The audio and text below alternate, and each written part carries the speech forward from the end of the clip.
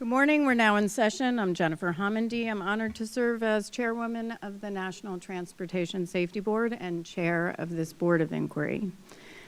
This is day 2 of our investigative hearing of the fatal Midair collision involving a Sikorsky UH-60 Lima operated by the U.S. Army under the call sign PAT 25 and PSA Airlines Flight 5342, a CRJ700, that occurred over the Potomac River near Ronald Reagan Washington National Airport at about 8:48 p.m. Eastern Standard Time on January 29th, 2025.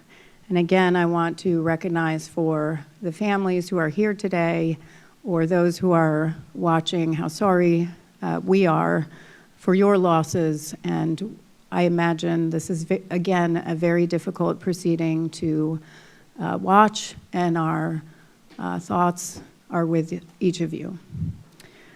The first day of this hearing focused on the accident helicopter's air data systems and altimeters, the DCA Class B airspace and helicopter routes. You can view those proceedings on our YouTube channel. Today I'm joined by my fellow board members, Member Michael Graham and Member Todd Inman. Together we comprise the Board of Inquiry for this investigative hearing, the notice for which was published in the Federal Register on July 11th, 2025. I now recognize our hearing officer, Dr. Dan Bauer, for a safety briefing. Thank you, Chairwoman Homendy. Before we get started with today's meeting, please silence your electronic devices if you have not already done so. Restrooms are in the lobby to the left as you are exiting the boardroom, and we will now share important safety information for those here in person. Please play the video.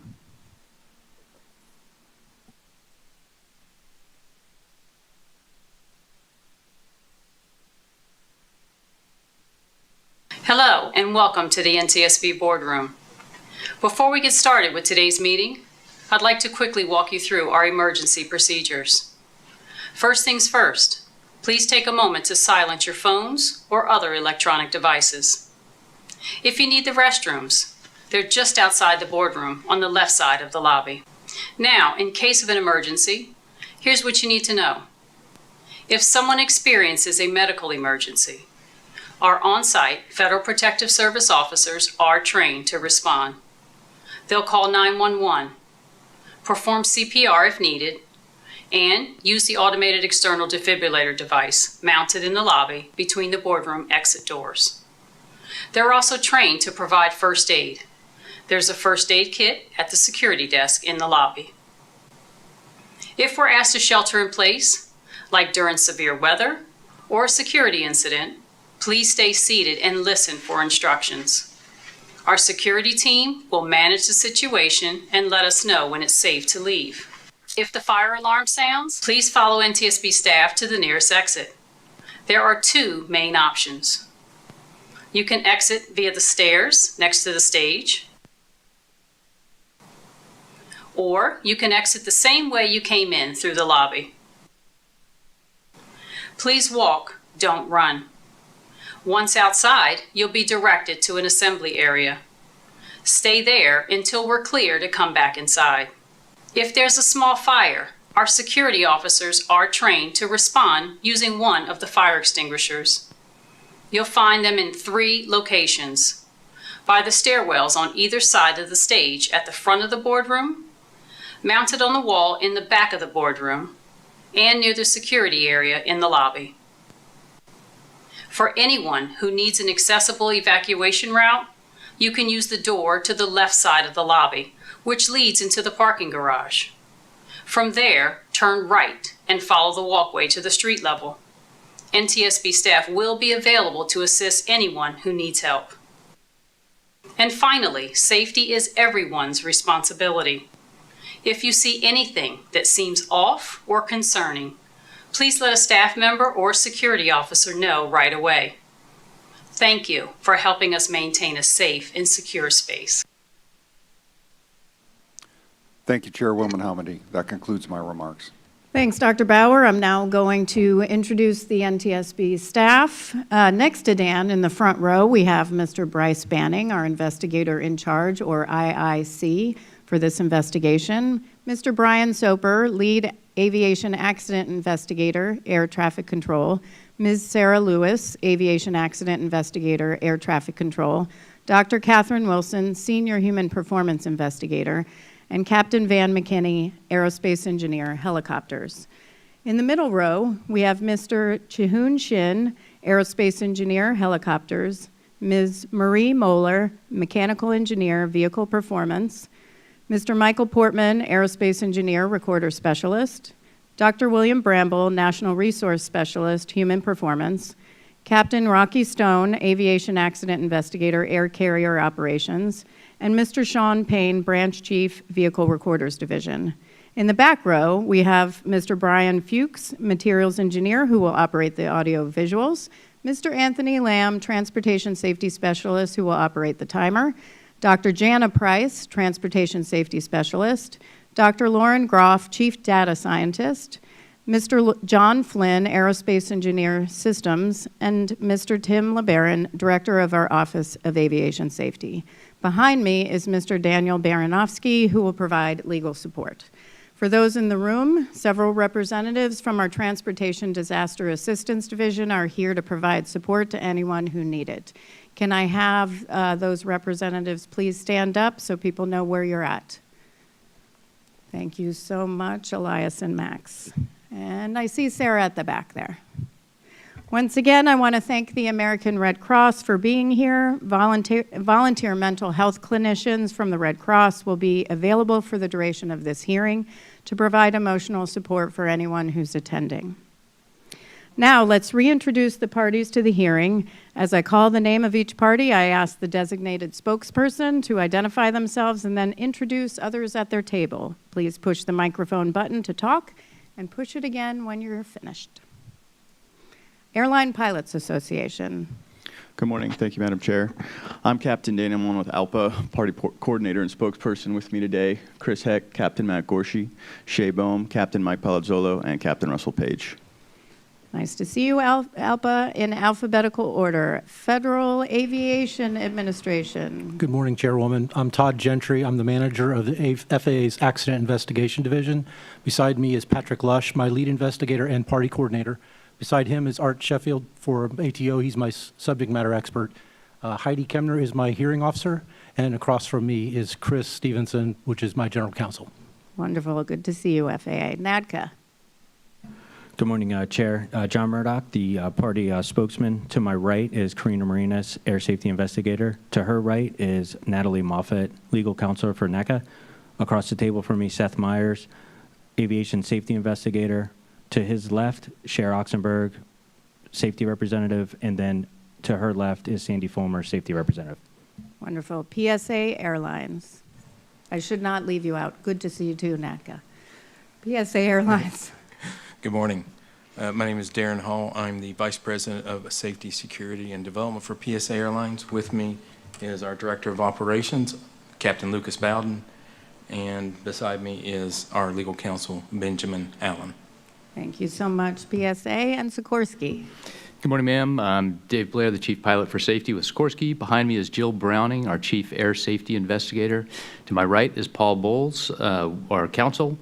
To my other right is Kyle DeLong, our Director of Aviation Safety and Airworthiness, and Dan Cooper, who you met earlier, our Senior Technical Fellow with Lockheed Martin and Sikorsky. Yes, thank you very much. And U.S. Army.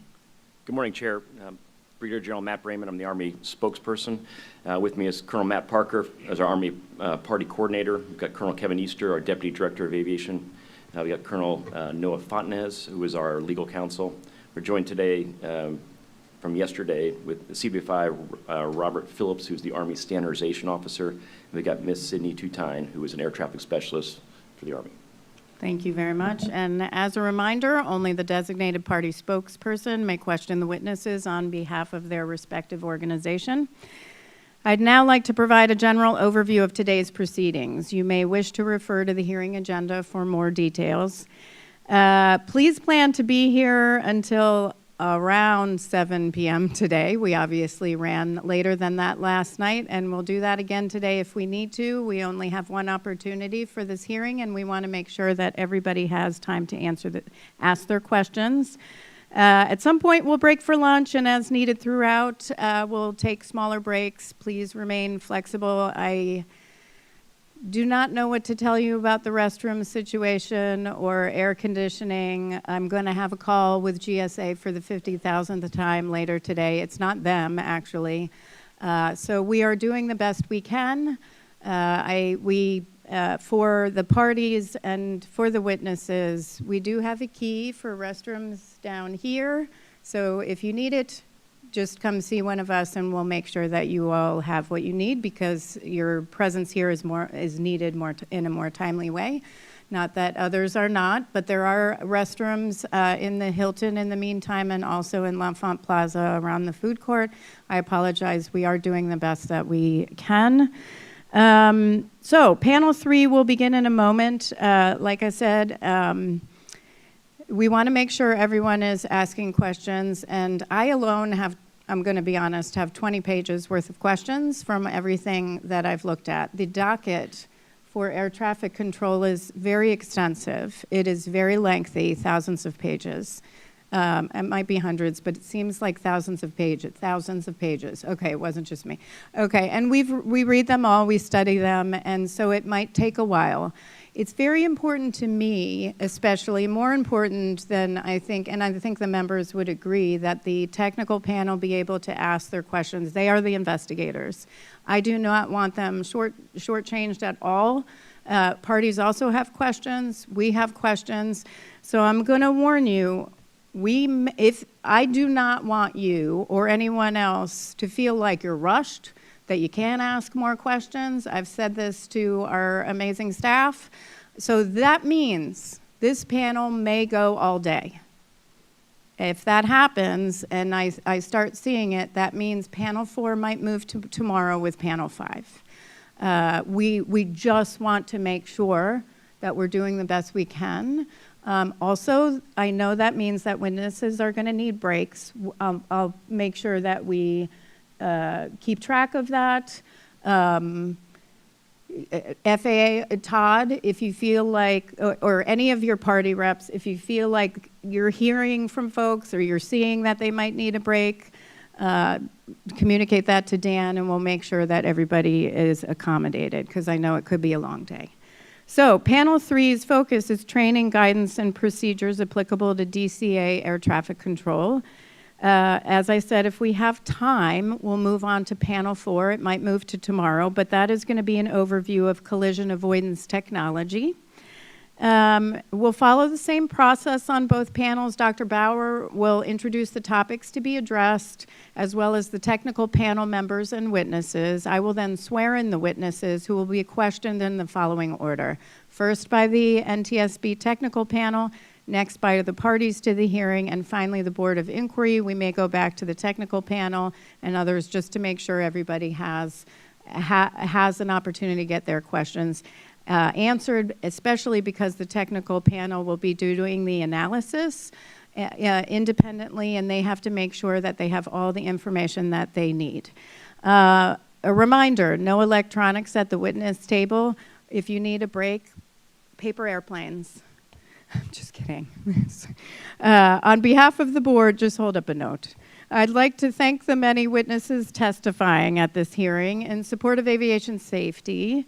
We ask that all witnesses be present, as a reminder, through the conclusion of this hearing, because you may be recalled at any time.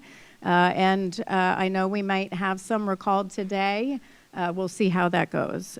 So Dr. Bauer, please describe the exhibits. Thank you, Chairwoman Hamidi. Exhibits for this hearing include reports produced by NTSB investigative staff, videos, and other documents submitted by the technical panel members, witnesses, and parties to support the testimony and questions you will hear today and tomorrow. The exhibits for this hearing are in the docket. The docket number is SA-544. That's Sierra Alpha 544.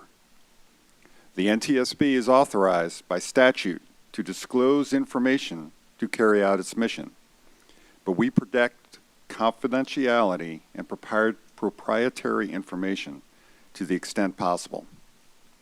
As such, the exhibits contain redactions. These are the result of negotiations between the parties and the NTSB regarding the disclosure of information claimed to be personally identifiable, security sensitive, or proprietary in nature. Though redacted, the exhibits contain sufficient information so that members of the public can refer to them during the hearing and throughout the NTSB investigation. The exhibits entered into the record and any presentations, along with other records of the investigation, become part of the NTSB public docket and are available via the NTSB website, ntsb.gov. The public docket opened yesterday morning. Party spokespersons and witnesses have been provided electronic copies of the public docket containing the exhibits identified above. The docket is located on the investigation page, which you can access in one of two ways: by visiting ntsb.gov, or if you've joined us in person, you can scan the QR code on the hearing agenda. On the investigation page, you will find the link to the public docket on the right-hand side, just below the map. A transcript of the testimony taken during the hearing will be prepared and entered into the docket as soon as possible. In addition, Mr. Baranovsky will keep a list of any documents admitted during the hearing that are not currently exhibits in the NTSB public docket. These documents will be submitted after the hearing and entered in the docket.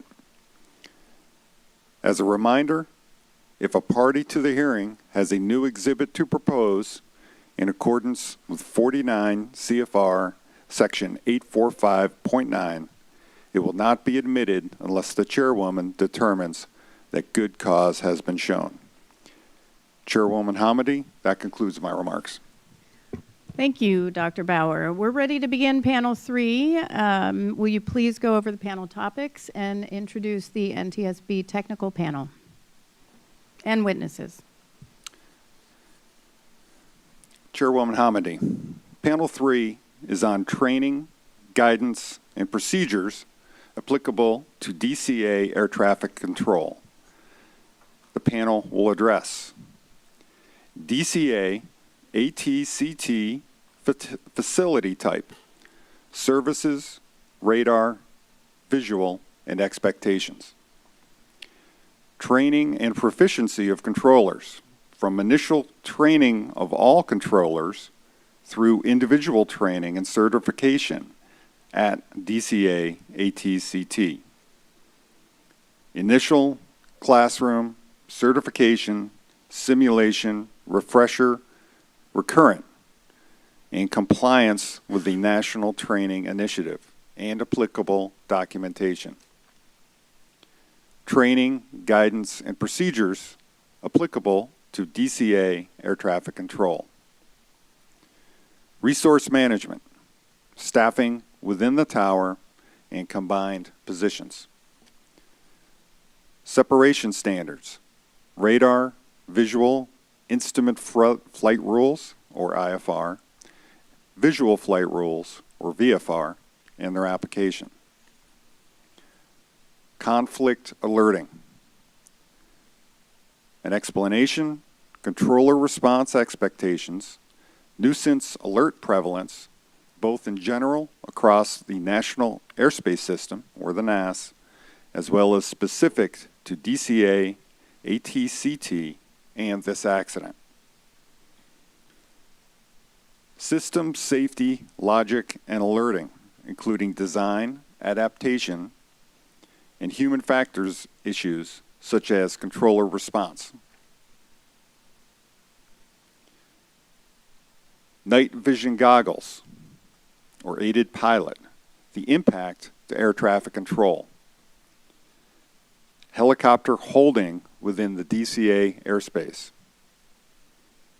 Traffic flow management, including airport arrival rate, miles and trail, slot program, time-based flow management, and hourly rate fluctuations. The use of circling to runway 33 for offloading, traffic flow, and risk mitigation.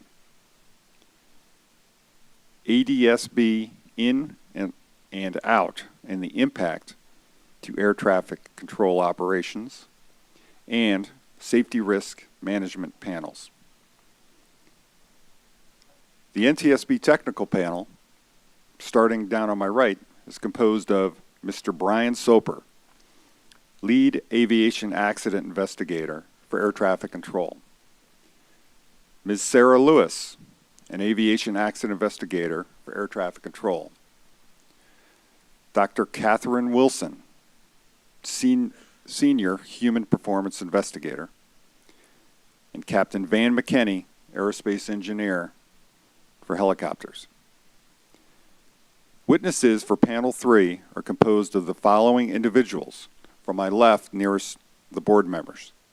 In the front row, we have Mr. Nick Fuller, the Acting Deputy Chief Operating Officer with the Air Traffic Organization of the Federal Aviation Administration.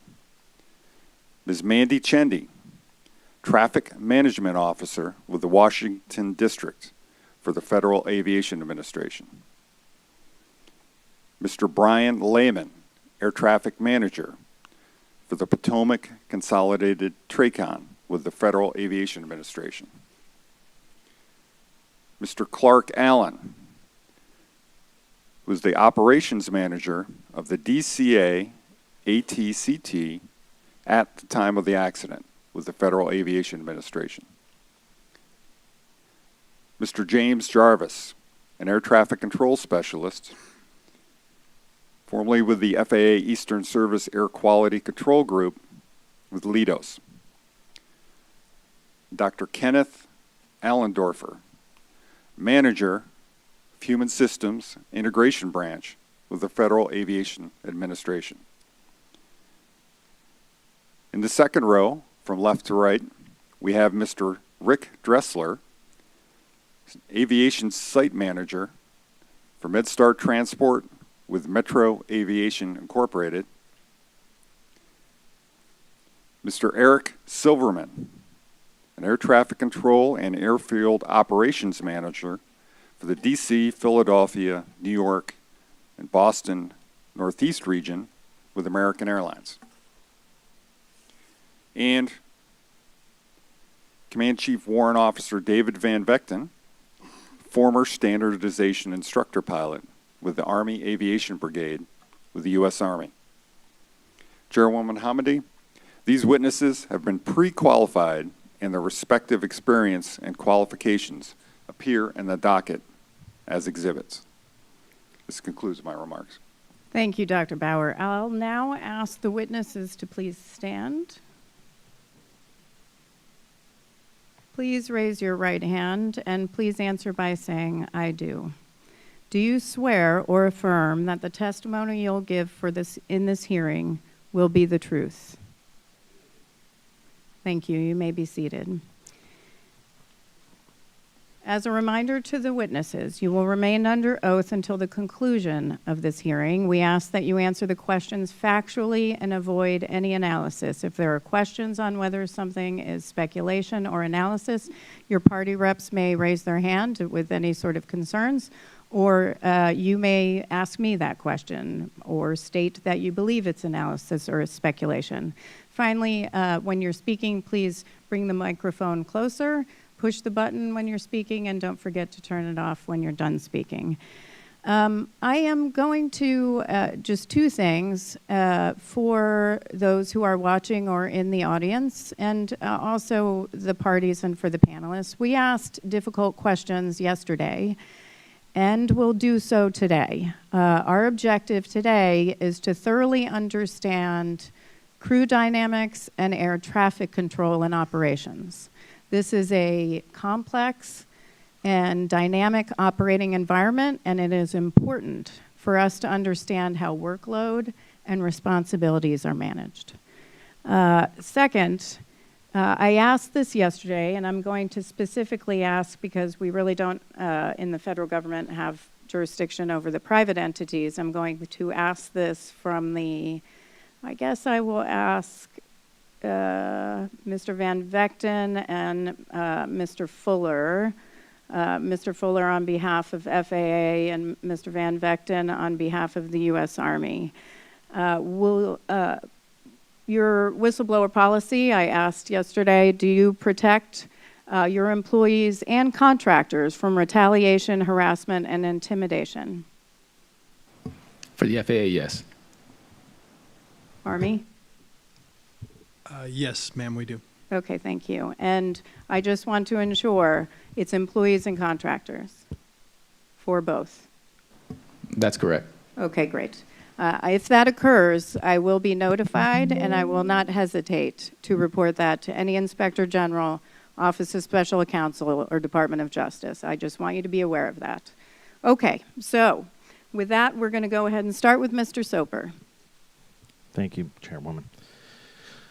We'll start off with a softball for you. Mr. Allen, could you just give us a brief explanation of the type of facility DCA Airport Traffic Control Tower is, basically the primary services you provide, and what you're involved with there? And is there anything unique about that facility that you feel are important to be understood as we move into all these questions about the guidance and procedures at the tower?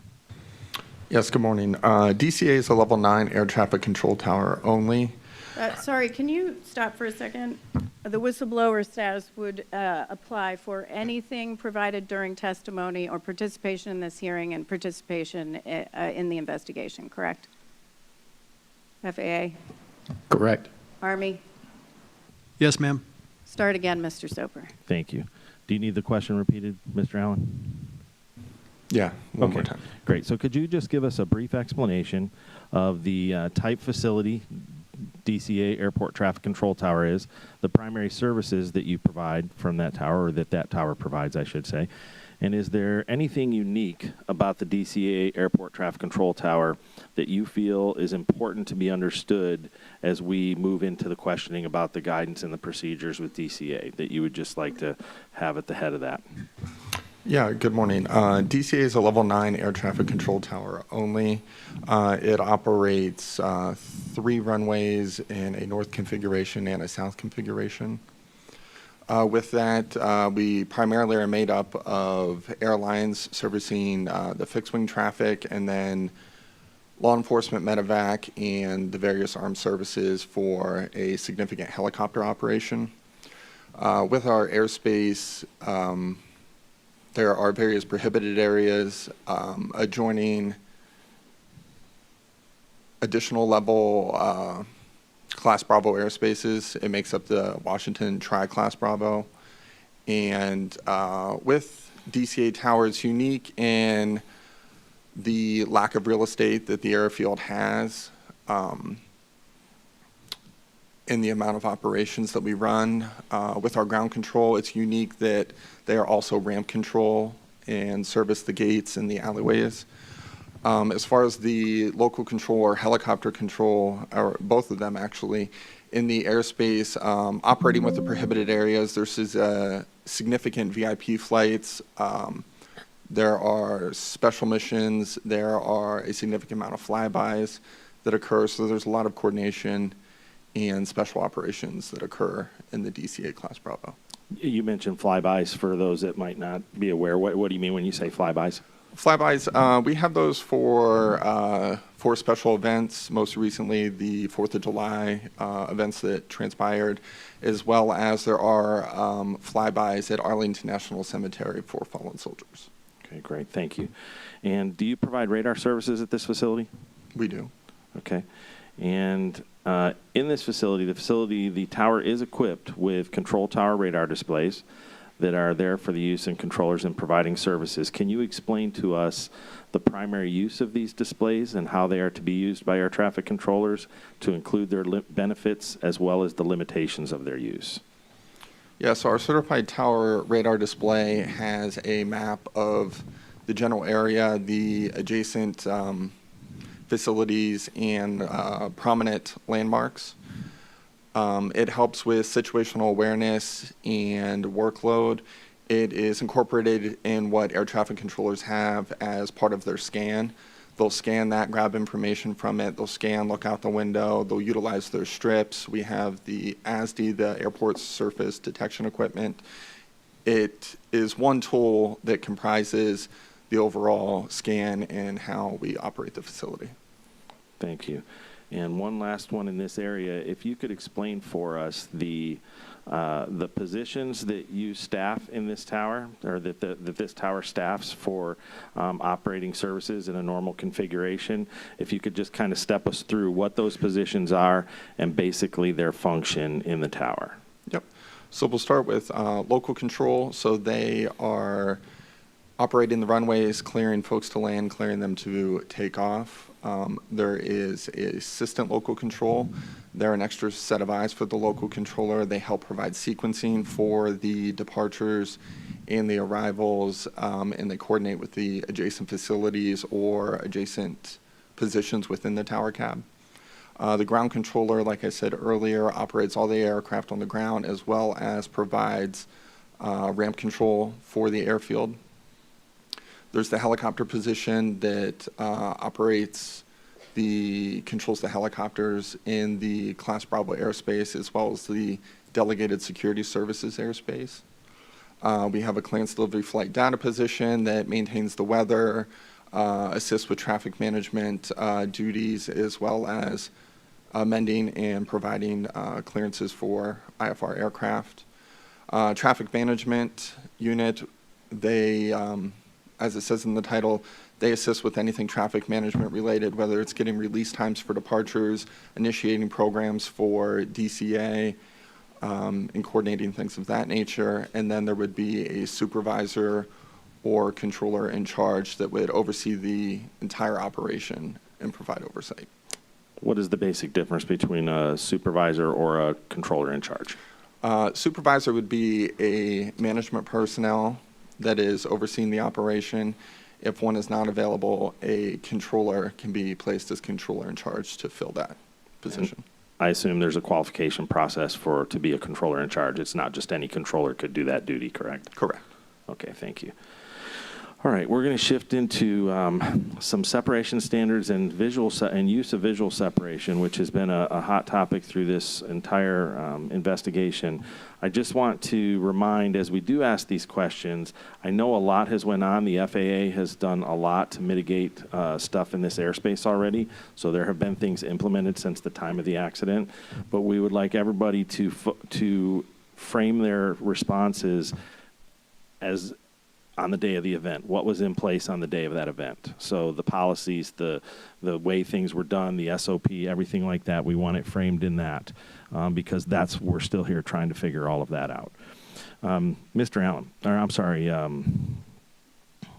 Mr. Fuller, you gave a pretty good definition this yesterday, so I'd like to ask you to do this for us again and remind us. We've heard a lot about visual separation in this event. Could you briefly explain what visual separation is, how it is applied, and the difference between pilot applied and tower applied visual separation for air traffic? In Class B airspace, controllers are required to maintain 1.5 miles or 500 feet between fixed-wing aircraft over 19,500 pounds and VFR helicopters. Visual separation is a means by which separation responsibility can be transferred to the pilot after they report traffic in sight. Visual separation, you must ensure that you have Class B separation before and after the application of visual separation, and that's for pilot-applied visual separation. If it were tower-applied visual separation, the tower is still maintaining responsibility for separating the aircraft by visually observing them and providing directions to ensure they don't conflict. On the night of the accident, they were not using tower-applied visual separation. They were using pilot-applied visual separation. Again, the requirement is for the air traffic controller to have Class B separation before and after the application of visual separation. Okay. And sorry, I lost my place there. Mr. Allen, how prevalent was the use of visual separation at DCA Airport Traffic Control Tower? Could you provide us some of the benefits and limitations to using visual separation? Visual separation was used on a daily basis between the helicopter operators and the commercial traffic departing and landing at DCA. Visual separation was paramount to making the operation work efficiently for the amount of volume and complexity that the airspace has. Okay. And I'm sorry, I wanted to bounce right back to Mr. Fuller just 1 second on the visual separation. On pilot-applied visual separation, you mentioned that it puts the onus of separation on the pilot at that time to maintain the visual separation. Does it relieve the controller of their responsibility to ensure separation? So I will tell you the responsibility at that point is on the pilot to separate themselves from the other aircraft, and that means to maneuver as necessary to avoid a collision. Now, as an air traffic control professional, we are always going to do the extra mile. If we see a conflict, even if we are applying visual separation, we will still provide additional traffic information and make sure that that pilot understands that they still have that responsibility. I believe in the night of the accident, you heard the controller reach out and provide an additional instruction to the PAT 25 helicopter to ensure they had traffic in sight and they verifying they were still maintaining visual separation. It's the pilot's responsibility, but air traffic controllers will go the extra mile to make sure that we're providing information as necessary. Okay, thank you. And back to you, Mr. Allen. Was it your experience that the workforce had a clear understanding of the limitations as much as the benefits derived? Do you feel that the operators had a clear understanding of these as well from your experience working there? From my experience, the controller workforce was well versed in utilizing visual separation, and the helicopter users were very aware of visual separation and what it entailed. Okay. And Mr. Jarvis, for you, I know that you're on this panel. You conducted compliance verifications as part of the Eastern Service Area Quality Control Group at DCA. Is that correct? Yes, that is correct. And what time frame was that again? From when to when did you do that at DCA? From when did I? What year to what year were you? Have you done that service at DCA? At DCA, yeah. From about 2017 till July of 2023.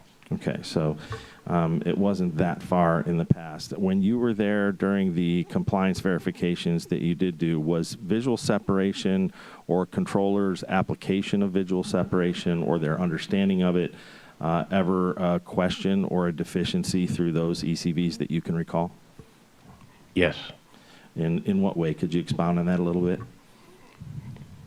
Approximately 2016 to 2017, we conducted an evaluation, and although we did not identify non-compliance, there were situations in which it did not appear the scan was going in the direction that we felt it should have gone. Again, we did not identify non-compliance. We did was we left the facility with a comment, a concern, and from there they took care of that. So they took care of it. So you were able to follow up with that they provided some sort of mitigation or training to that comment or what you observed while you were there? Based on data that they had in their facility, internal verification system, they followed up with visual separation, and it looked like they took care of it in that formality. Okay.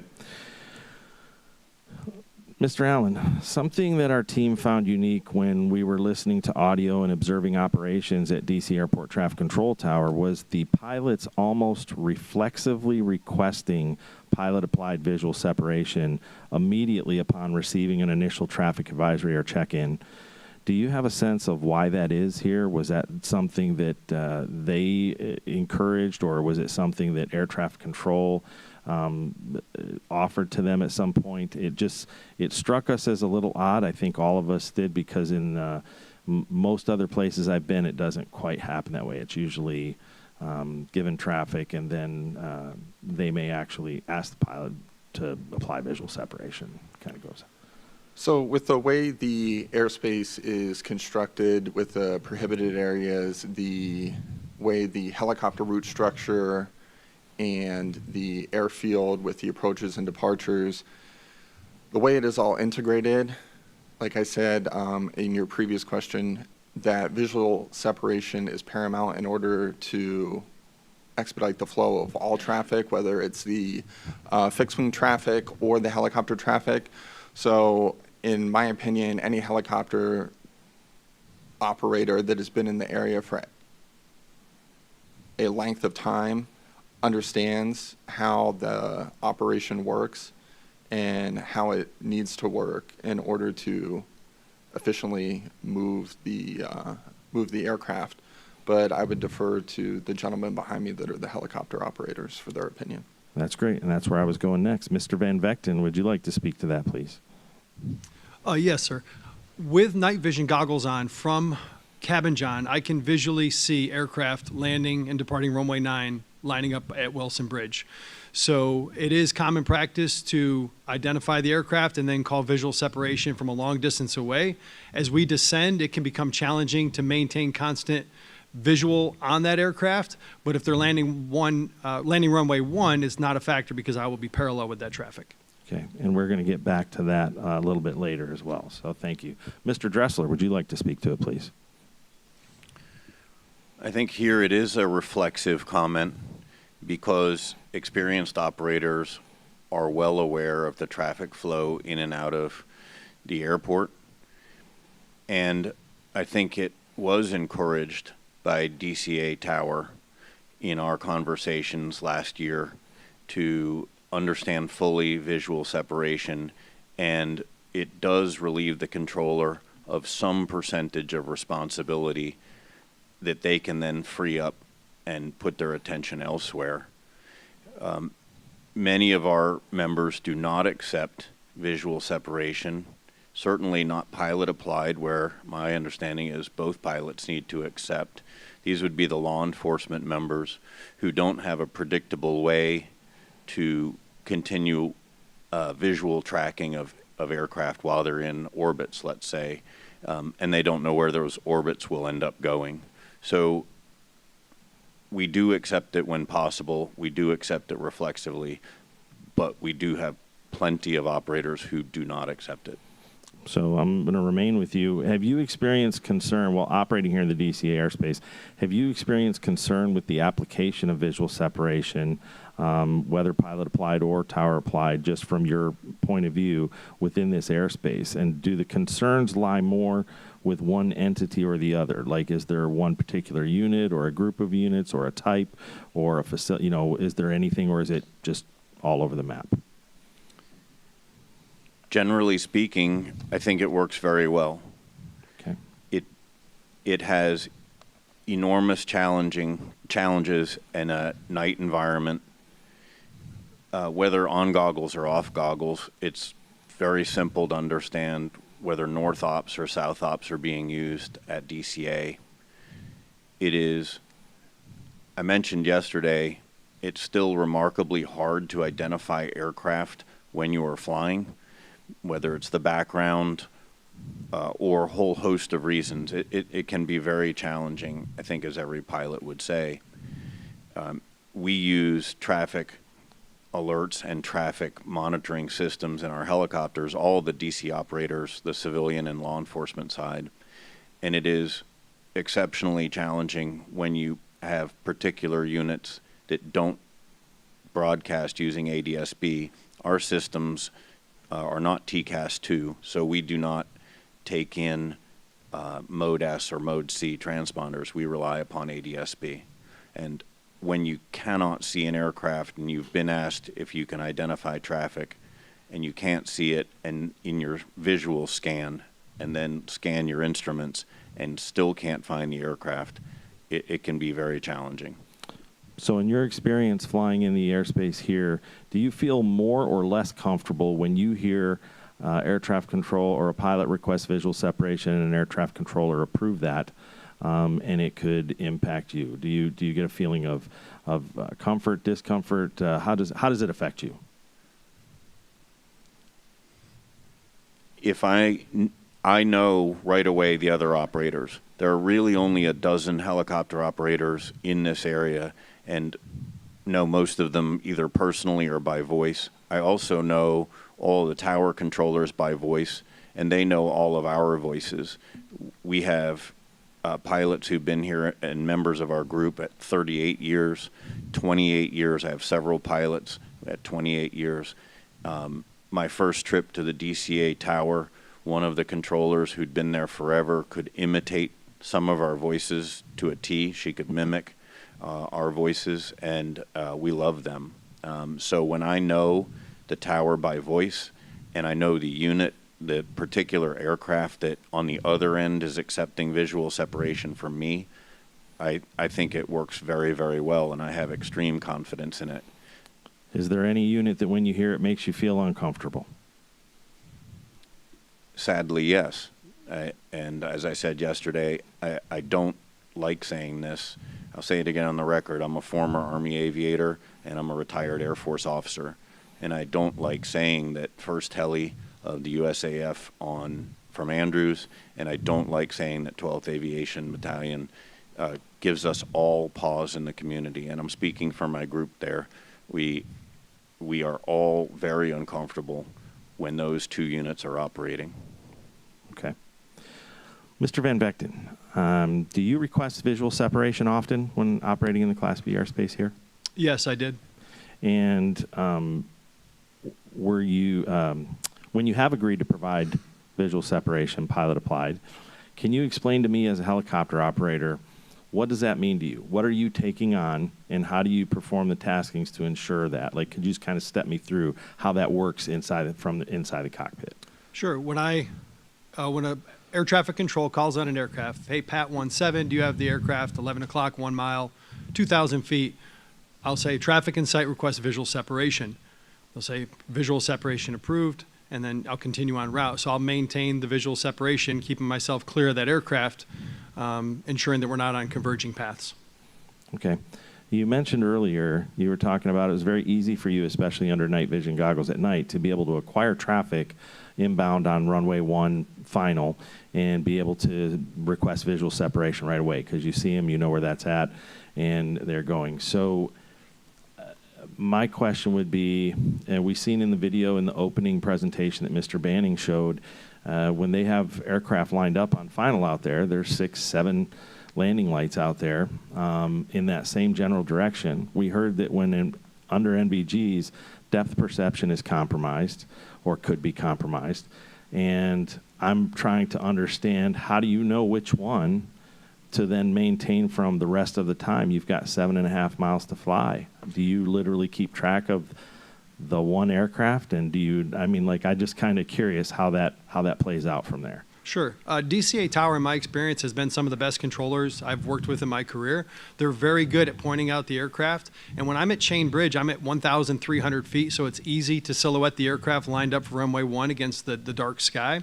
Okay. Like I said, as I descend into the tidal basin, it is more difficult, but as they're calling out that traffic, I can maintain separation with them both mainly laterally because they're going to runway 1.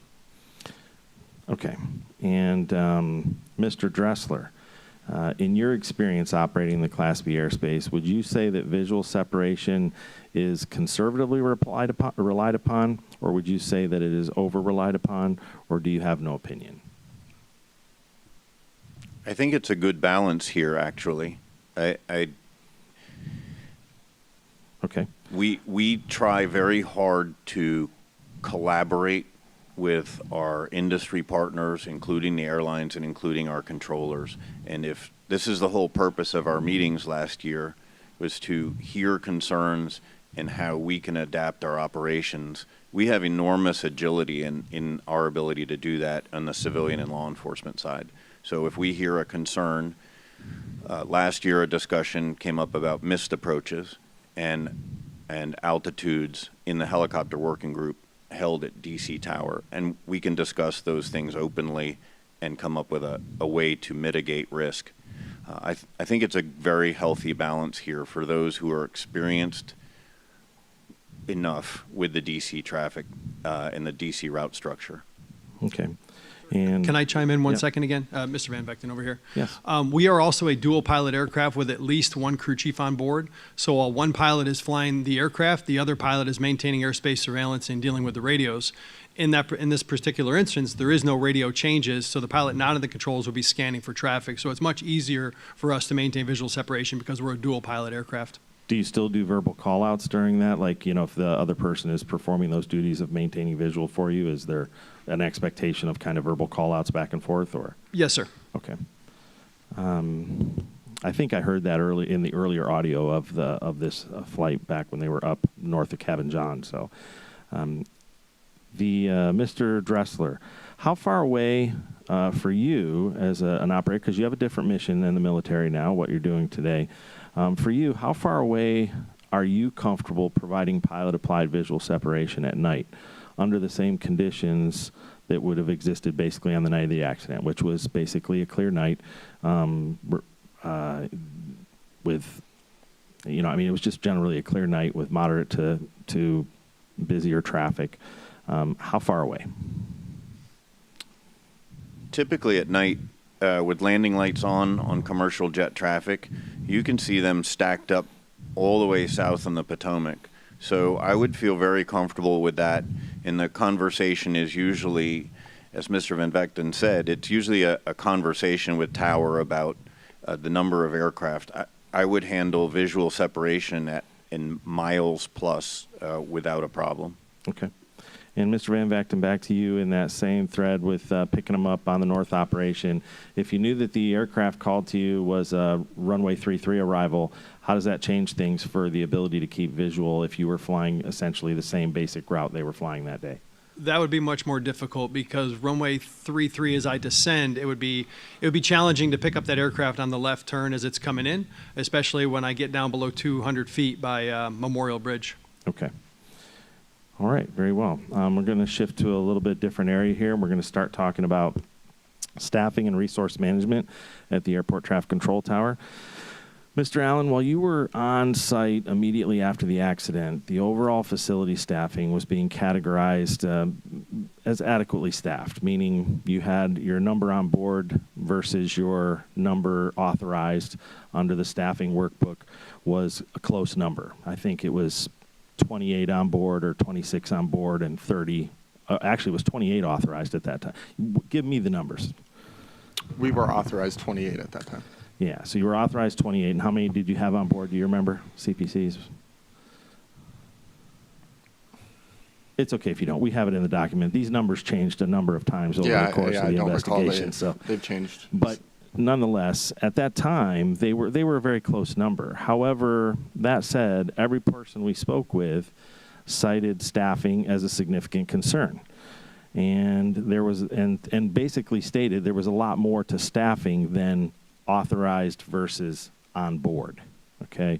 So, and I think even you were explaining this to us. So can you help us understand the staffing concerns that you had at the time and tell us why, if your authorized was 28 and your on board was 26, why did you feel that staffing was an issue? Could you explain to us how that plays out? Yeah, there's many factors, variables that go into staffing. So we were authorized 28, and we had a number relatively close to that. I can't recall the exact number. But with that, folks can be on different types of leave, whether it's military leave. There could be release dates coming up, so we know that we have a person and we're going to lose that person. There is paid parental leave available as a benefit. And when you're looking at the staffing, you can kind of look into the future and see if, this person counts towards the CPC number, but there are extra variables where they're part of the whole number, but yet they're unable to be in the operation on the daily schedule. Okay. And in the most recent numbers we've received from the FAA for DCA, if I'm not mistaken, they're showing the authorized at 30. And Mr. Fuller, you can correct me if I'm wrong, because I'm sure you're on top of these. So the authorized is 30, and the onboard is, I want to say 26. Is that right, Mr. Fuller? The problem that we see is that when we look at all those, they have 19 operational, which means that they have 19 that can actually plug in, work a position, and staff the schedule. How many shifts do you have to fill in a day, Mr. Allen, at DCA?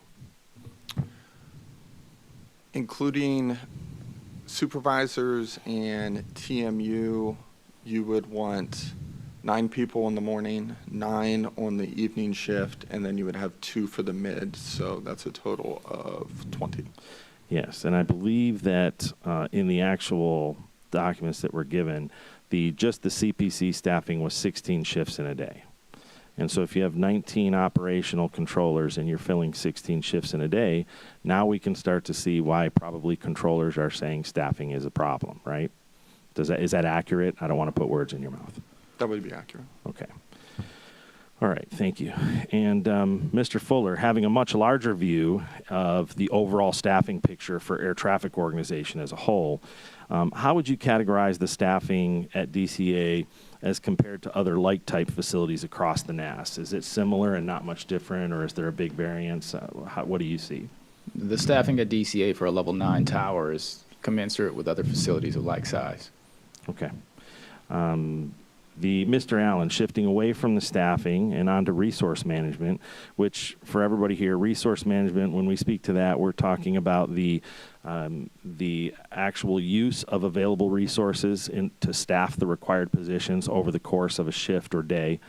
And from your perspective, was the tower adequately staffed from a resource management standpoint on the night of the event?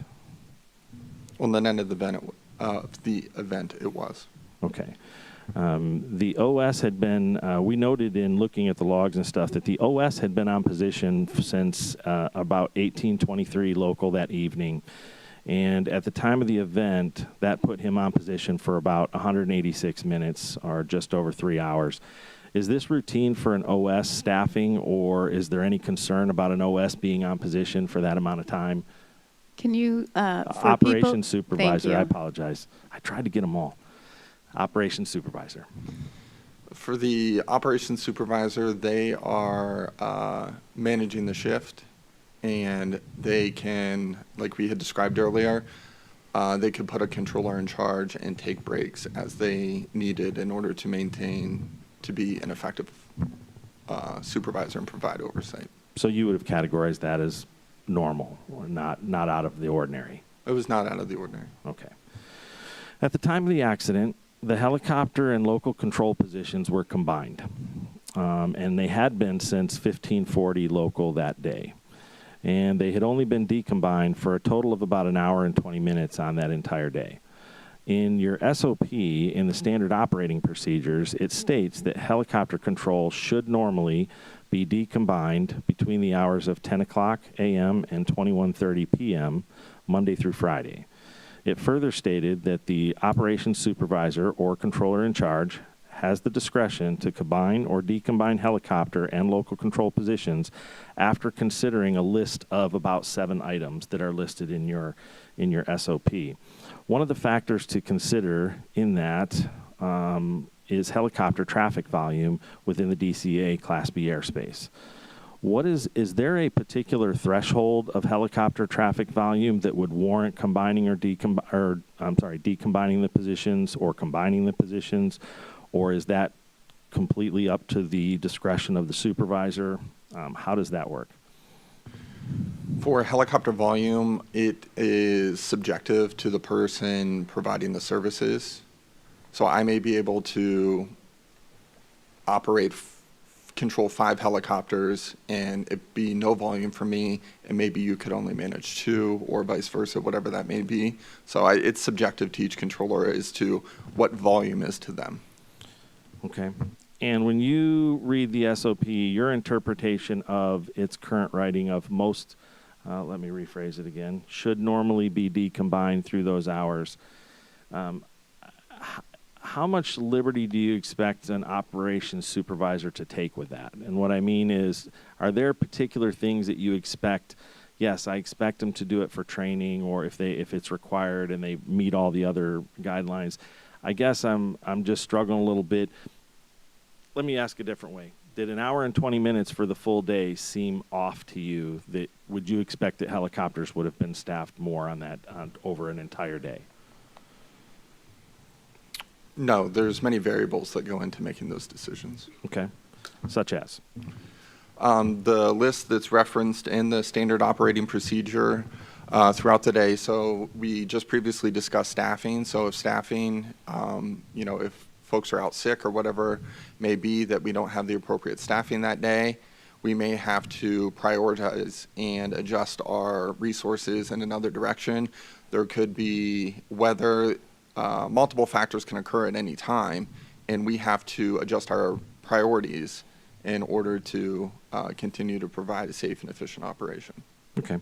And we read in the SOP, correct me if I'm wrong on this, but I believe it states in there that when combining the positions, the operations supervisor or controller in charge will annotate this in the facility log with the time and reason when helicopters is combined during the normal helicopter hours. Was that still the policy on that day? I don't believe it was on that day. It had been, that language had been removed sometime before. Okay. All right. I might be mixing up two versions there, and we'll check to be sure. How do the local control and helicopter positions coordinate when they're decombined, when they are separate?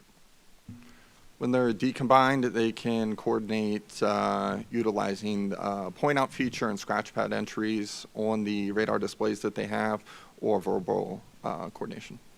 Okay. Does a facility track how often positions are combined and decombined as a metric within the facility? We have the ability to, and we do review staffing and resources. Okay. Do you recall, I think that, historically up until around 2023's SOP change maybe, or something like that, or was it 24, when they actually went to should normally? Prior to that, it was a mandatory, I think immediately prior to that, it was mandatory unless it was IFR, the OM could approve, or the supervisor could approve combining during IFR operations or instrument flight rules when the weather is such. Since that was made, do you know, did the facility monitor that at all to see if we were opening the floodgates to just not having to staff a position, or were we still trying to staff it as often as possible? When I read that as should normally be staffed during those hours, that barring extenuating circumstances like the ability to conduct training or a staffing shortage on that day, or IFR conditions, which I don't have any helicopters, then I expect it to be staffed, right? That's the way I look at it. Others will view that as, well, it's my discretion. If I didn't feel like it was really needed that day, I just cannot do that. I'm just kind of wondering if the facility monitored that in any way or had discussions as they made that change to ensure that the understanding was that controllers, you still should be staffing that as much as possible outside of those exceptions.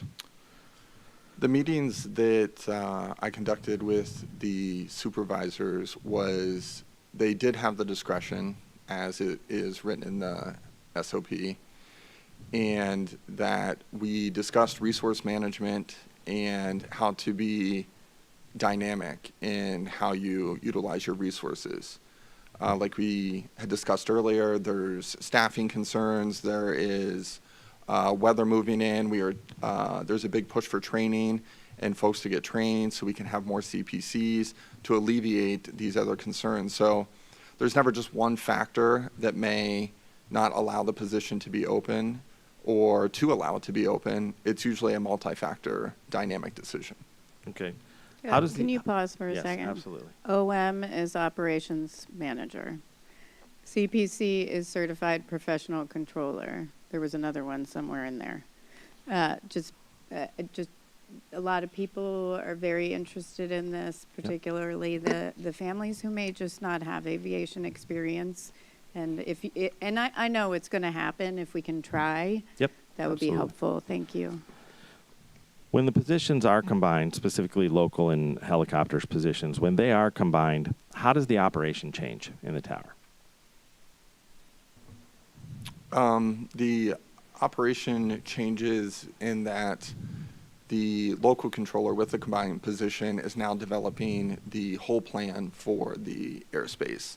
They're not just looking at the runways, they are scanning further out and taking in more information and managing the operation accordingly. So do the roles or even duties change for the other positions, like the assistant local controller? No, it doesn't change. No? No. Okay. And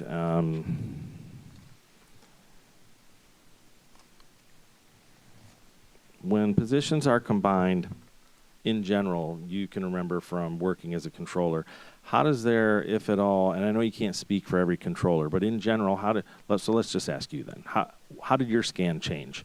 If you combined up positions and you went ahead and took on helicopters, how does your scan change, if at all, when you are combined? For me personally, it wouldn't have changed. Okay. I scanned all traffic and my airspace. Okay. And kind of run us through what was your general scan? How did you have a method to your scanning, or was it it was ad hoc, or how did you do it? No, so typically we'll work runways out. So you start at the airport, you're managing your traffic on the runway, preparing the next departure, whatever that may look like, and then you're looking back on final to see, are they maintaining the interval on final? Is there an overtake? What do the speeds look like? Are they too high on the approach? Could they be too low? If you have a helicopter that's integrated with them, how are they doing it? You're issuing traffic, and then you just continue to repeat the cycle. You scan the ASDI, your strips, the CTR, or the radar scope, and then back out the window again. So you get into a rhythm as you continue through while you're working. Okay. So if, going back to the combined positions, if a controller comes in and they are taking over a position, they're already combined, so the local and helicopter positions are combined, and the relief comes up and you're passing down the position, the release for the supervisor. If the supervisor comes up while the positions are combined. As the supervisor takes the watch, we know that in order to combine the positions, the supervisor must consider that list of things and assess whether or not they should or should not have it or can or cannot have it combined. Would you expect that a supervisor coming on duty when they're already combined would perform a reassessment of those 7 things? Would they go down the stuff themselves, or would the controller go and say, hey, this, got it, they're combined, see ya, and they would accept that? Or do you expect them to go through the process on their own as well and reassess? They should reassess. It is now their operation to supervise. Okay.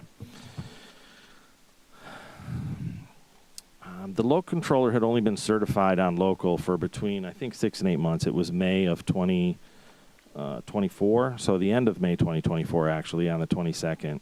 At DCA Airport Traffic Control Tower, considering the complexity of traffic that exists there, as we've been talking about quite lengthy, what would you consider the average seasoning time for a new cert? So seasoning time, just so everybody knows what I'm talking about, is it's kind of a term used that when a person is first qualified, there's a time period in which they settle into that new certification and kind of season on the position, get used to working it on their own without somebody prompting them and stuff. They are certified, but we're a little, I think in general, there's a little bit of caution exercise during the early phases. So do you feel there is kind of, for the operation here and what they are getting certified on, is there any kind of rough seasoning time you look for, or is it completely controller dependent? It would be controller dependent. Okay. Without quoting, I'm not looking for quotes directly out of the SOP, Mr. Allen, what are the primary duties and responsibilities of the assistant local controller? The assistant local controller responsibilities include setting the sequence for departures and managing the departure bay. They are to coordinate with the adjacent facilities, coordinate with TMU and the supervisor, manage, I already covered that, manage the flow of traffic. There are an extra set of eyes that are scanning the radar screen, looking out the windows, checking the runways, coordinating with it internally to the tower, to the other positions, to name a few. Okay. So on the night of the event, while the ALC was working, there were a couple times of conflict alert going off. There were, even before, prior to this, to the accident. In interviews, we didn't glean that there was a lot of interaction between the two of them. That the assistant low controller, do you feel that, would you have expected more engagement from the assistant local controller in this, as you because you reviewed the events afterwards, and I know you can only assess things by reviewing the replays and talking to the controllers and finding out what went on. You weren't present or physically there. But would you have expected more engagement from the assistant local controller in this situation?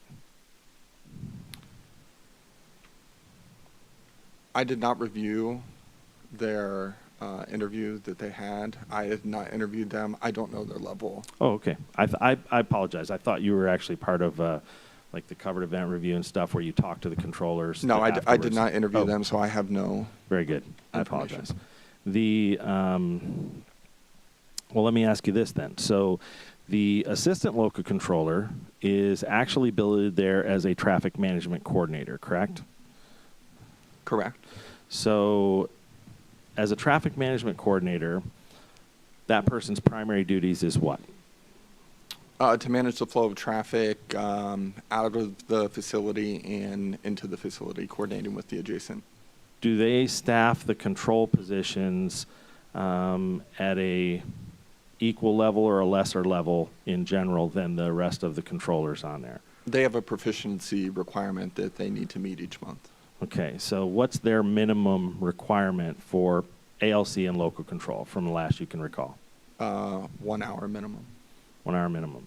And would you say that it is common for them to get low side numbers of proficiency because they're doing TMC most of the time? Compared to somebody that is just a controller, sure, their time on position, control positions is lower due to their other duties. Okay. Sorry, I did another one. Traffic management coordinator. I thought I said it out though, but so.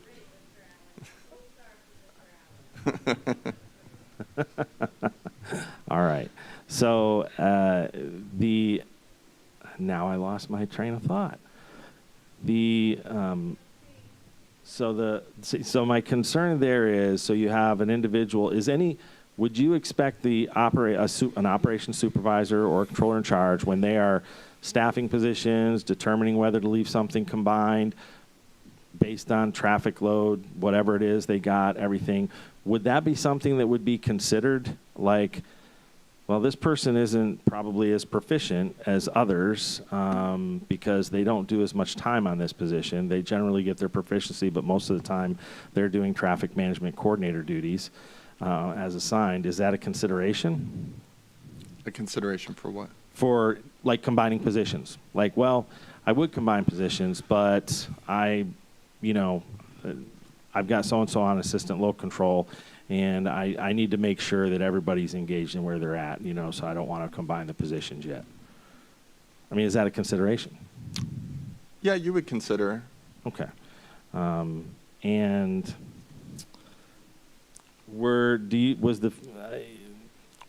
on the night of the event, on the week of the event, we learned that the assistant local controller in this case had just returned from a vacation. They were on a vacation for a little over a week, as I recall, and they were. This was their first shift back to work. Is there Is that something that should be considered by a SOOP, or that you would expect to be considered by the SOOP, that, hey, they've been out of the operation for a week and they got to jump back in and get used to it real quick? Let's do whatever. I mean, would you kind of slowly in, or is it just kind of you're back to work, go to work? It would be the person is certified on those positions, and returning back from work, getting on ALC would be, or assistant local control, would be a position where they're not actively working a control position. So it would be a way to, get back into the swing of working. So in this again. case, it would be an appropriate measure to ease them back in your opinion. Okay, good. And overall, in general, did the operations supervisor meet your expectations as the operations manager on the night of the accident?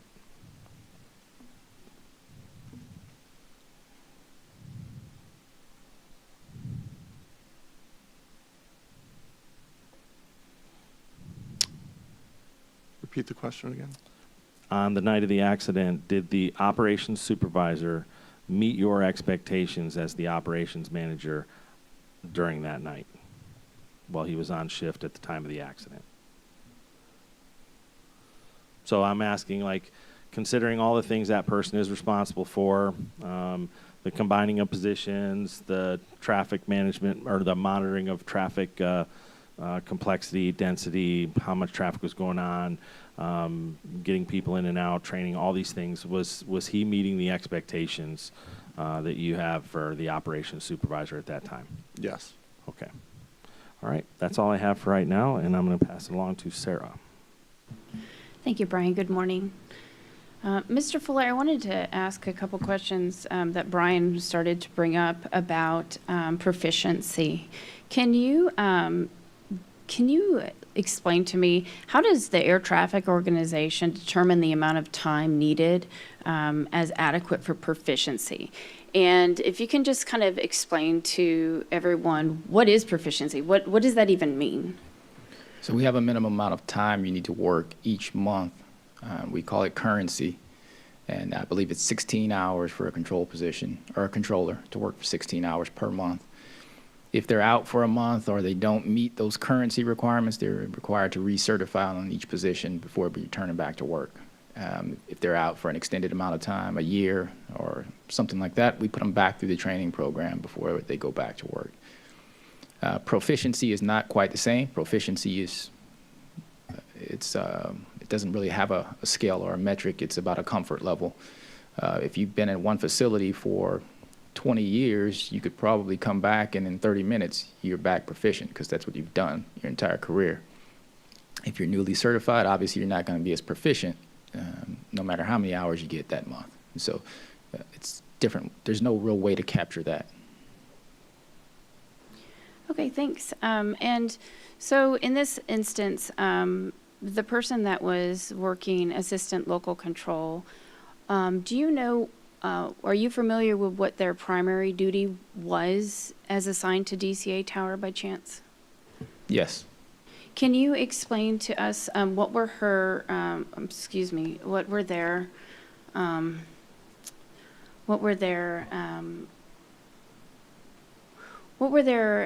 duties as an ALC, and what would be their proficiency requirements? So again, as previously stated, an assistant local control is almost exactly like it sounds. It's like a right seat, or excuse me, a left seat in an aircraft. They're the assistant, the local controller, with identifying traffic, coordinating handoffs, any of the duties that would primarily fall to the local control, they are there to assist with. They're not the primary person speaking the aircraft, but if they identify a conflict, it's pointing them out to the local control. Hey, watch those two. Requesting control for something, let me coordinate a heading, any of those kind of activities to assist the local control in maintaining their duties. Again, I believe as Mr. Allen spoke, you're required to get about an hour of that a month. I don't know exactly how many hours this particular controller got. Again, they had just returned from leave, but it's my understanding they had been certified at this facility for multiple years. and it wouldn't be unexpected for them to come back and be able to handle assistant local control. Okay, thank you very much. Mr. Allen, are you aware, or do you know how much time had the local controller worked the helicopter position and the local control positions combined during the training and qualification process? Is there a minimum expectation as part of that qualification that they would be able to train on it, combine a certain amount of hours before certification?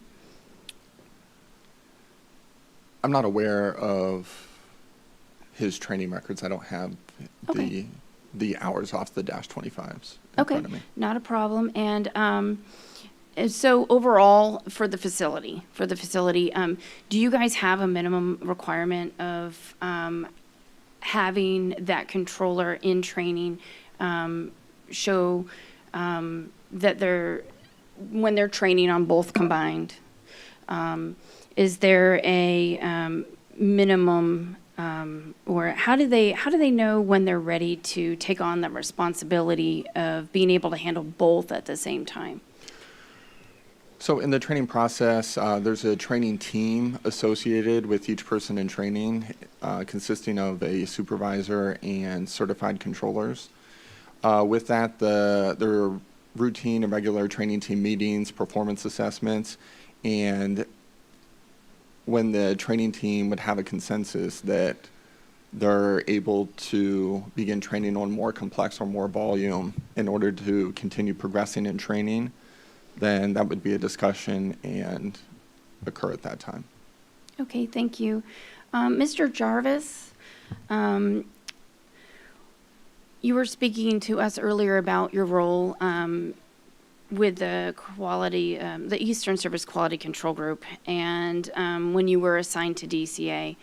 Can you please add any of your observations that you had while you were there on the health of the DCA training?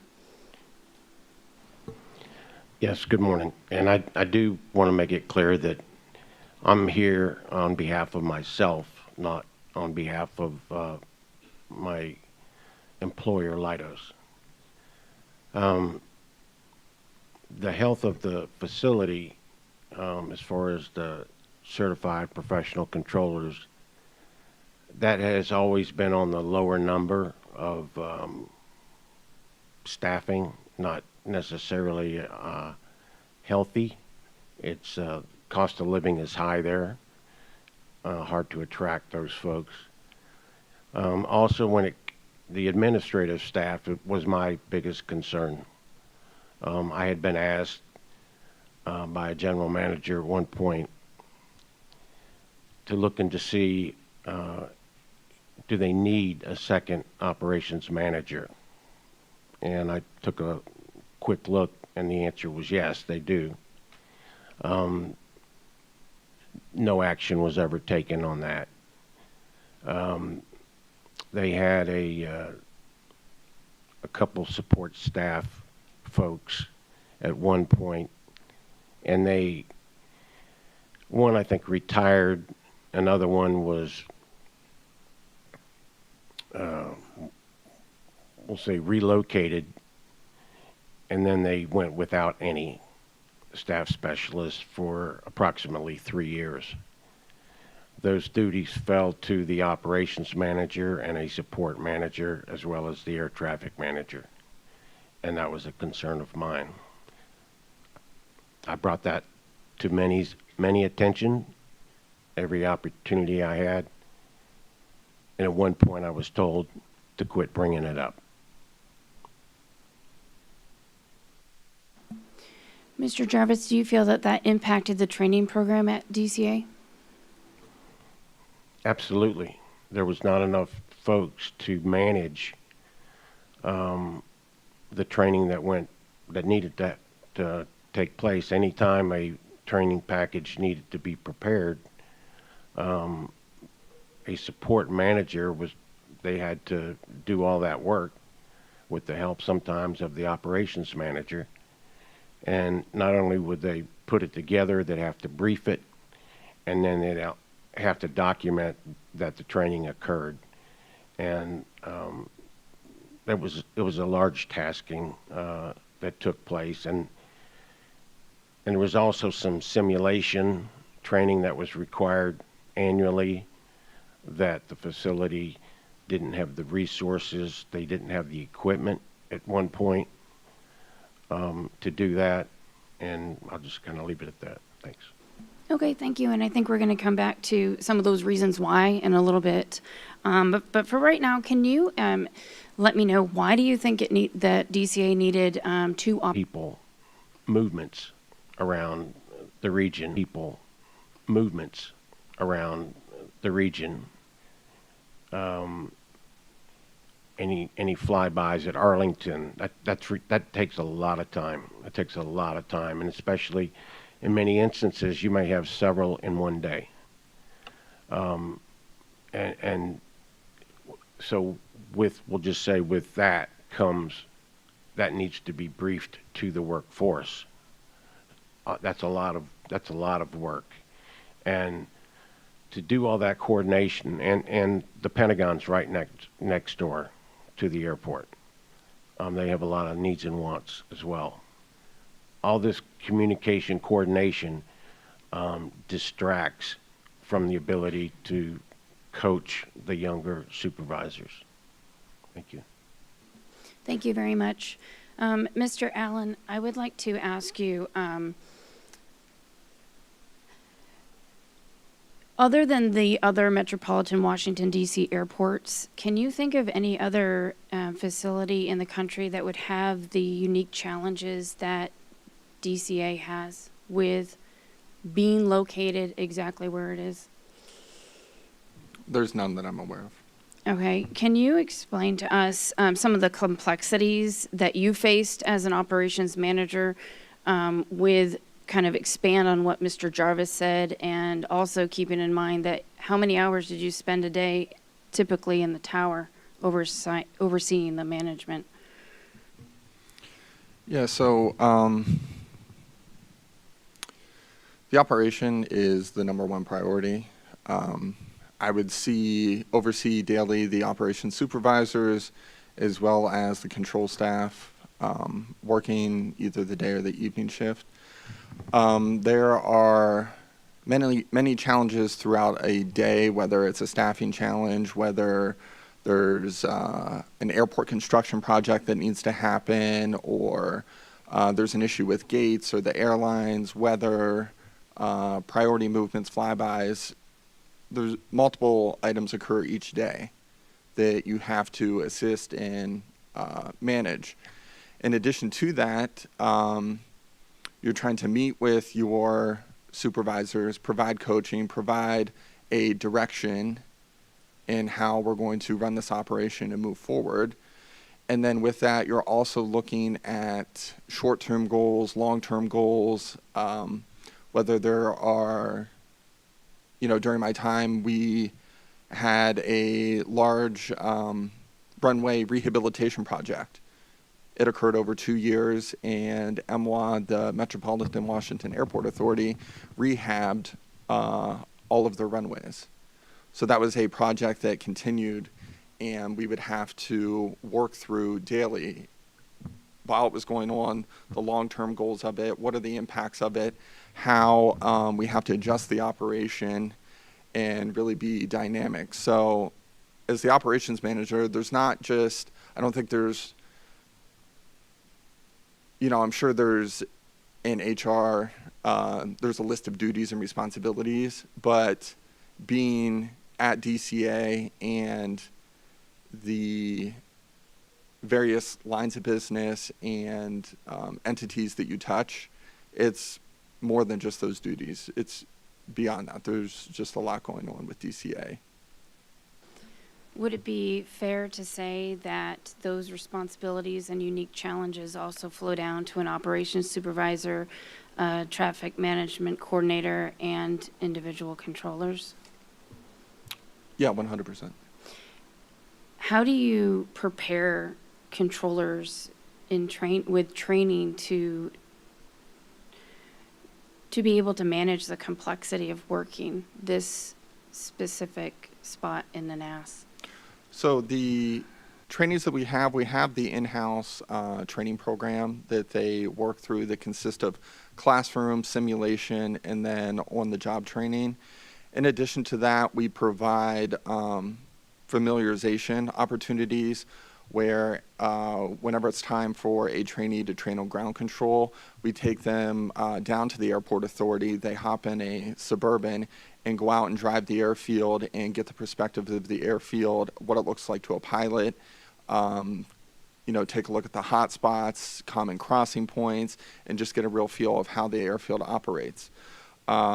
Whenever a trainee gets to local helicopter and assistant local control, we're fortunate enough that we coordinate with the U.S. Coast Guard that is based at DCA, and we coordinate FAM flights for them so they can get up and fly the helicopter routes, see the perspective from the helicopter users, and how that integrates into the entire system. In addition to that, even the folks that are certified, like our traffic management folks, whenever we are approaching winter for winter weather and de-icing, we do a good job. I coordinate with Mandy, and we have the folks go out and meet their counterparts at Washington Center or Potomac and make that connection and have those discussions.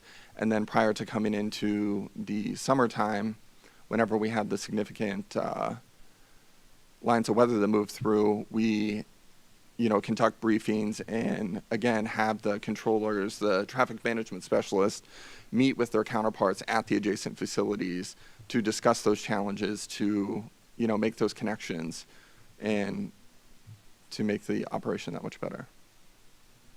Thank you, Mr. Allen. I appreciate it. I'm going to pass along to my colleague, Dr. Wilson.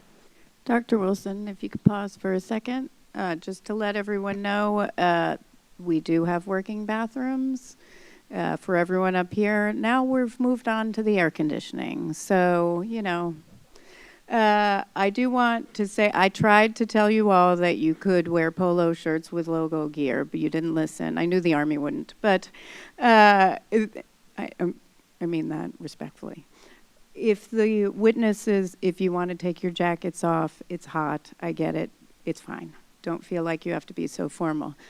Go ahead, Dr. Wilson. Thank you. Thank you.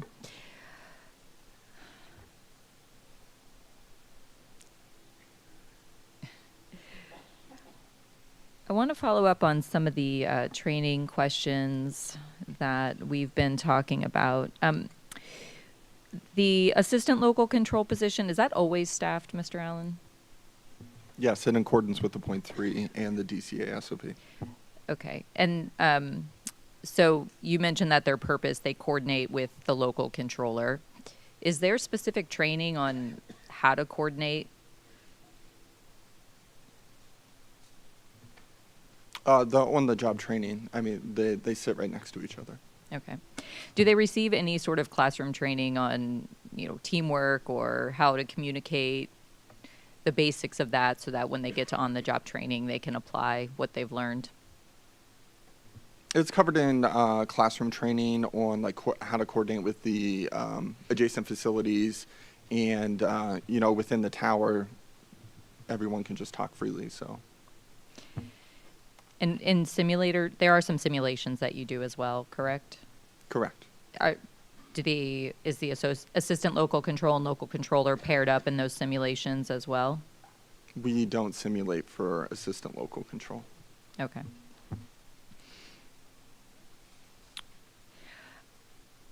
Do the controllers receive training on how to manage their workload?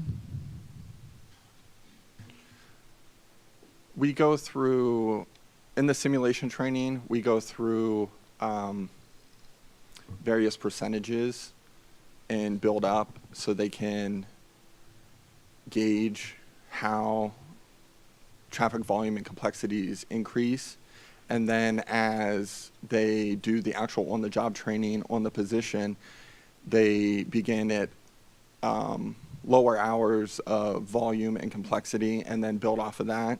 So the training team, like I stated, there's a training team associated with them They meet routinely, they have discussions, and they know where the person in training is at, what they need to work on as they continue to work up to a certified controller. And if a controller became overwhelmed on shift, the workload just got beyond what they were comfortable with, what would they do? If there was too much workload, they should notify the supervisor or controller in charge, and we can recall additional staff back that are on break or perhaps other duties to come and relieve them. Is there a simulated scenario where you push a controller to need to ask for that relief? Not that I'm aware of. Are the supervisors trained to recognize if one of their controllers is becoming overwhelmed? We have discussions about it. It's not a formal training or a part of their training? Not that I'm aware of. Okay.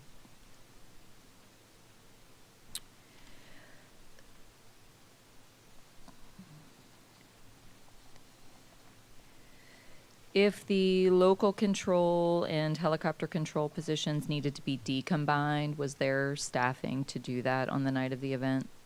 Yes.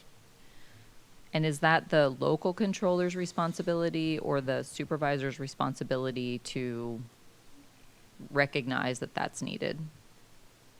It would be both.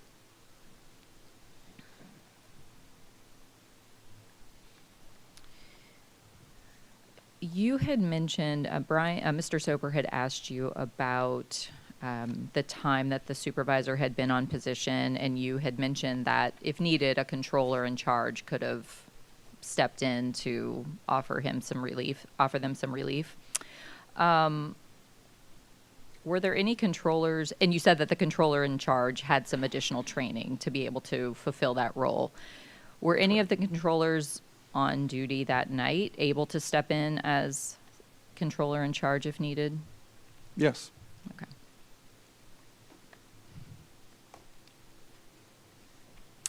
Mr. Soper also asked you about the control, the helicopter control and local control positions being combined. Do you know, you said it could be tracked how often it is combined. Do you know how often the positions are combined versus decombined? No, we would have to get that data for you, depending on whatever time frame you would like. Mm-hmm.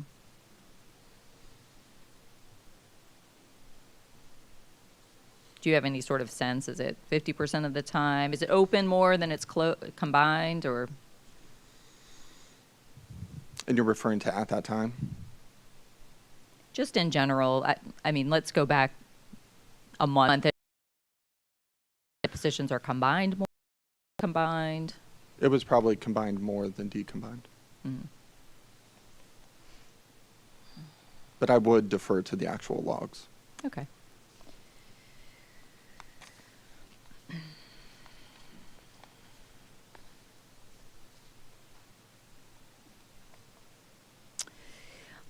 Unexpected situations, unexpected events, conflict alerts, how are controllers trained to these accidents to be included in training? And the FAA responded that in 2017 that all controllers were provided this integrated safety training workshop, which talked about threat and error management.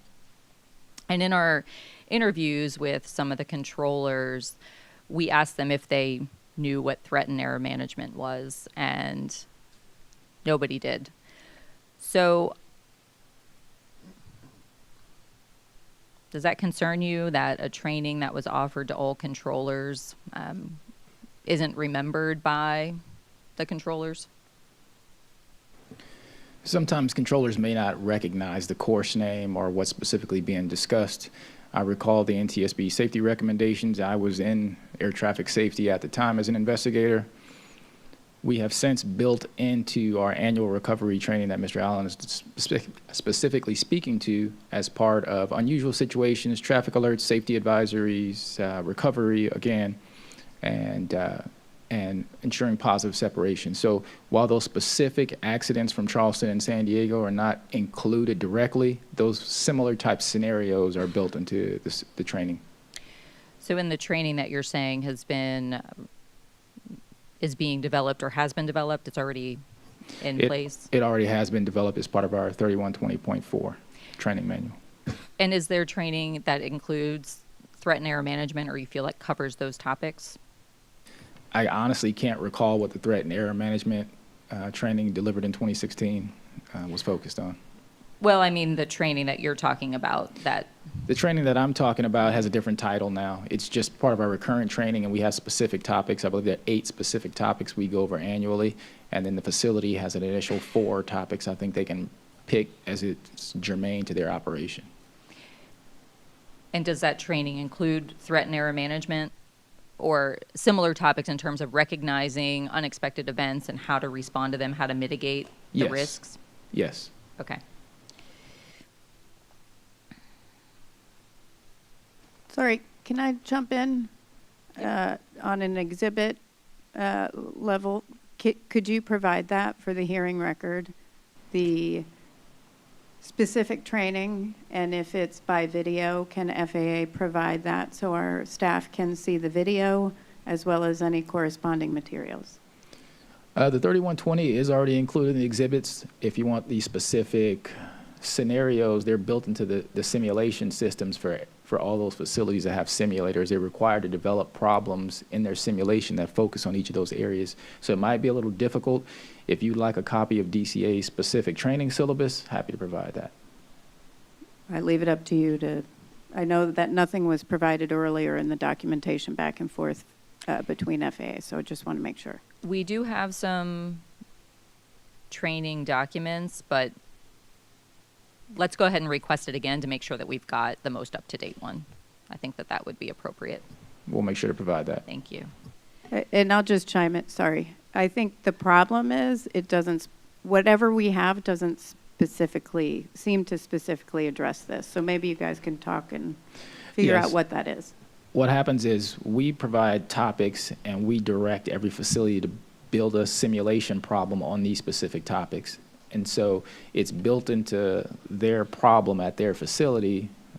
You have to be in their simulator to run it, and it has to cover those specific topics. So the documentation would just direct them to build problems here. To get the actual problems on video or something that's similar, we would have to go into the lab and manually record it.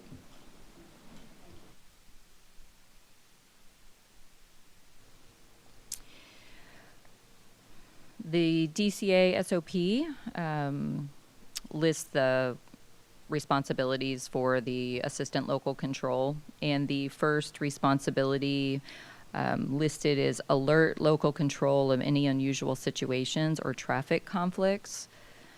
Correct me if I'm wrong, but Mr. Allen, I believe you said they don't do any simulator.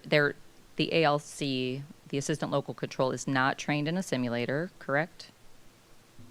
The ALC position is not specifically trained in the simulator. However, when they are certified on it, they are certified on on local control as well.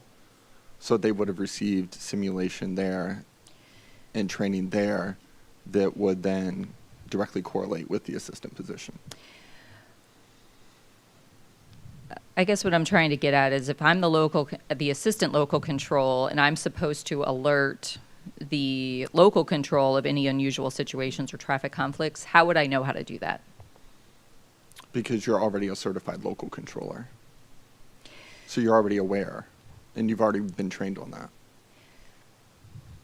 But I do think there's an additional coordination piece that's needed because you're not the local control. And so I'm trying to understand, how do they know how to do that coordination piece, when to jump in, and maybe it's just from the experience of being a local controller, but is there any sort of teamwork training that happens Sure, Mr. Fuller. Yes, Dr. Wilson. We do teach the tower team concept, but I think what Mr. Allen is specifically speaking to, it's almost like the best analogy is the backseat driver. Once you have your driver's license, you know how to drive, and when you're sitting in the passenger seat, if you recognize a conflict or a traffic, you alert the person that is operating the specific control position. In our assistant local control, while they don't do direct simulation there, they've done the simulation as a local controller. We teach the tower team concept. We instruct our supervisors, everybody in the tower cab, if you see something, say something, point out those specifics. If the local controller needs a coordination, they're free to just reach over to the ALC and say, do this for me, or provide specific instruction. The more experience they have there, the assistant local controller will recognize what assistance the local controller need. And each local controller has differences in how they like to receive assistance. Some don't want you touching any of their devices or operating their memory aids or their data block manipulation. And so you have that working relationship that just over time you understand the duties for the assistant. And then in addition to that, they do receive on-the-job training. So they are actively working the position with a certified on-the-job training instructor. So they learn those nuances real time. Okay, thank you. So let me be a little more direct on the night of the event. Did the assistant local control meet the expectation of the #1 responsibility in the DCA SOP? I don't know what coordination that may or may not have occurred, so I can't speak to whether that person met my expectations or not. I wasn't there.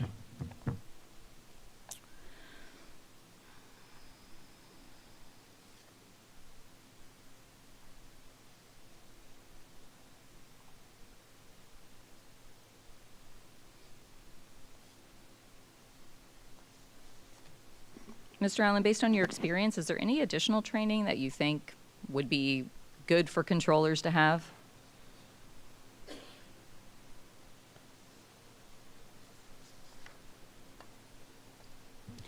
Let me get back to you on that one. Okay.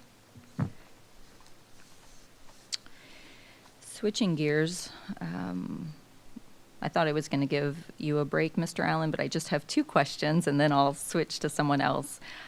The conflict alert system, we mentioned that. Can you just explain that system, what its purpose is, how it works from a controller's perspective? Yeah, the conflict alert system has parameters built into the software of when it'll alarm and at what interval. With that, we get, if it does alarm, we get an audible alarm, and then on the data tag, we would get a CA for the conflict alert and a flashing red letters. So what does that mean to a controller when that happens? It draws attention to it.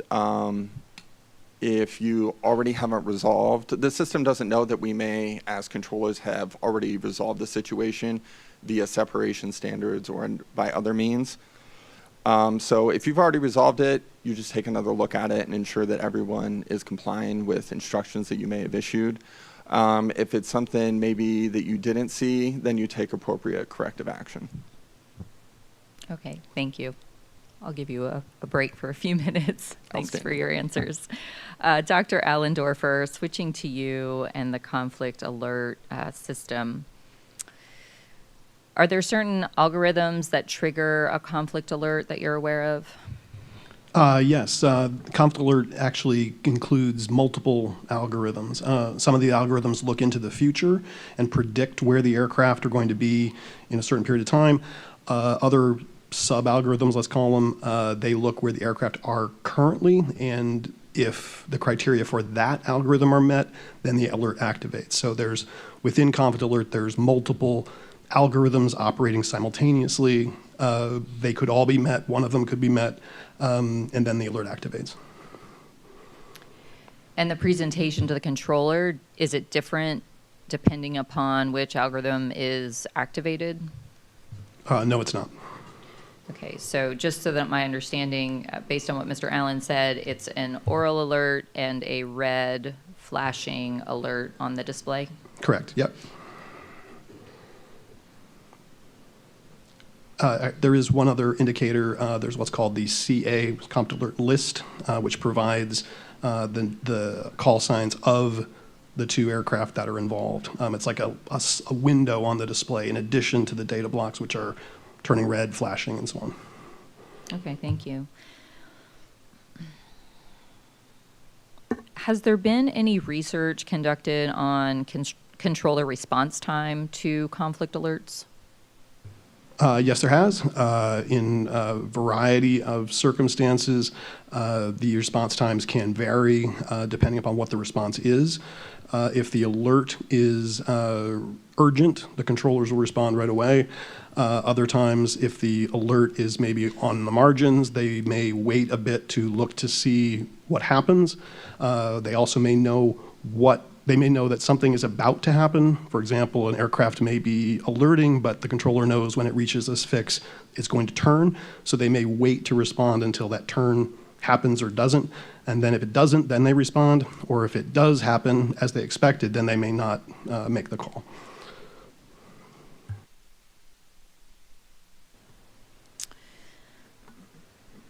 Controller has already addressed the situation or has used other means like visual separation or divergent course separation to address the alert in some other way, and the alert system is not doesn't know that that action has been taken. And so that alert in some sense it's not false, but we consider it falling into the nuisance category. It's not a great term for it, but that is what we call it. The false alarm rate is very, very low, especially at a big airport that has good surveillance, good radar. There's almost no radar error. The alerts in a false sense are very, very uncommon. A nuisance alert depends on the position of the aircraft, how busy that sector may be, the procedures, how close the aircraft are normally coming. And so the nuisance alert rate will vary very much by the sector specific or the facility. The tracking it requires very deep analysis of whether that alert, what was going on at that time of that alert. Very resource intensive kinds of analysis. So the tracking that you could do is more the numbers of alerts that occur rather than whether those alerts were nuisances or not. If I recall from the interviews with the controllers, they do get alerts on a daily basis. And assuming they do have these nuisance alerts, what does that do to controllers' response time to these alerts? How do nuisance alerts impact their response? Anytime there is any sort of alert, what's called desensitization is a concern. The trick is to make you never want the alert system to miss a real one. So we tend to err on the side of alerting even when maybe we don't need to. We would much rather take a nuisance alert or a false alert than a miss. So the system is designed to provide some number of alerts that might qualify as a nuisance. That does have an effect potentially on controllers' trust in the system, their response times. The effect would be in the nature of waiting to see if the situation can be resolved organically or without action. If the situation is urgent, the controller response times are very quick. They'll issue traffic, they'll issue a maneuver, they will coordinate with their other sectors. Over time, if there were a lot of nuisance alerts, that would be a big concern on response times and also the accuracy of the response, what response they take. That is a concern that is not just in air traffic or in aviation, but in all sorts of life-critical alert situations in medicine, in the military. It's something that human factors people like myself, we spend a lot of our energy to make sure that that is not the alert rate, the nuisance alert rate is kept as low as possible. Great, thank you. Is this a new system, this conflict alerting? Is this a fairly old system? The system that was used at DCA and at Potomac Tracon uses what's called the STARS, the Standard Terminal Automation Replacement System. STARS was designed in the late 90s, early 2000s. It was deployed in that time period across the NAS. So it is not new. It is 20 years old or so.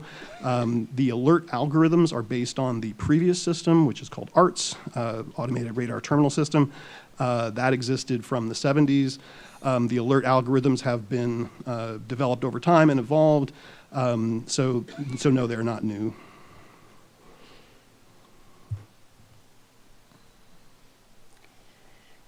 Is there new technology available that could sort of prevent these nuisance alerts that controllers are getting? There are techniques that exist. They're not necessarily using new technology, but there would be additional enhancements to algorithms or additional parameters that systems in other domains have utilized. En route air traffic control has a system called Conflict Probe, which is more sophisticated. It is more of a strategic conflict alert, but it has more sophisticated algorithms where it can look into the future and consider more factors when it decides whether to alert or not. Those would be software changes to stars. There are a variety of parameters inside of stars that can be adjusted either at the local level or the national level. And there are ways for air traffic to adjust those parameters to help optimize the system. And is that facility specific? There are national parameters that are set. The facilities do have an ability to adjust parameters on a local level to an extent. There is a process for reviewing requests to adjust the parameters. If the adjustments are approved, then they can be implemented at the local level. Okay, I'm going to ask to suspend, just stop for a second. We'll come back to the technical panel, but I can tell that people need a break. So we are going to take a 15-minute break, and we'll come back and resume with the technical panel. Yeah, we are bringing fans, and then everyone's going to move the NTSB to another location.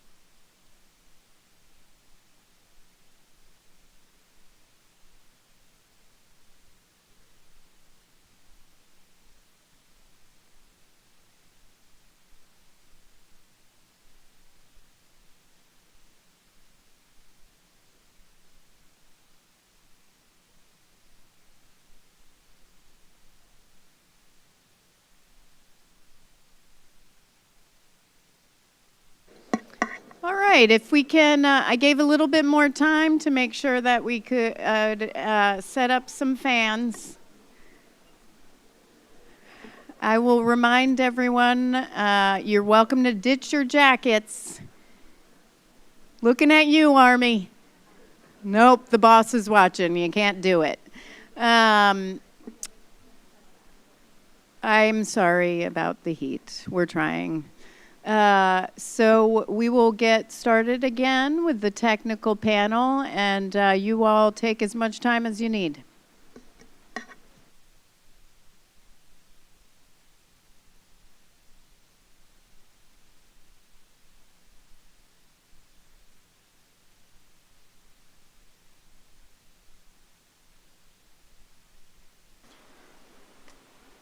Who's going back? Brian?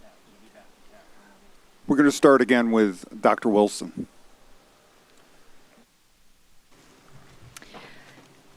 Thank you.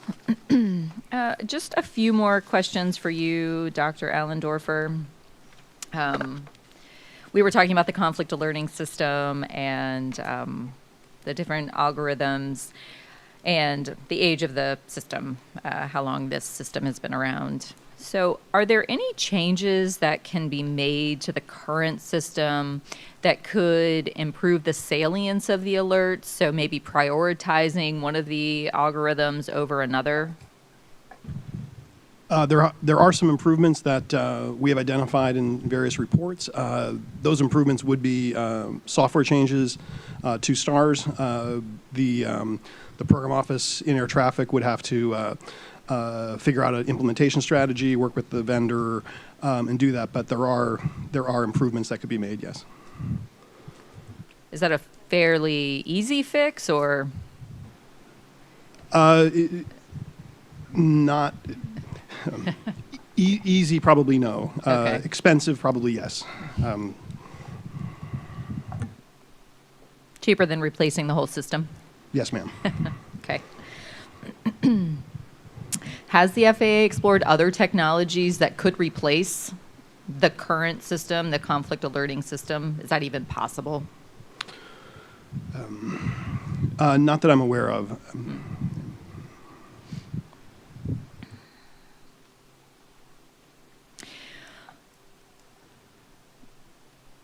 From your perspective and the research that you've done, can you say what the reliability or the accuracy is of conflict alerts? Is that even something that we can measure?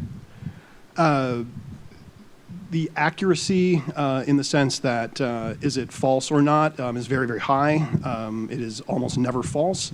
The reliability, in the sense that does this alert indicate a situation that is needs the controller's attention? In sort of by definition, the conflict alert is designed to identify situations that require attention. Whether they also require an action or a maneuver or some sort of other action like that, that's not. It's a very hard to determine how reliable it would be in that sense. Okay, thank you. Mr. Allen, from a controller's perspective, do you have a sense of how often is a controller having to respond to a conflict alert? Naturally, you respond every time.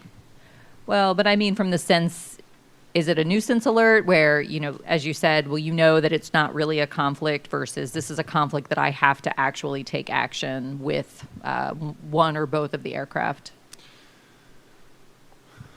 I would say approximately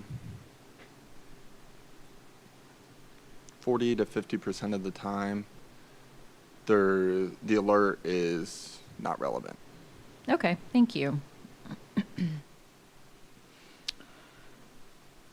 Switching gears a little bit, still for Dr. Allendorfer, we heard in panel 2 that transmissions may be blocked or stepped on, particularly when the helicopter and fixed wing traffic are on separate frequencies. And I believe it was stated that there was no way for the controller to know if a transmission was stepped on, correct, Mr. Allen? I think you said that yesterday. There's nothing that tells you that one of the transmissions made was stepped on.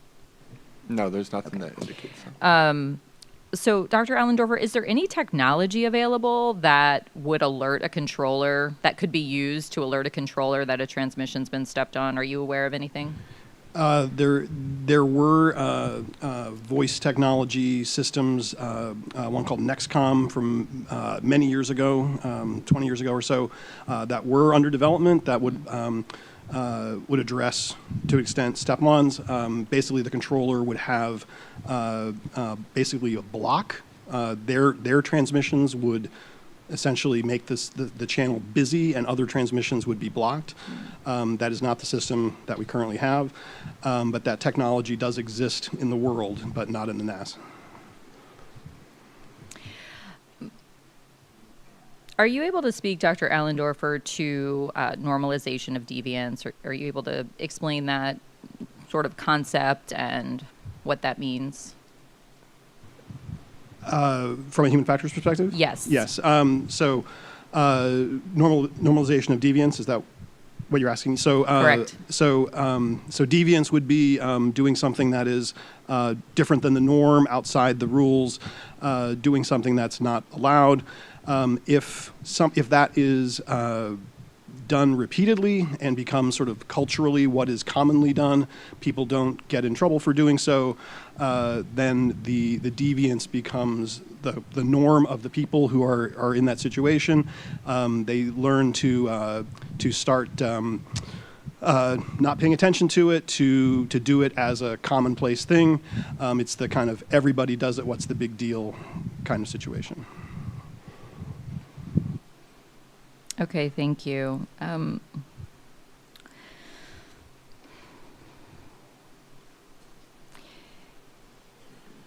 Mr. Allen, you mentioned in your previous interviews, you talked about the controllers having to do these squeeze plays and making it work at DCA. Do you think that controllers are becoming comfortable with having to, make it work? Is that something that you would say controllers have to do with the amount of traffic, having to offload traffic, having to manage the helicopter control, local control positions being combined? Are they constantly having to make it work in the tower? A majority of the time, yes. Yeah.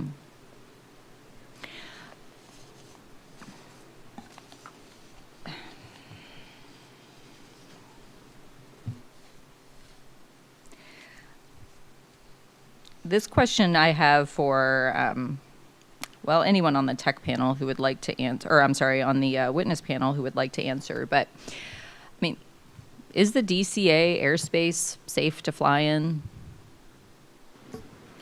I'd like to answer that question. That'd be great, thanks. Absolutely, it's safe to fly in. I flew out myself this weekend, round trip. I plan to do so in another few weeks. The U.S. is one of 193 countries in the world, but we operate and maintain and safely provide air traffic services to about 28 to 36% on any given day of the world aviation traffic. The controllers at DCA are responsible, well-trained, and I would have no problem leaving out on a flight in or out of that airport at any given day. Thank you. Mr. Dressler? The airspace system since 1986, the helicopter routes, were very successful. Obviously, that success ended quite tragically on January 29. To answer your question,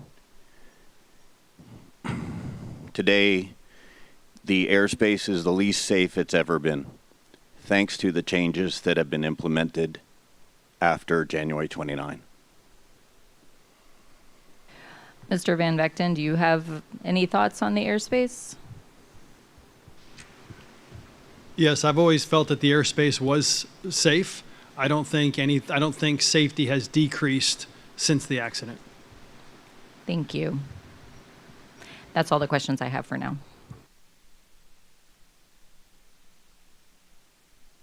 Okay, I have a couple clarifying questions and some tag-ons from earlier.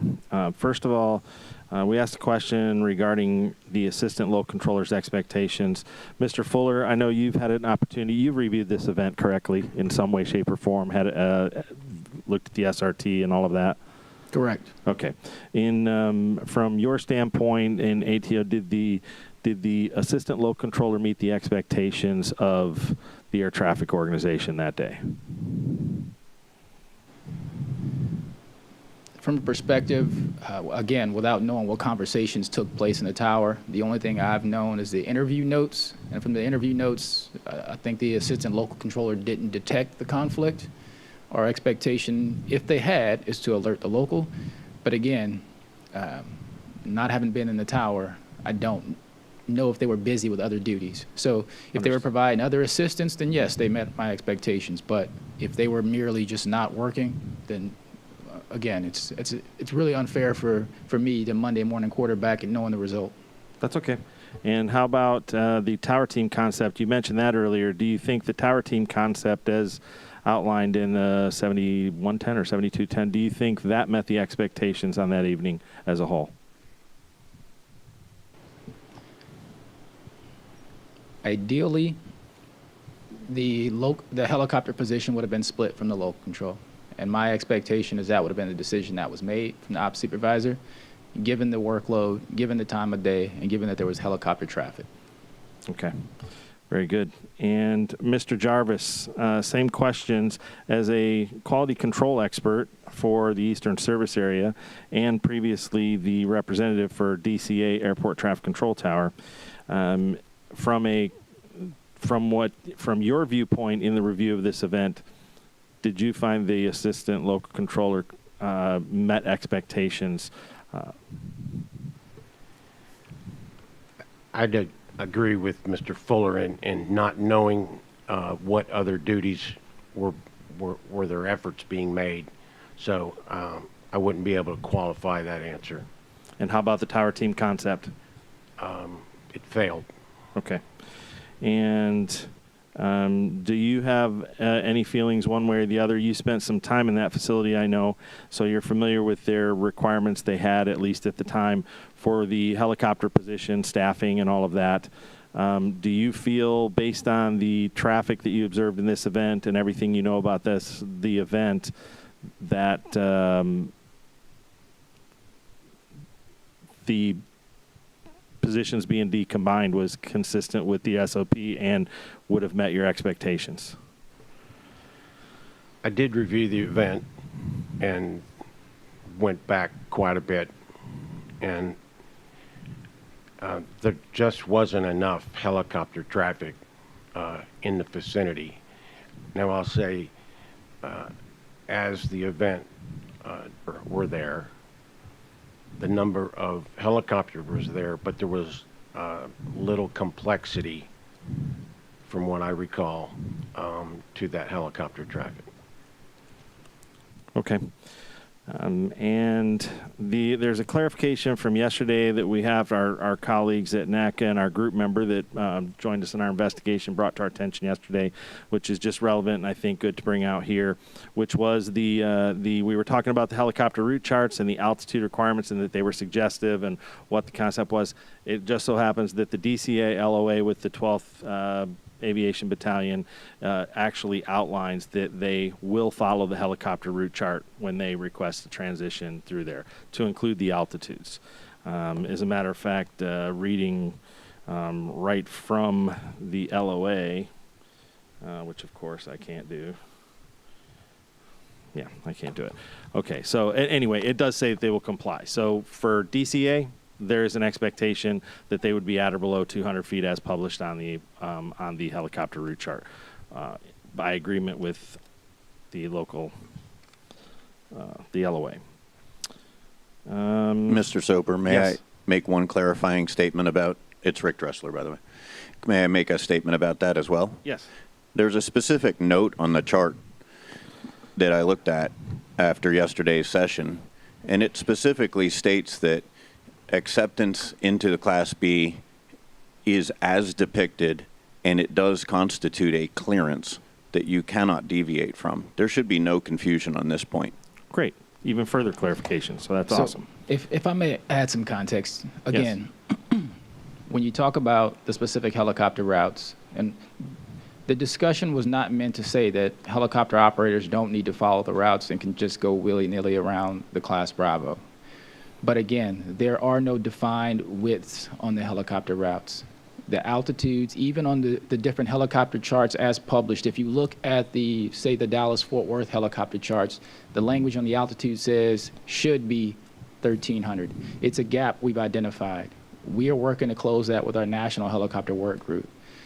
We therefore, if an aircraft drifts off the bank of the river and drifts toward the center of the river, how could we therefore violate that pilot for doing something to remain clear of clouds or avoiding traffic? It's not to say that these helicopter routes shouldn't be followed, but it's just to say that as an air traffic controller, if you are depending on that route width definition for separation or the altitude for separation, you need to take positive control and provide clear, consistent instructions, consistent with the phraseology in the Class Bravo airspace that says, via route, maintain altitude while in Bravo airspace. Okay. Mr. Fuller, just for those, can you describe what positive control means? Yes, Madam Chairman. Positive control is ensuring that you know specifically exactly what route, altitude, or heading that an aircraft will maintain.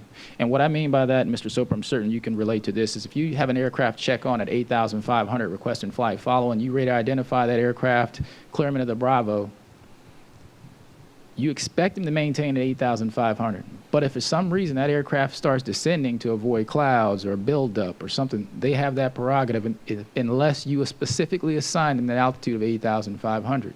And if that's what you're dependent on for safety, for separation from an IFR aircraft, you need to assign it. And that's the relevant example I can provide for the helicopter routes.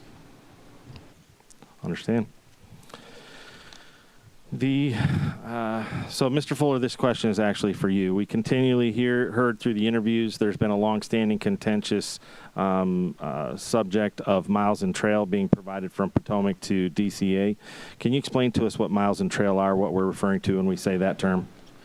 Miles and trail is typically a term referred to as the separation standard from subsequent aircraft, and normally it's in an arrival stream or a final approach stream. Okay. And having experience working at multiple facilities and in roles and oversight and whatnot, and including high-capacity demand airports, would you find it normal for miles and trail criteria to be agreed upon through LOAs between the towers and the overarching TRACONs? Typically, miles and trail are dynamic and on demand. They're based on weather conditions, traffic volume. Obviously, you have a normal standard, but a mile and trail, depending on the winds or the weather conditions, if aircraft are deviating, is going to change every day. Okay. Are you aware of any facilities that do have miles and trail actually agreed upon in their LOA? There are some. To assist with flow? Yeah. Okay. Mr. Allen, we noticed in the LOA with Potomac TRACON, there is no prescribed miles and trail there. Do you know why that is? To my knowledge, the facilities could never come to an agreement on it. Okay. Have you been part of any discussions with that facility to attempt to get a miles and trail agreement at all that you're aware of or that you can recall? I know it was a part of one that occurred many years ago, but I can't recall the substance of it. Okay. And Mr. Lehman, so being the overarching TRACON for DCA Airport Traffic Control Tower, do you remember any conversations of that over the years regarding miles and trail or attempts to get an established miles and trail agreement between the two? Yes, but they were on a dynamic basis, not on a every day, every hour basis. So we have actually put them in on a dynamic basis as they were that night. Okay. I've noticed some facilities they approach it one of two ways. I mean, I understand what you're saying about the dynamics because it's ever changing. And I've seen some facilities, they say that we want the miles and trail because that's what we need to execute departures. And if you want to tighten it up, you can request that. And if workload permits, we can go ahead and let you bring them in tighter. This facility seems to do the opposite, which is Potomac basically sets the miles and trail, and if DCA needs more space, they call in a restriction through the traffic management, put it into the NTML to ask for 4 miles. Is that an accurate categorization of that? Yeah, so we're sharing, 96% of the time we're sharing one runway. So we have it set up as protocol is if they need 4 miles because we have a significant amount of departures, they will ask for it. More in an arrival time. If we have no arrivals, we don't need that. But DCA many times of the day has a mixture of arrivals and departures. Mr. Allen, I noted in a number of people we spoke to that it is pretty common to have to put in restrictions during different periods of the day, especially during the periods of high demand. Does Potomac, do they historically, have they been traditionally or more often, are they more often meeting the miles and trail that is requested, or are they missing the miles and trail when you have a restriction in? Historically, I would say it varies. There will be times of a stretch of period of time where there is greater compliance, and then there will be stretches of time where there is not. And are you able to get that? Are supervisors able to get that corrected on site? What's their avenue if they put in a restriction and then they're still not getting the miles and trail? The avenue is the TMU in the tower would talk to the Potomac TMU, and the operations supervisor could call out to Mount Vernon is the sector overlying at Potomac that overlies DCA and provides radar services for us. The supervisors could talk and have a discussion about what the impediments are and the best path forward. Okay. Do you recall during post-event reviews whether or not there was a restriction in leading up to the time of this accident? There was. And were they meeting that 4 miles and trail? Or were they not meeting the 4 miles and trail, or are you unaware? From my recollection, I believe they complied a majority of the time. Okay. On that evening, the load controller was soliciting arriving air crews to accept a runway 33 arrival in order to get departures out. And can you explain to us, first of all, what we mean when we say offloading to 3-3? What does that mean? Offloading to 3-3 is if there's a heavy arrival demand and spacing is tighter, you would take the aircraft to 3-3. I think that evening the winds were heavy out of the northwest, 320, gusting to some number. So aircraft arriving directly into the wind, they don't have that crosswind component, and that may have been another factor is he was providing service for performance for them, but I have not interviewed him and can't speak as to why he was doing those things. All right. During discussions afterward with anybody about the event, I know you said you didn't interview him or anything, was there any indication that miles and trail that evening played any role in the local controller's decision to attempt offloading aircraft to 3-3 for those departures, or was it strictly coincidental? No, prior to the accident, there was demand on the airport, and you could easily infer that he was using it to offload aircraft. Okay. Ms. Chendi, I'm sorry. Go ahead, Nick, or Mr. Fuller. No, it's fine. I just wanted to add in, there are additional avenues and the pilot does not have to accept the circle of 3-3. And so Right. They can solicit it. They can slow the aircraft when they check out on final. I don't want the misconception to be that the solution is always to offset to 3-3. They can do S-turns on final. There are various avenues to control that flow, and in addition to demanding that the TRACON provide a certain mile and trail if they need it. And so I just don't want that to get lost in the conversation. Understand. Ms. Chendi, one day after the accident, there was a systemic issue review conducted to look at the miles and trail issue, actually. There was I believe the title on the the systems review was that Potomac not meeting the 4 miles and trail, whatever, during exceptions. So do you recall, were you a part of that systemic issue review? Yes, I was. Okay. And can you recall for us the findings that came out of that review? Certainly. Overall, well, the review was done starting sometime in September of 2024 through January, well, through the incident itself. And basically, we were doing a review of the mile and trail that the TRACON was providing the tower, and when they made the request for 4 miles. And in that review, we realized that 90% of the time, the TRACON provided 4 miles in trail to the transfer control point, or to the final approach fix. However, the tower is requesting for 4 miles in trail to the runway threshold. Now, when we went to review the percentage for the TRACON providing the in-trail to the tower, that was more around 60% of the time. Okay. And do you remember what the recommendations of that review was? I think it was classified under a certain classification. Do you remember what that was?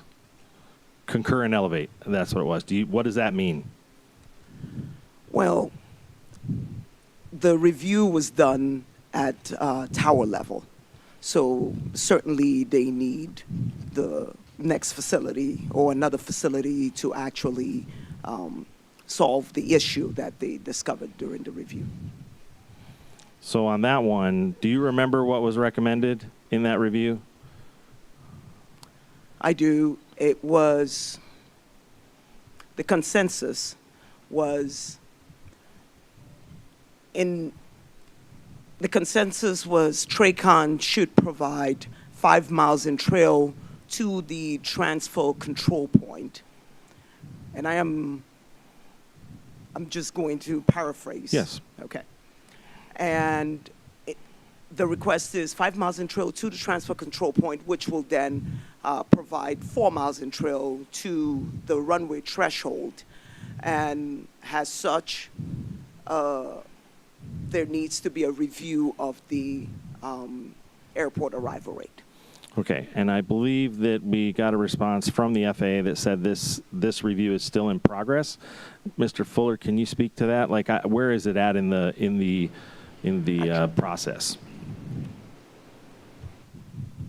So, concur and elevate, typically those events go to the service center for resolution. This particular one went to the service center quality control group, which they don't normally manage traffic management disputes. So where it was turned over to is for the district, the TMO, the DDSO, and the Director of Air Traffic Operations to determine what's most appropriate. I believe it's still currently open because it hasn't been resolved. Okay. The challenge is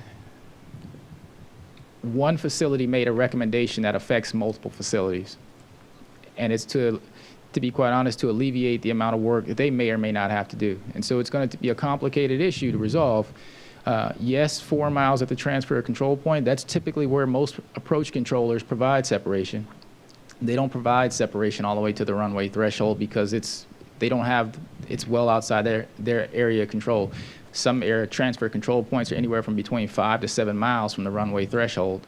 It's almost impossible for the TRACON to run a 4 or 5 mile final all the way to the threshold when that would be well within the tower controller's airspace. And so it's not an easy to solve answer. Well, and that's actually my next question for Mr. Lehman. What are the challenges presented by Potomac Tracon in providing 4 miles in trail or 5 miles in trail for that matter, if you were privy to that? There are multiple challenges. Sometimes we actually did, sorry. There are multiple challenges. Sometimes we actually did make the mistake of not giving them the right separation. Sometimes Washington Center, who feeds us, is not giving us the miles in trail that we're supposed to get. We actually have 5 feeds that come into to Potomac to feed DCA. Normally, in a busy arrival bank, we only get 20 miles in trail over each feed.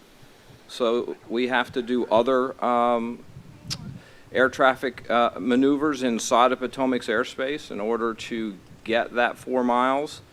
Lastly, at times, the tower is required by our LOA to let us know when they slow aircraft or S-turn aircraft inside of their airspace, and normally they do not let us know. So every time they slow one, it's an accordion effect. It affects the next one and probably the next 3 after. So there's multiple issues of why it's not accomplished, and like Nick said, it is much harder to get to the threshold than it is to the transfer of control point, which is 5 miles. Okay.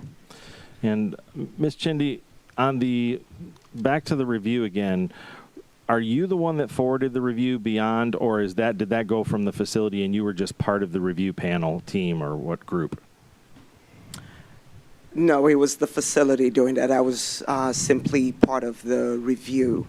Okay, thank you. So, Mr. Allen, do you know where that was forwarded to when you forwarded it? Did you get any feedback from the service area that they were forwarding it elsewhere? Once we had electronically submitted it, Concur and Elevate, it goes to the Eastern Service Area, and that was the last that I personally had heard about it. All right.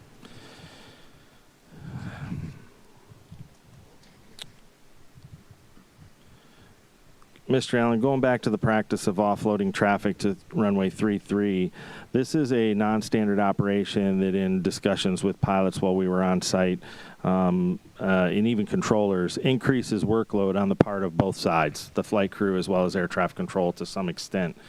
And what is the #1 reason that you find that controllers elect to offload arrivals to 33 as the mitigation? To supplement for the spacing on final. So why would they choose Sorry, we didn't hear that. Oh, to supplement for the space on final. Right. So you're building space. But what about what? One second. So what I'm asking is, why is it that they choose that mitigation over others? That seems to be their favored mitigation. Because with that mitigation, you can continue to the arrivals and departures. If you utilized another mitigation, something's going to back up. Give me an example of two. Compare the two. If you just slowed aircraft on final, then the volume of arrivals is just going to build up onto Potomac, and the volume of arrivals is now extended out beyond what it was ever going to be. So how does offloading to 33 build space? Can you just kind of tell us how that works? Yeah, so at approximately the Wilson Bridge, aircraft begin circling out wider to then turn final for runway 33. So as they're conducting that maneuver, it builds more space in between the previous arrival. And while they're doing that, you're able to have another aircraft on position on runway 1. And whenever the 33 arrival lands and rolls through the runway intersection, you don't have to wait for that plane to exit the runway like you would if they landed on runway 1. So you can immediately say clear for takeoff and continue working. Okay. When we were on site conducting interviews, we heard the term repeatedly, we just make it work. And we heard this from air traffic controllers, we heard it from air traffic control staff, and we heard it even from pilots operating in and around the airport. That term turned up in many of our interviews. And what does that term mean to you? When you're saying that, what are you saying? As far as a controller perspective and my own personal perspective, is making it work is utilizing all available tools to you to compensate for the compacted volume. Whether it's utilizing off runways, I previously, when I was current on position, I would, if I had aircraft in the block holding short of a runway, and I knew I needed to get the departure out, I would tell them there, prepare for an immediate departure after the next arrival. And how often do you think you're in this mode of operation where we just have to make it work? Is it a daily thing that exists at that facility throughout days, or is it something that just happens occasionally? Or pre-accident, it was routine. Routine. And how do you believe that affects the facility's safety culture as a whole, or impacts the safety culture? If you're operating routinely in a we just got to make it work environment.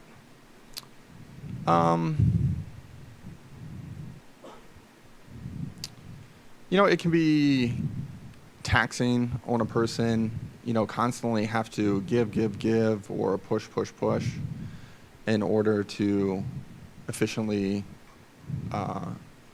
move traffic. Okay.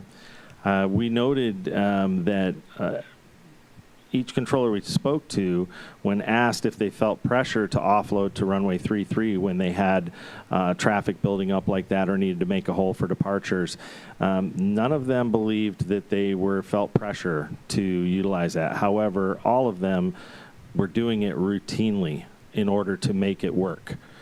So in that mode of operation, something that was kind of communicated to us, and you can tell me your feel on this, but that essentially the controller, the pilot, everybody had to be 100% all the time because of the make it work. Everything came with an exception or an addendum. Every clearance was keep your engine spooled up, be ready to go, your number one traffic 2-mile final. And then they're telling the traffic 2-mile final, traffic will be departing ahead of you, blah, blah, blah. When they land, it's no delay on the runway, traffic is this. That is a routine thing. We listen to a lot of communication from the facility. So is that a correct categorization that it's kind of a mode where everybody has to be 100% all the time for that to continue to work correctly? So the controllers at DCA are going to provide a safe and efficient service. They are a very hardworking group, and they are going to use all available tools to expedite the flow of traffic in a safe manner. Okay. Do you believe that the we just make it work mentality has been normalized at DCA Airport Traffic Control Tower? Yes. Okay. Why? There's various factors. With the compacted demand that occurs, whether when weather gets involved, when spacing isn't being given, when there's miles in trail requested on departures, that creates a volume backup on ground. Like I testified yesterday, there's a limited real estate for the airport and where to put aircraft, and that can back up very easily. So being a high volume, high complex airport with not a lot of real estate, you have to keep things moving in order to provide a safe and efficient service. Mr. Fuller. I think the characterization of we just make it work is not to say that it's pressure based on the airport. Controllers are public servants, and most of the controllers that I know take pride in making sure everyone gets out to their destination or on their flight on time safely. And so whether it's we've got a lot of demand or a piece of equipment out or 5 people called in sick for the shift or there's a thunderstorm to the west of the field. We just make it work means we're going to get you where you're going as safely as possible. It's not to say that we are going to work in a constrained environment. Our job is to get people where they're going. And so when we say we'll just make it work, it's just give me the airplane, I'll make it work.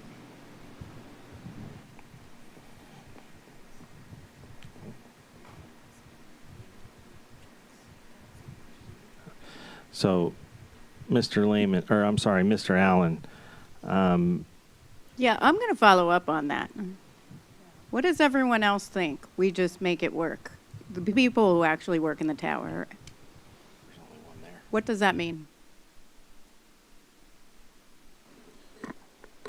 At Potomac, we have similar issues that DCA Tower has. We have many non-standard tools that we use in order to be able to bring a significant amount of airplanes into DCA. One of them is nicknamed a trombone. They come off of one of our feeds. We take them down like this, then take them back up the same way that they came. We trombone them in order to build in space. Not too many facilities do such a thing. There is a second one called cross-feeding that we do every day. Tromboning is not as much, but it's probably done once a day or twice a day. So these are non-standard air traffic maneuvers that we do on a daily basis to make it work. And I agree with Nick, we take pride in it, but I will say that at a certain point it's too much.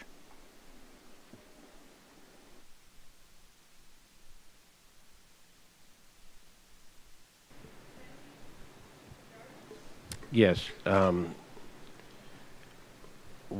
think an issue is we have efficiency, being challenged with safety. And it's a fine line, and that demand is pretty high. The controllers do a remarkable job there. But it's at a pretty high threshold right now. All right. So as pertaining to the making it work spirit, there are tons of constraints in the NAS. And depending on what's going on, we do our best, of course, to not only safely move traffic, but do it efficiently. So at the tower, in a way, they've built the culture with making it work, right? If you go to another tower, they may call it something else.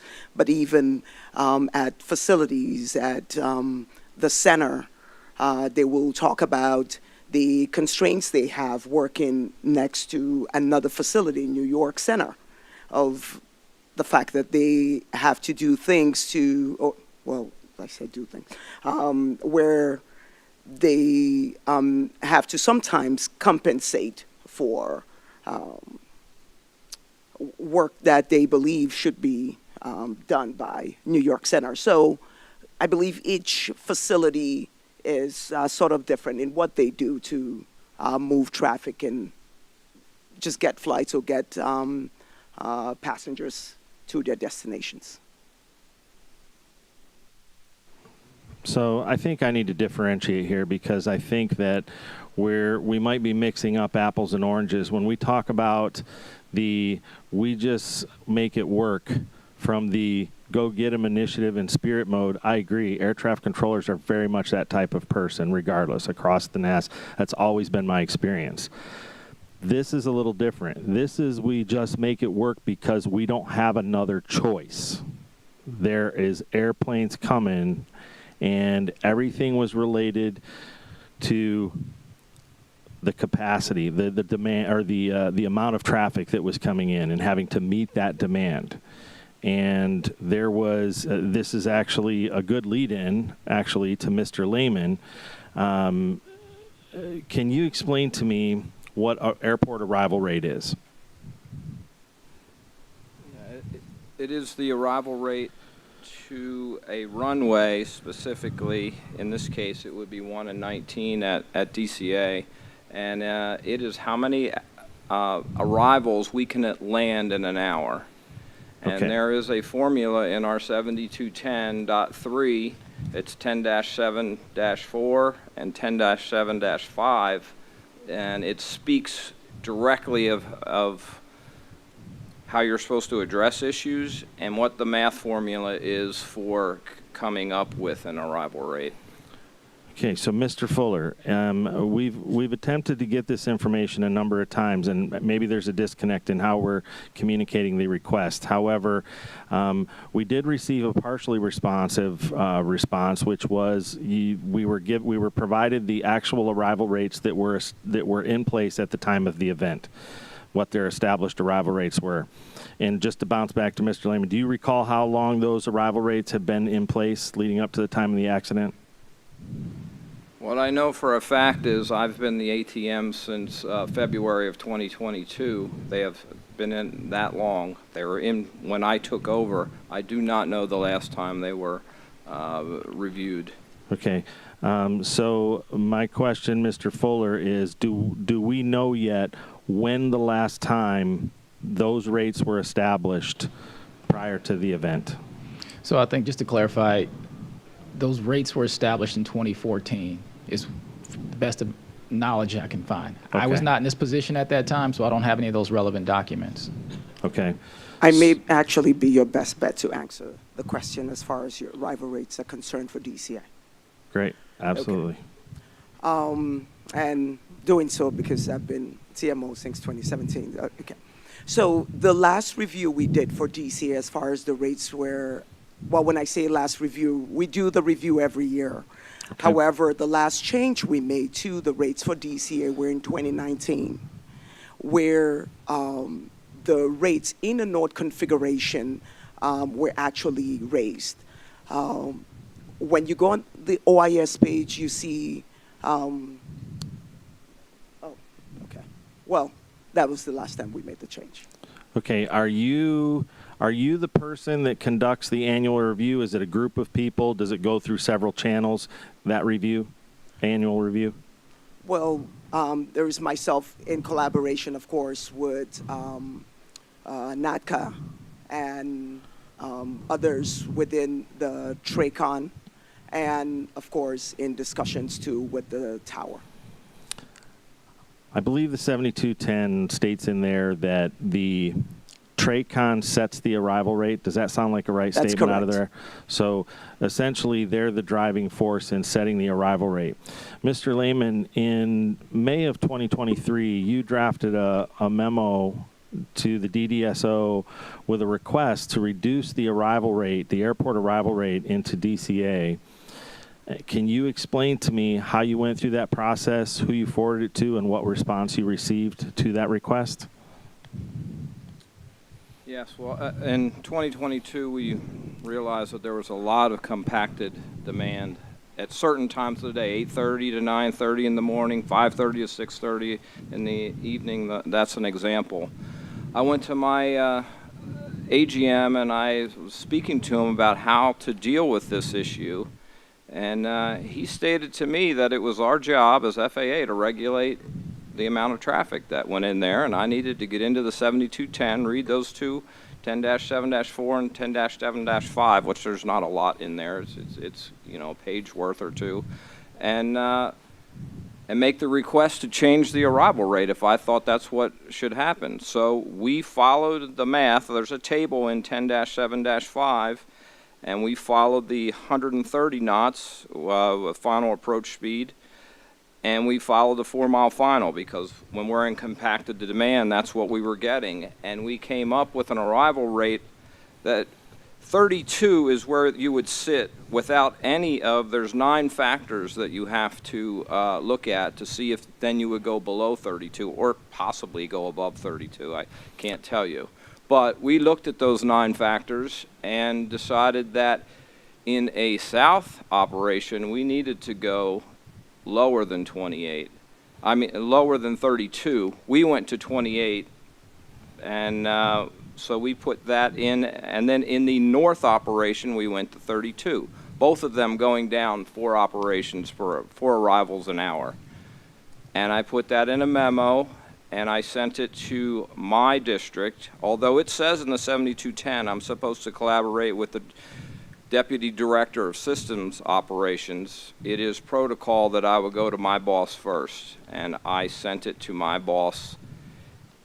And about 10 days later, she got back to all of us, including Clark. We were on a telcon and told us that we were not going to go in that direction. Did they say why? They brought up the reauthorization bill. That was happening at the time. She said it was not a good time to address this. That is the main tenets of what she got back to us, and we weren't going in this direction at this time. Do you know if the request ever made it to the Deputy Director of System Operations? I do not. I do know that I had an email from her saying that she was going to speak to the Deputy Director of Systems Operations and the Traffic Management Officer, but I do not know if she ever had those conversations. Mr. Fuller, do they document a decision on a request such as that through written documentation of some sort, or is it acceptable to, like, let's say, make a phone call, we've reviewed your request and we're not doing this? No, if they follow the process as it's defined in the 7210 and send a written request to the DDSO, a written response will be provided.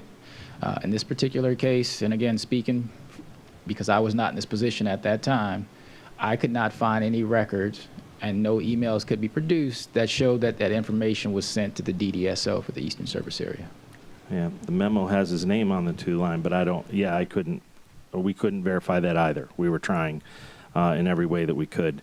So you followed... Mr. Soper, Go I ahead. think Ms. Chendi has something to add. So I was made aware of that memo. Okay. The memo did not make it to the DDSO. However, the information that was provided on the memo, we got that information, and from it, we realized there were a few things. Now, there are secondary runways or other runways there, but from that memo, we also realized that runway 33 was not being utilized. Now, there's a talk of change in fleet and the North Terminal being an issue or a hindrance now. After I personally read the memo, we reached out to the airlines regarding the use of runway 33 because that's one of the things that was brought up. And of course, that is capacity that's not being used. In reaching out to the airlines, they then made a review and realized they could actually utilize runway 33. And they just needed to go through training. That was done.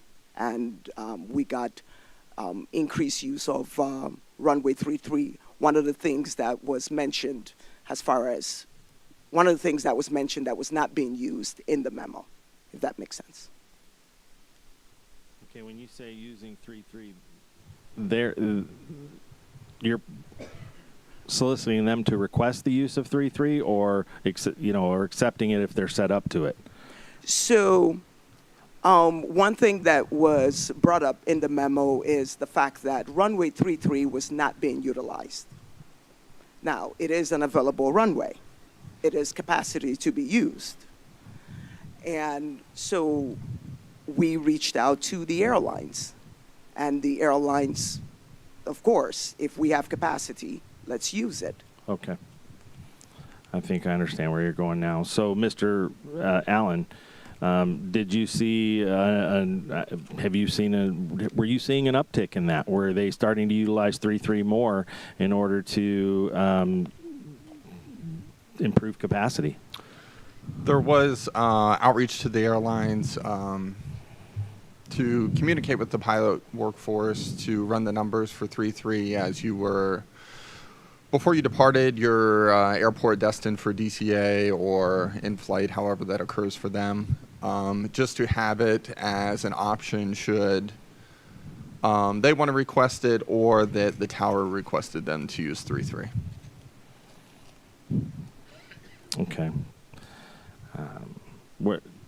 Did you conduct any training or briefing items within the tower to prepare people to attempt to start trying to utilize 3.3 to manage the arrival rate and capacity? 3.3 was already being utilized.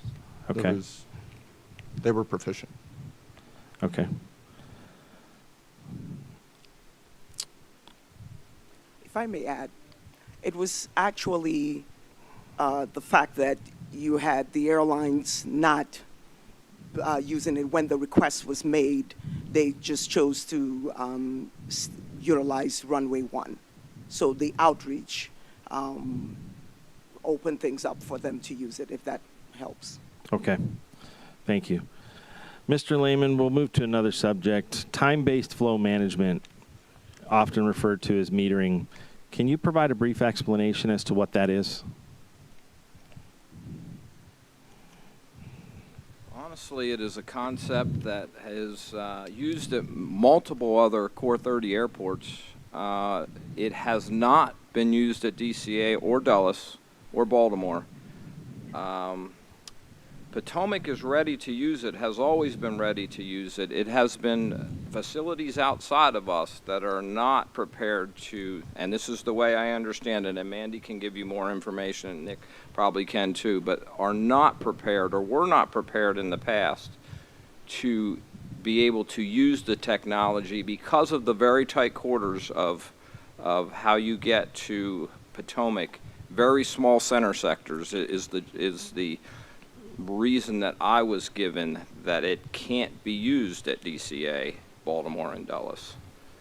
Ms. Chendi, can you expand upon that? Okay, unfortunately, that reason was not shared with me as far as why DCA did not have TBFM at the time. But we have made the request for TBFM to be utilized, and of course, like any other program, there has been like a line or a wait, and issues that were brought up initially when we made the request for it. Sometimes it's even within the en route environment where there is some pushback with that, but that has been the case. However, we are getting TBFM and can't wait for it. Okay, great. What is it going to do for you? What is it going to do for DCA when they get it? All right. So the thing that keeps coming up, which we hear all the time, is the compacted demand. And what TBFM will help us do is spread the volume out. We will be able to set our timelines up where aircraft coming in from the surrounding centers into Washington Center will actually be released or coming in at a certain time where it should just be a smooth flow of traffic heading into the TRACON and for the tower. So in a way, it would work like a ground delay program. I know I'm throwing in another term. That's okay. And so will that also, Mr. Lehman, do you think does that benefit your facility's ability to provide a more consistent miles and trail? In theory, yes, and I'm an advocate for TBFM, so I believe it will help. We have not seen it yet, and it is supposed to come in March of 2026, but I can only say that I believe it will. I'm glad that there's finally some traction on it actually coming in. It sounded like it was there a number of years and hadn't been able to be implemented, so good. Mr. Silverman, another area that figures into the traffic management picture is of course the slot program. And while I understand this is a very protected program and highly proprietary, could you give us a very brief description of what the slot program is? Yeah, so within my role at American, I don't have direct connectivity to the slot program. It's FAA ran through the FAA slot office. Essentially, it is applied to airports that have capacity constraints, so they put kind of a cap at a certain limit. But that is coordinated through our network planning team and ultimately the FAA slot office. Okay, and is it a correct characterization to say that the scheduling is done in compliance with the slot program if there's one at an airport?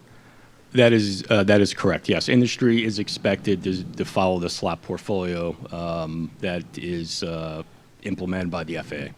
Okay, and are you familiar with the scheduling program in use by American Airlines out here at DCA specifically? Well, can you expand on that when you say scheduling program? Yeah, let me preface a little bit with where I'm going, which is we heard a lot while we were in post-accident interviews that American Airlines likes to front load and back load the schedule. So let me get the clarification on that. Mr. Allen, can you explain what that means when they say they're front loading or back loading a schedule? Utilizing the back half of an hour and then utilizing the first half of the next hour. And so basically what I believe what they're saying is that essentially if you look at the hours from 9 to 10 and 10 to 11 and 11 to 12, they're meeting a rate of 32, 31, 33, let's say, which is the appropriate rate. But if I were to pull the time from 9:30 to 10:30 and 10:30 to 11:30, I'll see numbers that range from 40-something all the way up to above 70. And is that a concern for air traffic control, Mr. Allen? Yes. Okay. Have you had discussions with anybody from American Airlines that can affect change in that area, and what have been the results of those discussions if you have? Previously, we've had discussions with their scheduling team that had actually came to the tower and visited on 3 separate occasions. They were able to see the operation real time. They were in the tower. They took back a lot of feedback and data, and there was a test run of where they shifted a schedule, I believe, between 8 and 10 minutes in order to help alleviate some of the overlap of arrivals and departures. Okay. Mr. Silverman, go ahead. Yeah, I just wanted to add on. So Mr. Allen is correct. We had a lot of focus coming out of COVID. I think everyone's aware that all airports across the NAS had a significant drop in traffic for about a year and a half. Coming out of COVID at the same time, our regional terminal was being built. We had a working group established at DCA with the tower, with our ops folks, and also MWA to prepare for the opening of the terminal, and then also the schedule increase coming out of COVID. That schedule increase, I believe, approximately occurred in early 2022. And then, as Mr. Allen stated, we observed the operation. We brought our network planning team in, our ops performance team, the DCA tower. We actually had them up in the tower cab a few times to observe the operation. And then we made changes where we could within the FAA mandated slot program. Thank you. Mr. Allen, up until the time, I know you're not physically working at DCA Airport Traffic Control Tower at this time, up until the time that you had left there, were they still having routine or regular events where this was occurring, where you were having that real big uptick over a certain period of time and then coming back down due to front and back loading of scheduling, or did it appear that way? The compacted demand still occurred at around the same times. Yeah, that's all. Okay. Mr. Lehman, I know we talked when we were out there to Potomac about this very thing, and you had some information to shed some light on this as well and an understanding, and I know it affects your facility. Can you explain to me, I know that there's been some discussion about what other places are doing, such as LaGuardia, and I think you're versed on that a little bit. If you could walk me through that. So there is a CFR 93.123 and 125 that talks very specifically about 4 airports. One of them is LaGuardia, O'Hare, Regan. I can't think of what the 4th one is. JFK. And so in that, we are allowed to have 60 operations an hour by CFR. So what my concern was is that we're not following this CFR because from 8:30 to 9:30 in the morning, and that's one of our specific examples, we may have 70 operations, even more than 70 operations, not every day, but enough of the time. So the CFR reads from 9 to 10, from 10 to 11, from 11 to 12. So industry is following what they're supposed to do. What we needed to do was regulate more. That's why I wrote the arrival rate memo, to make sure that no matter how they filed, we still only got that amount, the correct amount of airplanes into DCA. As I understand, LaGuardia was essentially in a similar situation, and they made a change to CFR, and based on how they do their scheduling. Can you speak to that at all? Yes. I don't know how it happened, and I don't know how long ago it happened, but theirs is in 30-minute increments instead of 1-hour increments. And it's a note in the CFR. So my request was, one of the things that I wanted to do is I wanted to change the arrival rate. I wanted to amend the CFR to mimic LaGuardia's, and I wanted TBFM. So I wanted to mimic LaGuardia's so that it had to be in 30-minute increments that we were looking at. So it would be harder to get that many in a 30-minute increment than it would be in a 60-minute time frame. And Ms. Chendi, because you're the TMO, I assume you're in contact with other TMOs, obviously, especially in the area, maybe in the Eastern Service area. Would that be correct? That's correct. Has this change that is, I shouldn't say change, but what's been implemented for LaGuardia, has that relieved them of the issue that they had there, similar to what is happening here with the capacity demand of those fluctuations of going higher than the actual CFR numbers? I mean, at LaGuardia, you still get some time frames that you have compacted demand. However, DCA's scheduling, if the CFR was written for DCA the way it was for LaGuardia as far as how the slots were used, we certainly will have a better product at DCA.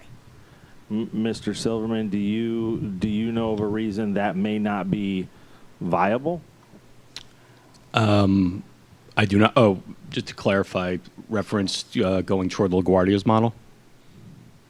Yeah, I do not. Okay. All right, very well.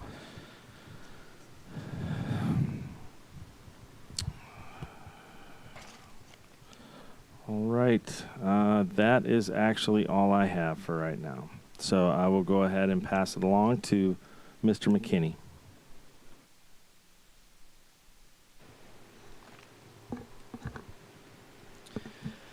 All right, I'm going to be focusing on the use of NVGs in the National Capital Region and the impact on air traffic control.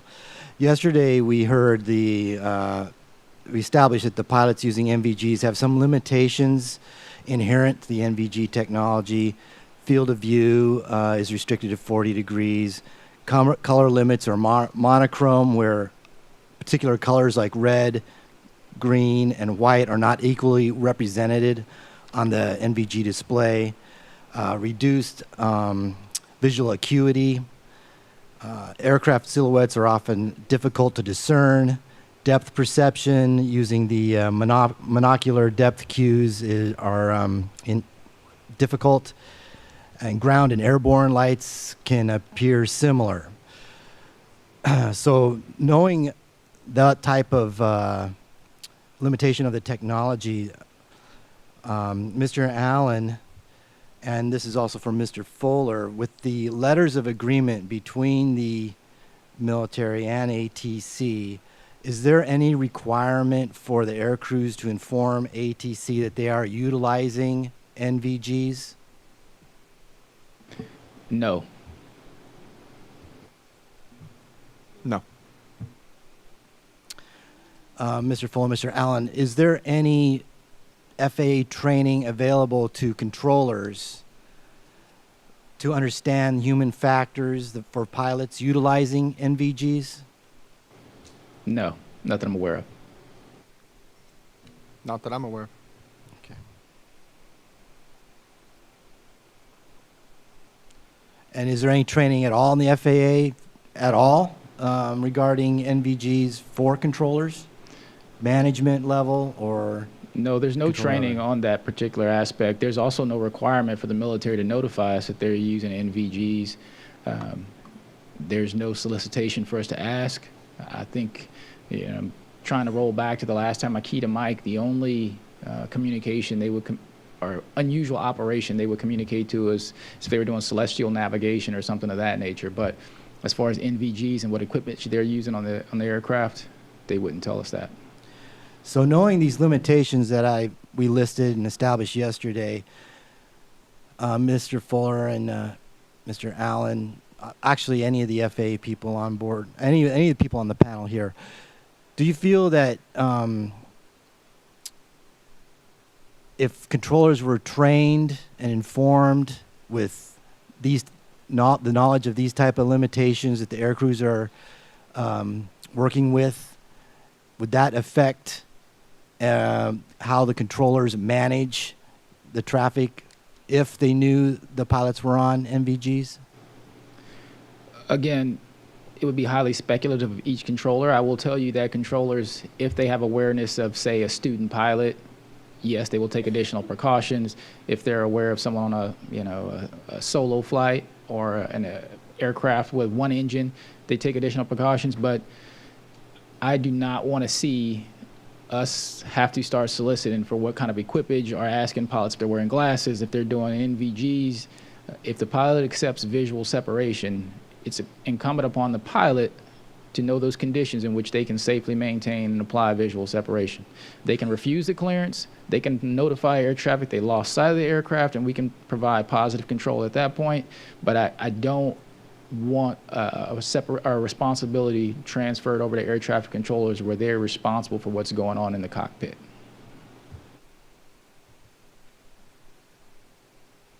Any other thoughts from the panel? Witnesses?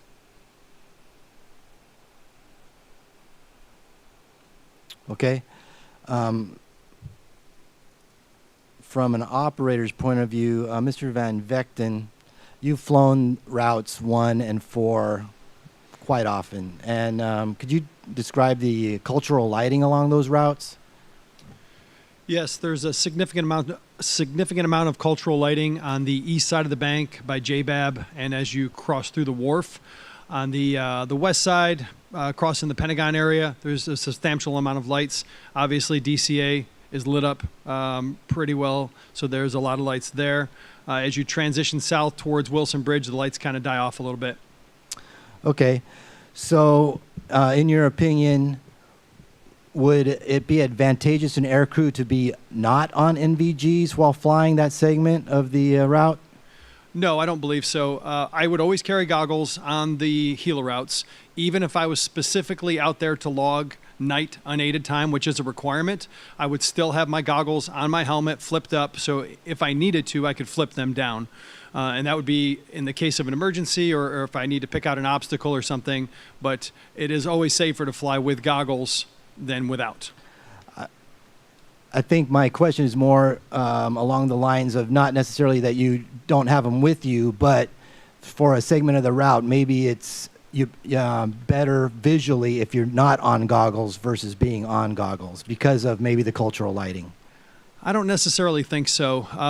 The technique that is taught, like I spoke to yesterday, is to kind of look with the naked eye, kind of turning your head as you look around or under the goggles as you're flying. And that's how we look at our instruments. We kind of look under the goggles. The goggles are not pressed up directly against the eye like a lot of people think. It's away a little bit.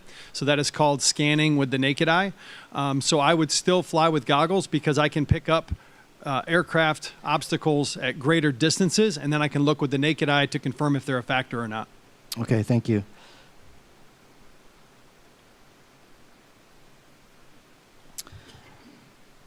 And this question is regarding the LOA between ATC, the Air Force, and the National Guard. This is for Mr. Fuller and Mr. Allen.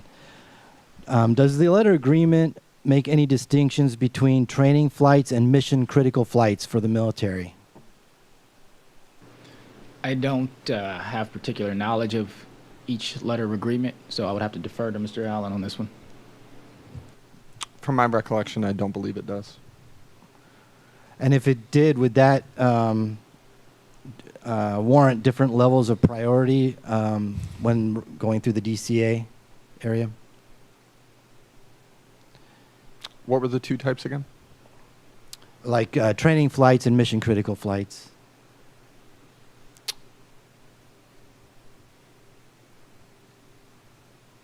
If it was mission critical in accordance with like the .65 for like Homeland Security missions or something like that, I would say so. There might be a different priority established in accordance with the .65, but other than that, it would be a standard flight. Okay, thank you. If we're strictly speaking about the night of the accident, then mission critical and training flights would have had equal access to the airspace. If you're speaking about current day, there would be no training flights going through that airspace. All right, understood.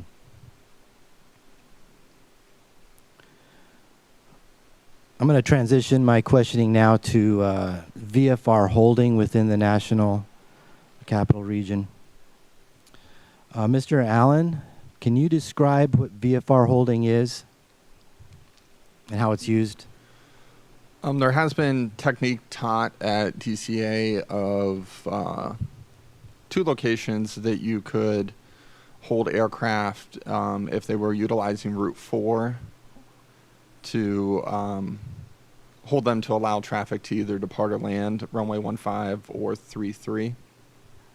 One of them is at in the vicinity of Haynes Point, and the other is the golf balls, which is down by the water sewage plant, and there's a Navy research site there, and they have the like radar domes on top of the buildings that are very prominent and noticeable. And the holding pattern, is that at the discretion of the pilot? There's no defined pattern. There's no defined procedure whatsoever with it. It is merely technique. Is there any specific guidance or rules provided to aircraft controllers when providing holding instructions, VFR holding instructions?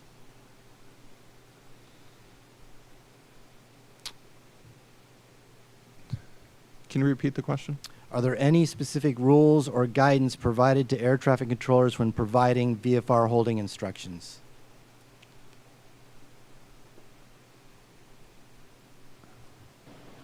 Not that I'm aware of off the top of my head. So we would, if we wanted an aircraft to hold in a specific vicinity, maybe at or below an altitude, we could do that to ensure separation from traffic, but we would not provide turns or things of that nature based on obstruction clearance, things of that nature. We wouldn't have that information available to us, and that's not I don't know the MVA or the MIA in that area, but typically we wouldn't provide vectors for a VFR aircraft to hold. It's at their discretion.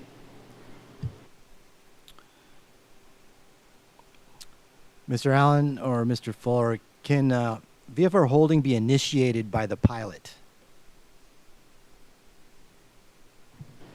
Yes, the pilot can request to hold it at any time. What about location? Can they hold at any location that they request? If they make a request, then we can approve it, certainly. Is VFR holding a useful tool, or does it complicate traffic management for the controller? This is for Mr. Fuller or Mr. Allen. I think DCA specific, I think it's twofold, and I think it's situational. Is it a single helicopter? Is it a flight of helicopters?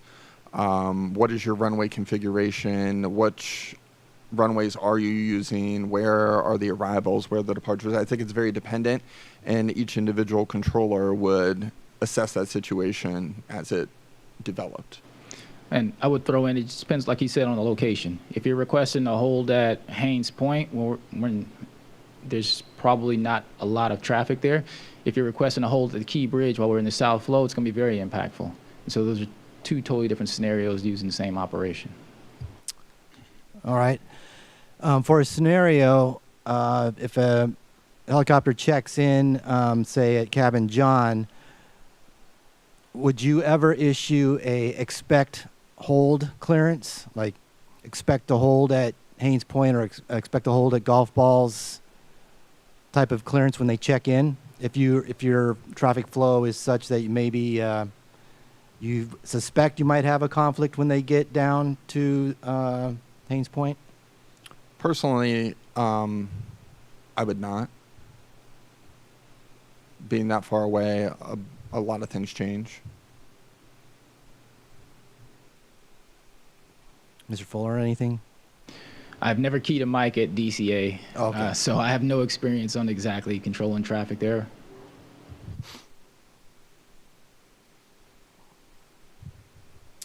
Mr. Van Vechten, do you have a sense of how often the Army helicopters are instructed to VFR hold while operating in the Class B DCA airspace?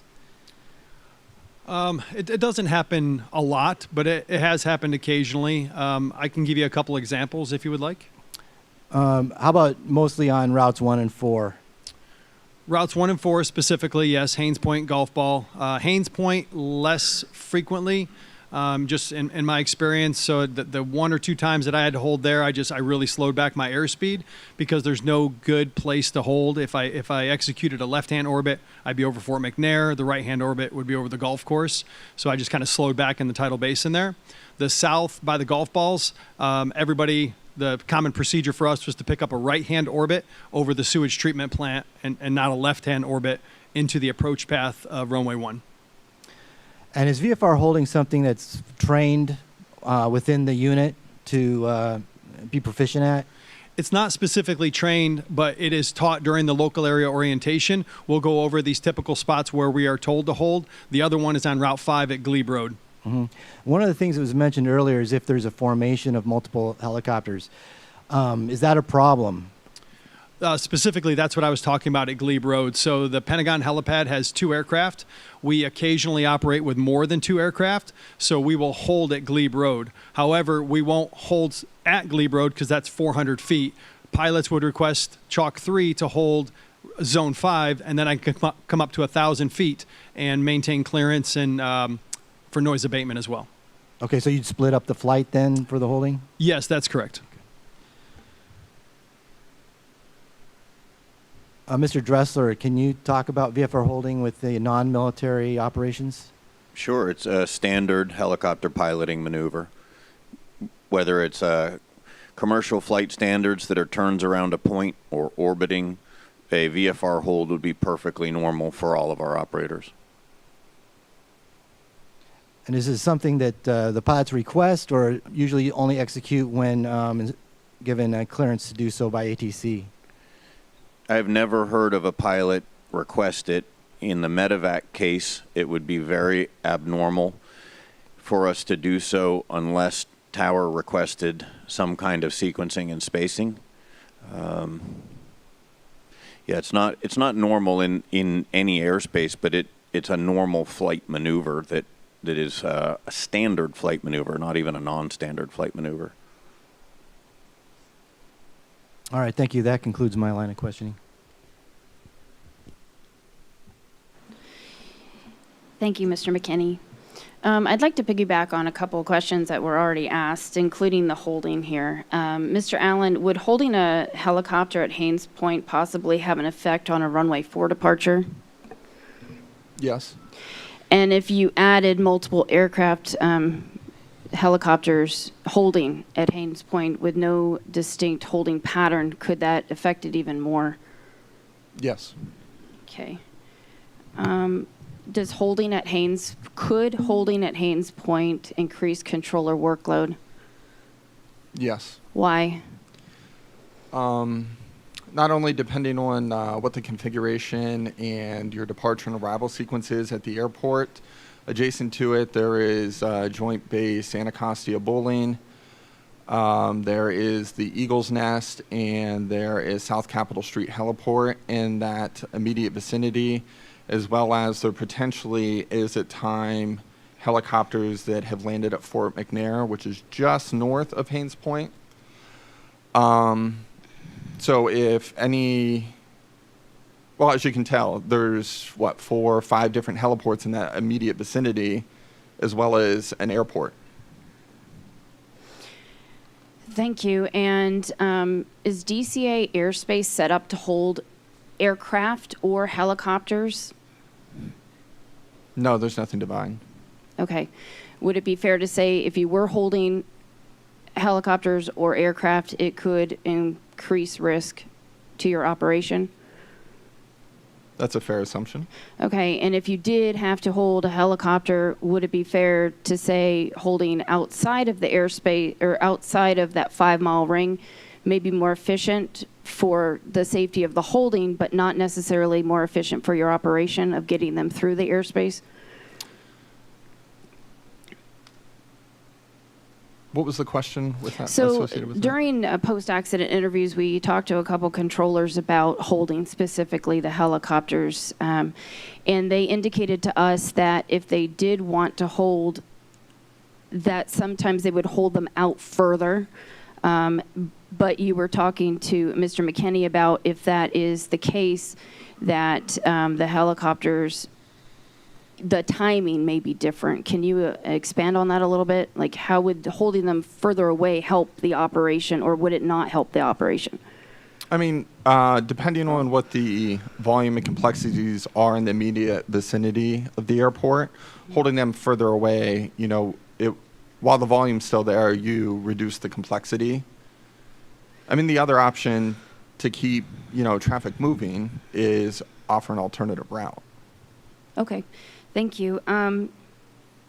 Ms. Chendi, I wanted to go back on something that we were talking about with TBFM, the traffic-based flow management system that you guys are hoping to implement soon. Do you know if your arrival rate will have to be reassessed for TBFM to be successful?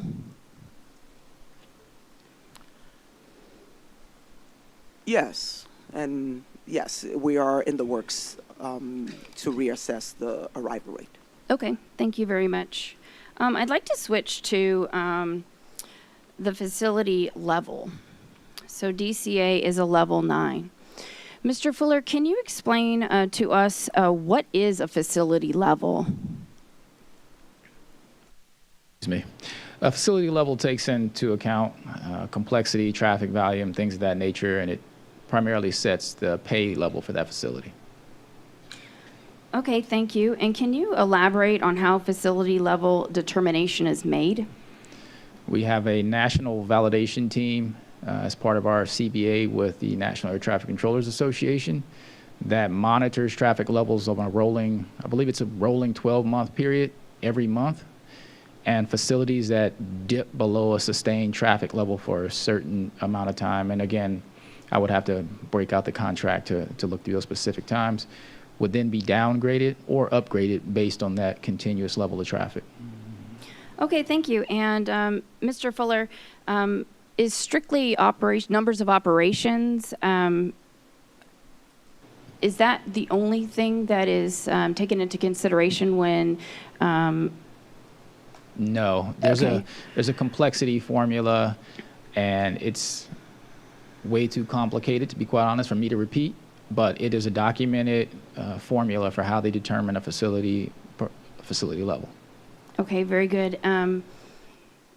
Mr. Jarvis, would you be able to speak to us about your understanding of the history of the DCA airport traffic control towers downgrade from a level 10 to a level 9, as well as their appeal to the downgrade? Yes.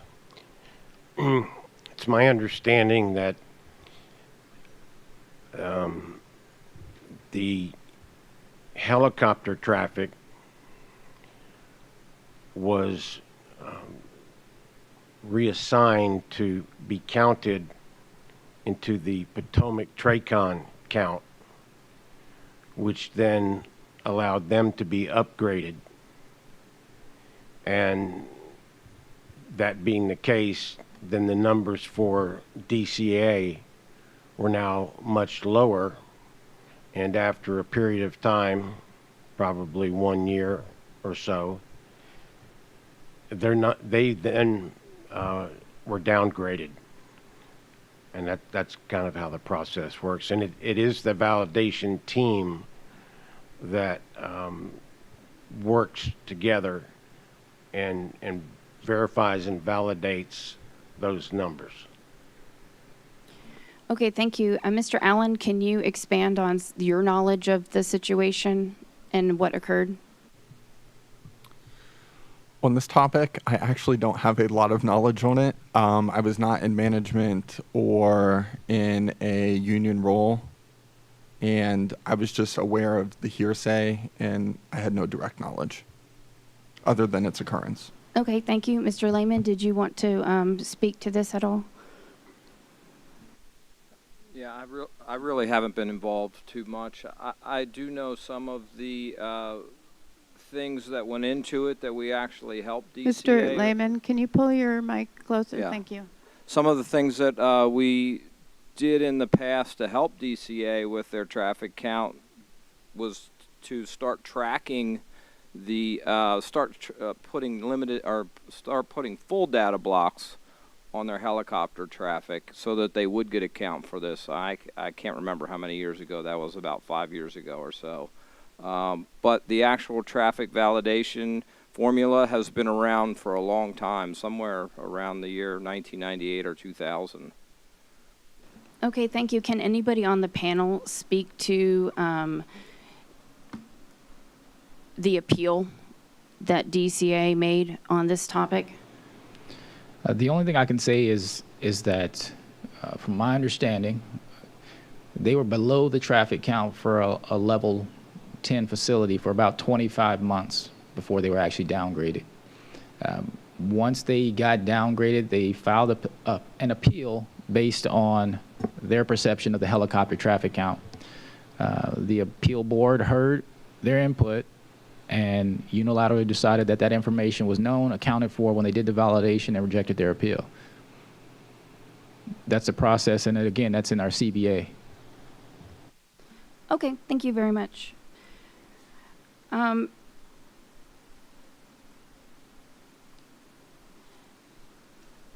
Mr. Fuller, in our request to the FAA regarding facility level changes, it was stated that the only difference was pay, and there was no difference in staffing between a level 9 and a level 10, and therefore it was not considered germane. But isn't it true that it would change the number of support staff that would be authorized for the facility? No, it would not. So our staffing for support staff, they're district resources. We have what you call an other-than-controller workforce.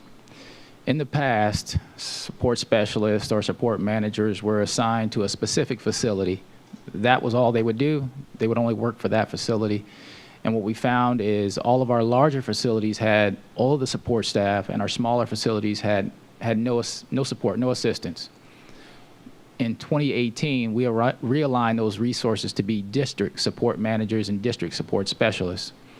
And there are 9 support managers, and they're authorized 36 currently staffed with 35 for the Washington district.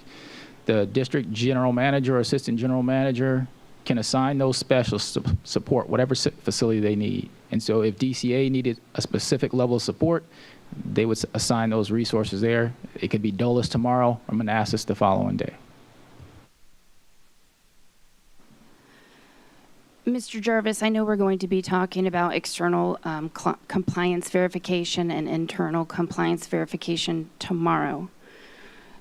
But do you have something that, when you were at DCA in the capacity that you were, do you have information about the district shared services that could be available for DCA and how they were or were not assigned to DCA?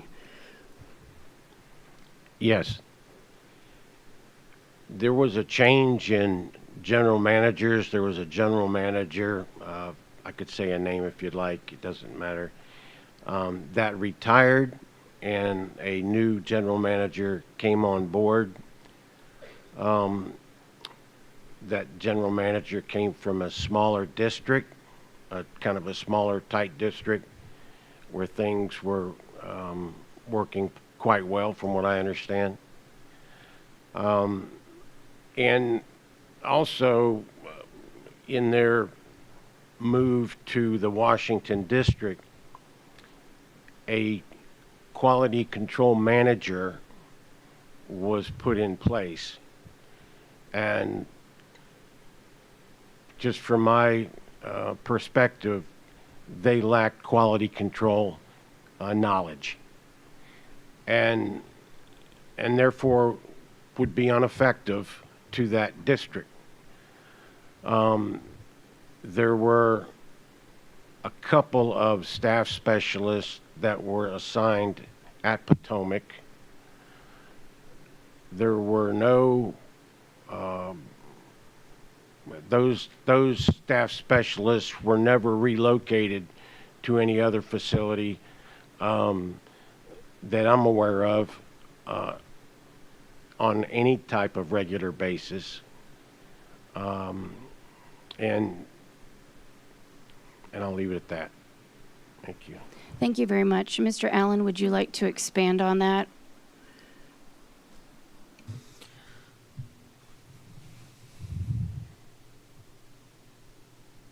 Pre-accident, the shared services concept existed, and I would say it was utilized to an extent, but it was, for DCA specifically, I don't know that it was very fruitful in the concept, or the intent wasn't being met. I can say post-accident, the shared services model has greatly changed in a positive light. Thank you. We appreciate that. So we were talking a little bit earlier about the pay, that the pay, there is a difference in pay between a level 9 and a level 10. Mr. Allen, can you explain a little bit why the pay disparity between a level 9 and a 10 is a significant impact to the tower beyond the personal financial type reasons? The difference between a level 9 and a 10, I believe, in the pay scale chart is the greatest difference that exists. Whenever the facility has vacancies to fill, being at a lower pay band or a lower pay rate is something that everyone considers when they're moving to a location. DC, obviously, historically, and the general area is quite expensive to live in. So that is one thing that, controllers, whenever they're requesting reassignment, or if there's a bid open or what have you, is one thing that they consider is what is their quality of life going to be like when they arrive.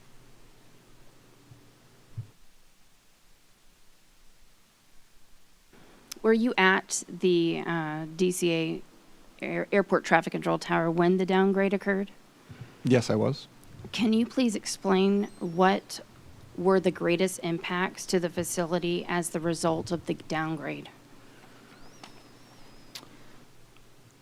The immediate impact was any controller or person arriving after the downgrade went into effect was at a lower pay band than the staff that had remained at the facility.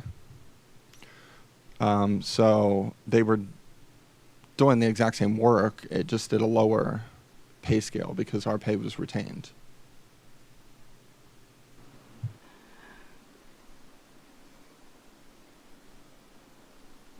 Since the downgrade, has there been a notable difference in the ability to recruit air traffic controllers? Obviously, you just said with the pay, but what has happened to the level of experience of the controllers that are now accepting that bid versus what you had as a level 10? Yeah, previously, prior to the downgrade, we would get folks at a same level facility, maybe even a higher level facility, that could still retain their pay within the same pay band. And you bring that experience level that they have working higher volume, higher complexity operations, and they can bring that to the table in that capacity. Post downgrade, there has been challenges with the NSEP process and the available candidates that are on the list that can come to DCA.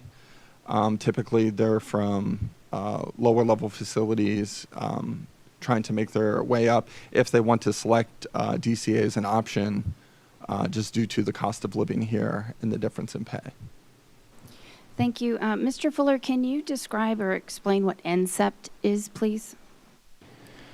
It's the process we have for employees that would like to move to another facility, as per the CBA, to voluntarily request a move. And by CBA, they can move up to 3 facility levels above where they currently are. Of course, you can always do a downgrade. So for a level 9 facility, the lowest you can be an ERR into that facility would be a level 6. If you were a level 10, of course, the lowest would be a 7. I will tell you that from our studies, we found no difference in the amount of candidates between a level 9 or a level 10 facility. Like Mr. Allen said, it's about quality of life, the area you want to live in, if you're coming back home. Dulles Tower is a level 9. Teterboro Tower is a level 9. DCA is a level 9. And you used a couple terms that we need to define as well. What is CBA? I'm sorry, it's a collective bargaining agreement, and an ERR is an employee reassignment request. Perfect. Thank you very much. I appreciate that. Mr. Allen, what was your minimum number of staffing required on the night of the event? You're referring to the shift guidelines? Yes. 7. Thank you. Yes, on the basic watch schedule. Thank you. Do you know if you were in compliance at the time of the accident? Yes, that shift was at guidelines, at or above. Thank you. What are the minimum required shifts? The minimum required positions to be open in the tower at the time of the event? Local control, assistant local control, ground control, clearance delivery flight data, and OS slant, or operations supervisor or controller in charge.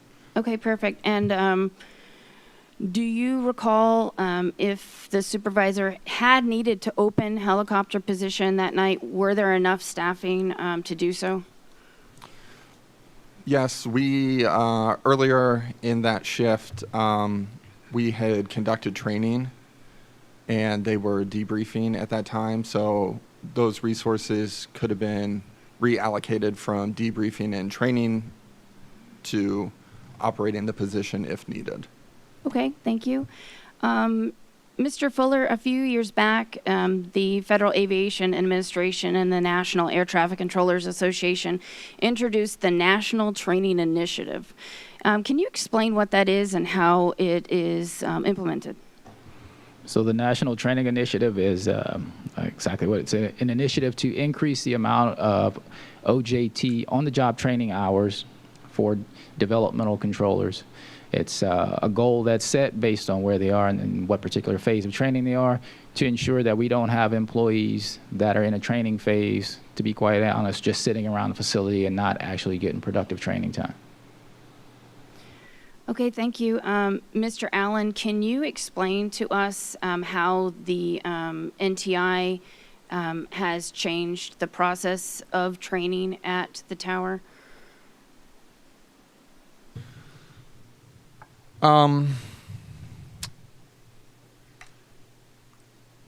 Pre-accident, there was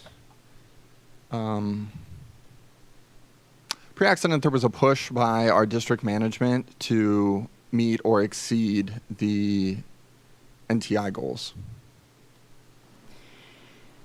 Okay, can you explain to us what exactly were or are the NTI goals? What does that mean? Yeah, if you're not certified on a position, the goal for the week is 15 to 18 hours of training, and then if you are certified, the goal is to get to 12 to 15 hours of training per week.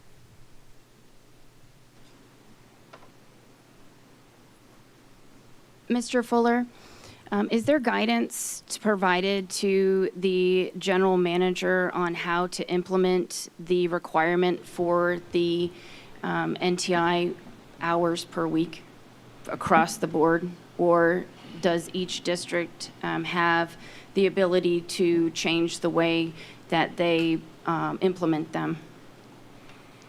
So the NTI is like it's national. The goals are the same for every facility around the country, and it's not general manager or facility manager specific.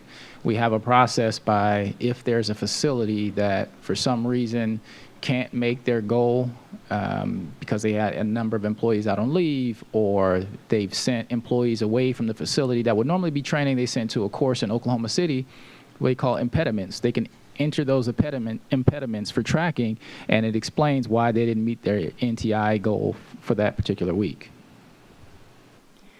Mr. Allen, could you explain to us the way that your former general manager asked you to use the implements per week?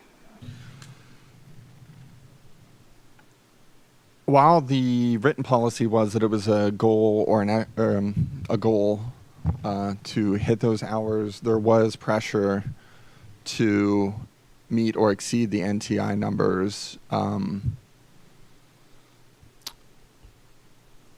whether there was impediments or not. It was stated by several we interviewed that as a rule, the impediments were not accepted at DCA Air Traffic Control Tower, meaning that though being on leave for 2 days of one of the weeks, they may have, even though that is an impediment to be on leave, and it would be accepted as the way that the NTI is designed to be, that the Washington district did not accept these. And they said that you need to make up the hours on the other days of the week. Again, this is coming from the interviews. This caused the trainees and even on-the-job training instructors to become strained to the point that you've had training withdrawals from the facilities. Some of these withdrawals were from controllers that had been certified journeymen at other control towers, if I am understanding that correctly. Is that accurate?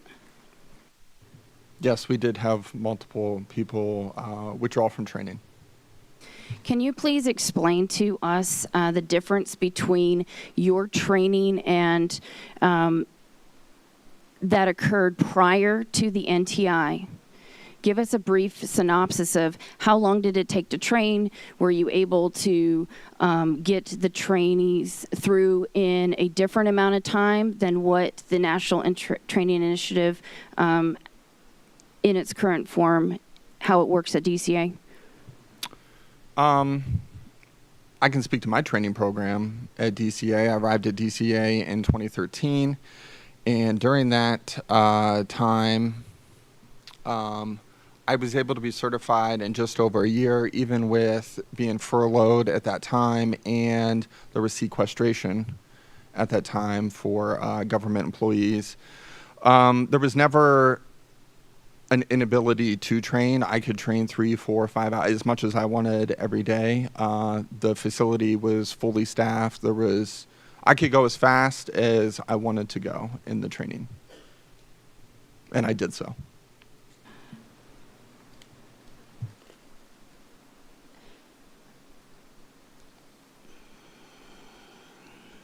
So I'm not sure if it was you, Mr. Allen, or one of the others that we talked to after the accident, but there was a discussion about how the mandated weekly training hours for all those in training status had caused total training hours to rise, which sounds good at first, but can be another deceiving metric in some cases.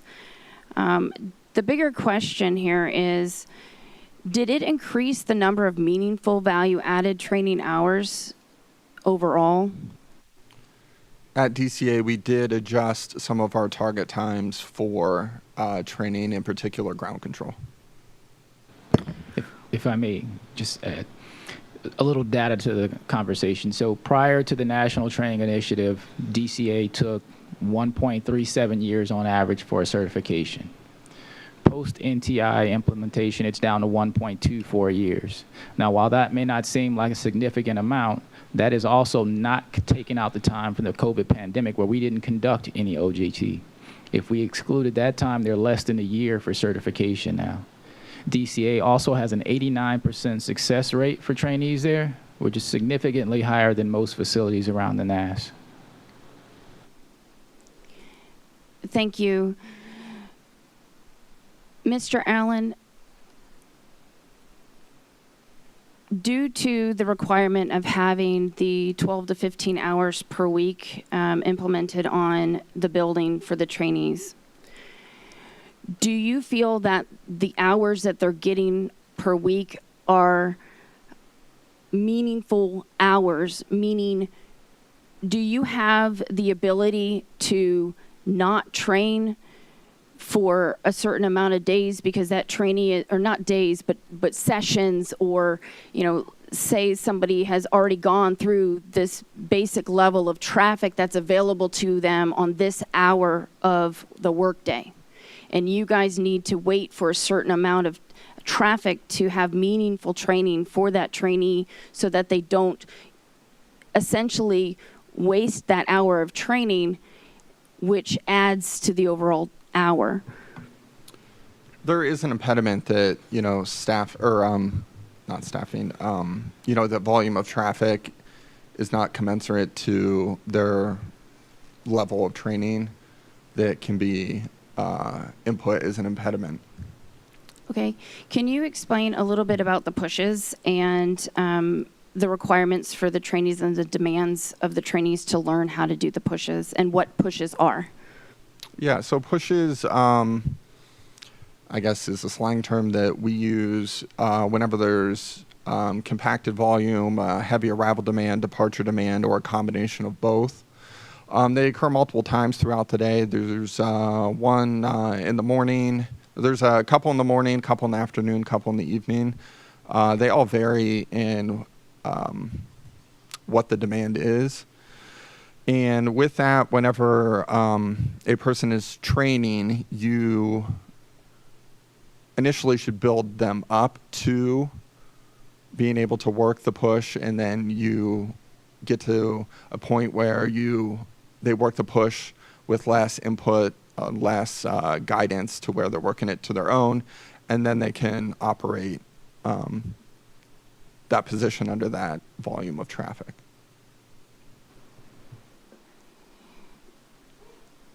As stated previously, pre-accident, the impediments were not accepted by the Washington District, and that is correct? It's not that they weren't accepted. You can put them in. But you would receive a discussion on meeting the hours.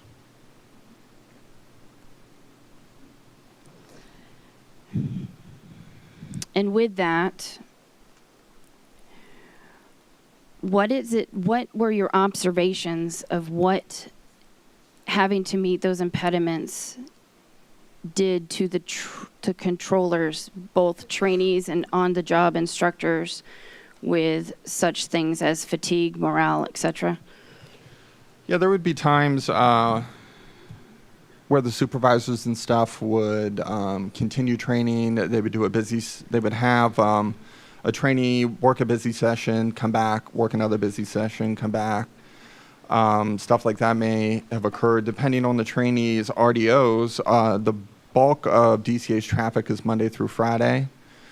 And if a person in training has days off during the week, we'll say Monday, Tuesday, for example, then they only have Wednesday, Thursday, Friday to see busy traffic, but you still need to meet the hour requirements. So then on Saturday or Sunday, they may be beyond working a slower level of traffic, but the intent was to get to at least the minimum hours, so then they would just be working those hours where traffic was not at their level of training. So I understand what the intent of the NTI is, and that's just making sure that we're utilizing every available time slot for training and that it doesn't get a situation where a trainee is left behind. Prior to the NTI, how do you feel your controllers were coming out of the training? Do you feel that they were able to see as much as possible? I understand that you can never see everything, but how was your comfort level of trainees coming out of training pre-NTI?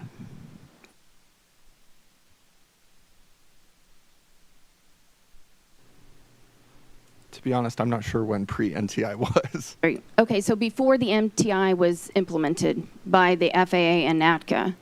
I don't even know when that was. I can't recall. We've been doing NTI forever, I think, feel like. But we're, okay, that's fine.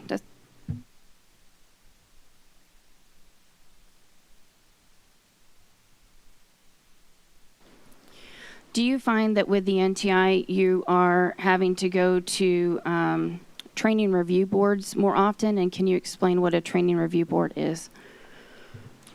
A training review board is when a person in training has not successfully completed the program, whether they've reached their allotted target hours, or the training team feels that with the remaining hours they can no longer, or they will not be able to certify. And a training, so the supervisor will suspend that person's training, and in accordance with the training order, that triggers a training review board where an independent panel from that training team will review, ensure that the FAA provided every opportunity to that trainee to be successful. If not, they will provide a recommendation on what can be done better and potentially offer additional hours, or they can say the training team did everything possible and suspend and recommend suspending the training altogether. I know during the NTI, in particular on ground control, we ran into scenarios where I believe it was 7 out of 8 trainees went to a training review board. I'm sorry, during NTI. Did I word that wrong? Why? There were various reasons associated with it. The volume of traffic had changed. They weren't being as exposed to as many things. We were meeting the NTI, and therefore we were utilizing the hours at a more rapid rate than we had previously. So we were just getting to the end of hours, and they were not proficient enough to operate the position on their own. And we would attempt, if applicable, to give them supplemental hours in accordance with the training order. And if that was not successful, then we went to a training review board. You mentioned there were certain things they weren't exposed to. What does that mean? For instance, if you begin training on ground control, let's say in spring, and it goes into the summer, then you've never trained on de-icing. If you trained on ground control in the fall and went into the winter, then you've never seen swap season. You may have never seen an emergency where an aircraft is, a landing alert 1 or 2, and all the fire trucks have to come out and stage and stuff. Now we can talk about that. We can review it, but you want your folks in training to experience firsthand the most amount of things that they can experience to get that level of proficiency even higher. Okay. others indicated in during the interviews that due to the way that they felt the impediments were utilized at DCA with direction from the general manager, that it caused meaning that they had to get the hours pretty much no matter what. That was the goal, was to meet the hours. Has this caused the facility to potentially certify controllers at a lesser level of readiness because you're reaching your max hours? You're confident that they will certify, so you certify them and say, well, we'll just keep an extra eye on them for a while. And in retrospect, do you feel this may have happened with either the local controller or the assistant local controller in this case?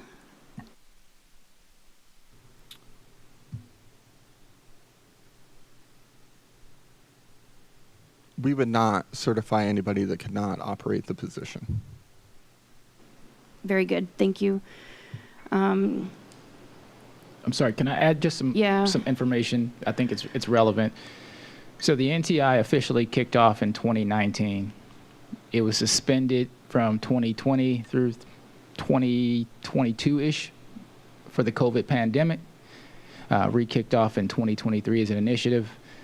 All of the controllers involved in this particular event, I believe, had been certified prior to the resumption of the NTI, or had been previously certified at DCA and returned to the facility. So I just want you to have that information when we're discussing the potential impact on NTI.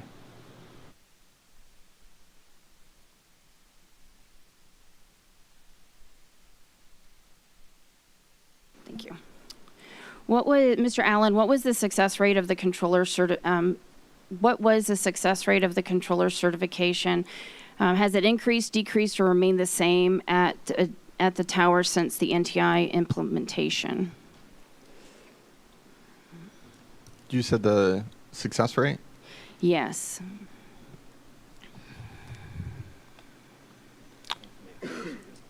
Like I previously stated. And Mr. Fuller may have already answered this, so if you wanted to add anything or no. Yeah, the success rate is 89%. Okay. It's been pretty constant for the years that since we've been tracking this. I couldn't tell you a percentage prior to NTI. Okay. Are you aware of the reasoning why there were trainees that decided not to continue training or withdrew from training at DCA, and why? They did not withdraw training to me. They did that with the air traffic manager. So I'm not 100% sure of their specific reasons. Thank you. What is the average level of experience of a controller in training at DCA? What level facility are they typically coming from? I think it varies. I mean, recently DCA has received people from facilities that have a higher level than DCA's 9. Typically, though, it's folks from lower level facilities. Was that different than when you were a level 10?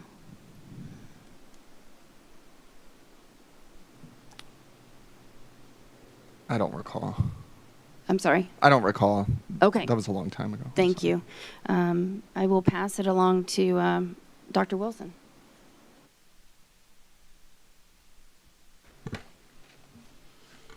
So I do have another line of questioning, but I believe we're going to save that for after lunch. I have a few follow-ups related I to was the okay. current. How much long? It was like 10, 15 minutes, right? Yes. Yes. Why don't you go ahead on your follow-ups? We'll break for lunch and then come back. Okay. Okay? Thanks. Yep.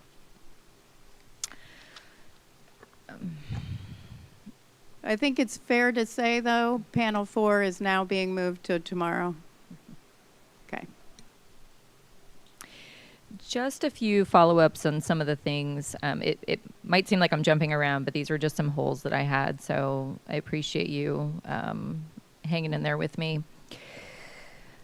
Mr. Lehman mentioned that in the DC region, there's these non-standard techniques that are used, and Mr. Soper clarified, what we're talking about with the make it work. And I was thinking about what Dr. Allendorfer said when he described normalization of deviance. And so I'll ask Mr. Allen about, as I asked, Mr. Fuller had, and Mr. Dressler and Mr. Van Vechten had answered the question about whether the airspace was safe. But do you feel that making it work at the DCA tower are we chipping away at safety? Are we becoming, are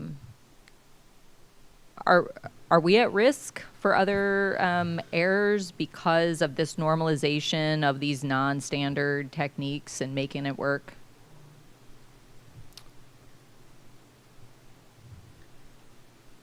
Whenever the controllers at DCA just make it work, they are going above and beyond to approach the limit of the rules and regulations. They're approaching their limits of what can be done to safely and efficiently move the aircraft and or helicopters at DCA. Was there a second part? Well, I guess what I'm trying to get at is, do you feel that we're chipping away at safety by making it work? You're pushing the line. Okay. Dr. Allendorfer, from the human factors side and maybe the organizational culture side, do you have any thoughts on that or input on that? Just to say that, to reiterate the one point, that controllers take great pride in getting things done. My concern would be how long that's sustainable. If they are doing things that get through the shift, get through the day, but then you're doing that for weeks or months, that would be a human factors concern, and it would potentially lead to what we were talking about of the normalization of doing something that you're kind of doing in the moment to get out of a situation that is emergent. But if that becomes the norm, that is a potential problem. Mm-hmm. And I think, we're looking at this from the, was it sustainable? But we unfortunately had this really tragic accident, and so maybe we reached that limit. In terms of, Mr. Allen, you mentioned when we were talking about conflict alerts, you thought that about 40 to 50% of the time the conflict alerts were irrelevant. Could you just explain what are some of the reasons as to why they're irrelevant? I mean, one example would be that the conflict alert may have gone off and corrective action was taken, whether, we'll say, a helicopter passed behind a fixed-wing aircraft, but it will still perceive that there is a potential, it'll still fall in the parameters to activate the alarm a second time. And then that second one, obviously, action's already been taken. They're going to pass behind the traffic safely. It appears that way out the window or on the radar display, and that's occurring. So that second one would be potentially not relevant, for an example. When you say that it happens a second time, can the controller silence it if they feel like they've resolved it and then it might reactivate, or it just goes off until the conflict no longer meets that algorithm? I believe they can click on it and inhibit it for that one time. Okay, thanks. And one more question, I believe it will be for you, Mr. Allen. Actually, two, because I have a follow-up. How long are helicopters typically in the Class B airspace? That varies. I mean, it could be a medevac, just transitioning a couple miles to the next hospital. It could be law enforcement all over the city chasing a carjacking person. There could be the military out training and flying all the routes and doing a training. It can vary a lot. Okay. Between users. So my question is, I'm assuming that, I don't want to make an assumption. Explain to me the process if the volume is changing. The helicopter volume is going to change. You might have somebody just transitioning through. You might have somebody who's in there a longer time. So how does that transition take place to decide if you're going to combine or decombine? Because the helicopter volume is changing. So can you really anticipate helicopter volume, and do you have enough time to combine or decombine before that volume may change? Yeah, the volume changing, so starting out, if it's combined and the local controller feels that, hey, I'm approaching my own personal limit, they can say to the supervisor, hey, I need helicopter split off. And the supervisor can recall somebody from break. Or if, say, traffic management is there and it's a beautiful day and there's no traffic management initiatives, we can say, hey, can you grab helicopters and work helicopters? Those would be some readily available options that were utilized. So it can occur pretty quickly then, is what you're saying, I think. Yeah, a volume of helicopters can occur pretty quickly. Well, I meant from the combining or decombining, making that decision and having somebody on position to be able to Yeah, I mean, the fill that decision role. can be made immediately, and then you take action to decombine the position. And it could take a few minutes. Like if somebody's on break, they would need to come up into the tower and... Potentially. Okay. That's all the questions that I have. Thank you. Thank you. We're going to take a break, but first thing, my understanding, Mr. Fuller, is that Administrator Bedford told staff to be fully transparent. Is that correct? We always are fully transparent, but I received no specific instruction this morning. That's just something we do. But yes. Mr. Gentry, do you want to comment on that? No, ma'am. We are always going to be fully transparent, and I reminded the witnesses to be that way today. Sorry, did you tell Member Inman and I that the administrator gave those instructions? Yes, ma'am. He gave Okay. those instructions to us, not specifically this morning, but we are always Okay, going to all be. right. Just whatever day. Yes, we are always going to be transparent fully. Okay, great. We're going to do a change in the seating. I had noticed that not just me, members in the audience, NTSB staff, and members watching virtually had all reported that one of the supervisors had elbowed an FAA employee mid-sentence. I'm not going to make an assumption about that, but that person had stopped speaking as a result. We want people to be fully transparent and feel safe in providing us answers. So we're going to switch the panelists. I'm not going to put up with that. Okay, we'll be back in, not switch panels, switch seating. We'll be back in, we're going to do 45 minutes, 2:15.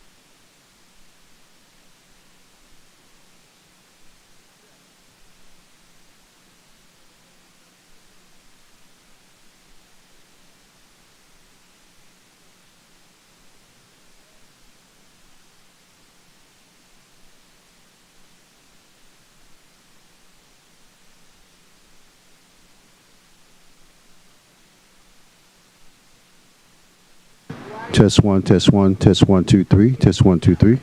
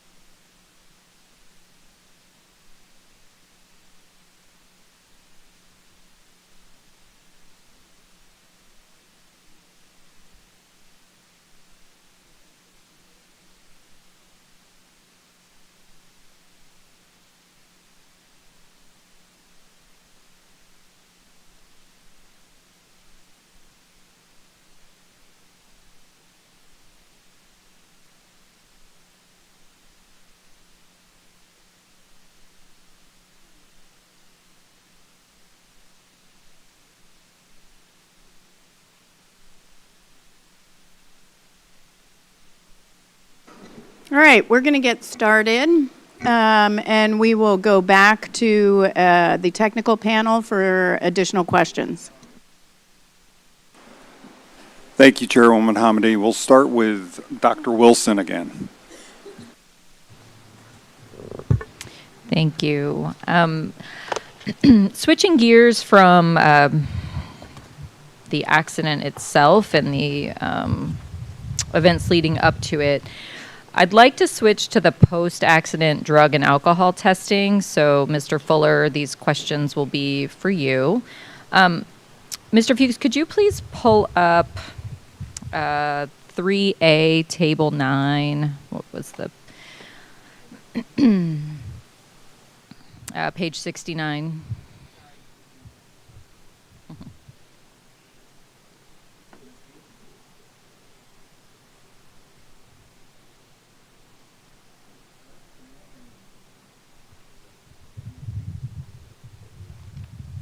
Thank you.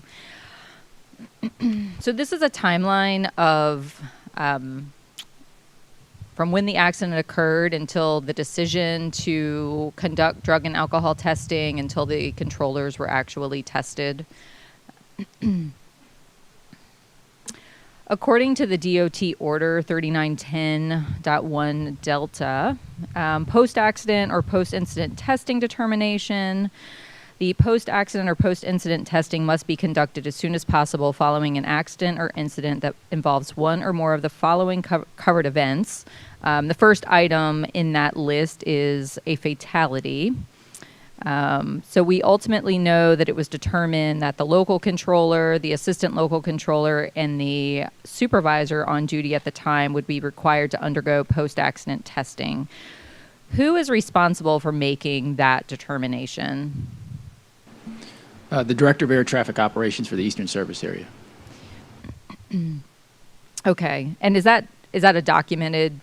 Is that documented that person will be the one to make that determination? It's in our 1030.3 order, FAA order, as the normal person. Okay. Do you know the process that they go through for making that determination? Can you speak to that? Typically what we do is what you call a drug test determination, where we listen to the audio of the events, discuss the immediate facts, and then the director will determine whether testing is warranted or not. Okay. Could we put the timeline back up, please?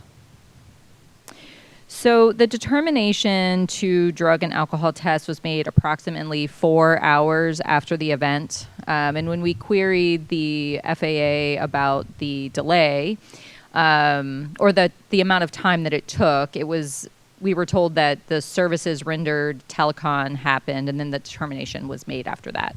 So the regulation suggests it's recommended that the alcohol testing take place within 2 hours of an event, but can occur up to 8 hours after an event. We know in this case that it didn't occur, the decision wasn't even made for 4 hours. So that 2 hour window, that's the recommended time, is totally out the window. And the controllers weren't even notified until the next day that they even had to have some testing. So we were beyond that 8 hour window. So can you walk me through the process of how the FAA determined that these controllers would not be tested for alcohol? Sure, and trying to be as sensitive as I can to the family members that are here. Again, sorry for your loss. But at the immediate set of the accident, although it can be assumed, we were still holding out hopes it was a rescue operation, and there was not a confirmed fatality.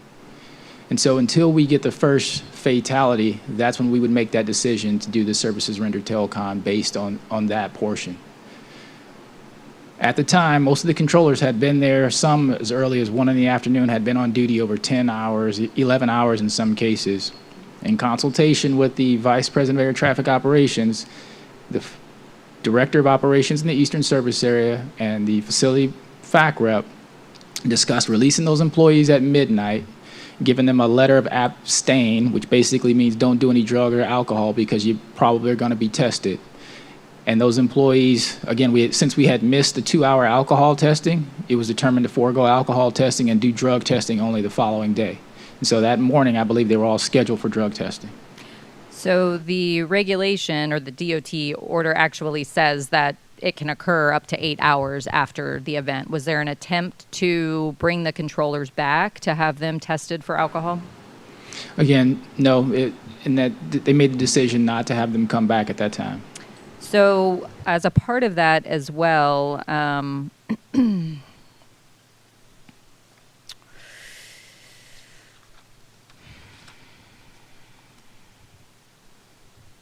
I can pull up the order if you need me to, but Chapter 11 of the DOT guidance, item number C, post-accident or post-incident reporting requirements. If testing is not accomplished within the appropriate time frame, a memorandum is to be prepared with an explanation as to why the test was not accomplished in a timely manner. The memorandum must be addressed to the Office of the Secretary, Assistant Secretary for Administration, and sent to the DDO. The memorandum must be provided to the DDO within 72 hours. Was this memorandum prepared? I don't believe that it was. Do you know why it wasn't prepared per the DOT order?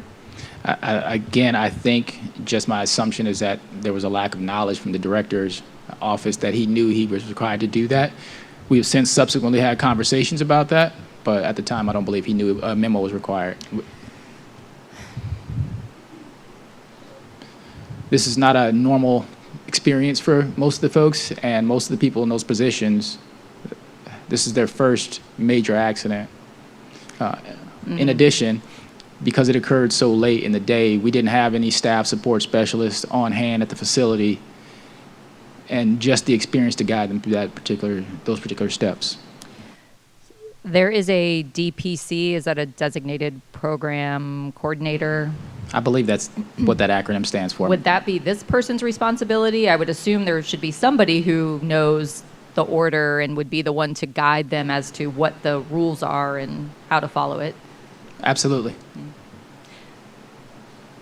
Has there been discussions with this DPC to understand if they correctly understood the order and to make sure that they understand the order for the next time? Yeah, we've had several conversations, myself and the regional flight surgeon, and definitely have some lessons learned for this particular accident. So what are some of those lessons learned? Because we've had these concerns in other events that have maybe been incidents, and so we've missed that 8-hour window to have alcohol testing before.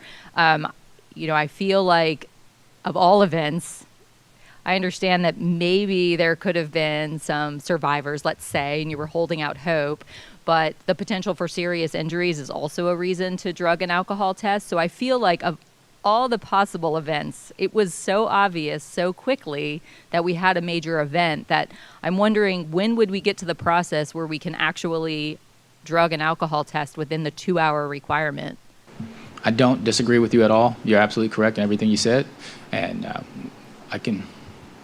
hopefully we never have to exercise it, but I can assure you we will provide direction and guidance that they would comply with those expectations and unforeseen circumstances happen again. Do you have any specifics of what has been done to expedite this process should another event occur? So we're revising the standard operating procedures and the 1030.3 order that governs our SRT process, our drug and alcohol coordination process. Is currently under revision right now. I've had direct conversations with the Vice President of Air Traffic Services and the Director and Deputy Director of the Eastern Service Area, relaying my expectations. Thank you, Mr. Fuller. That's all the questions I have in that area.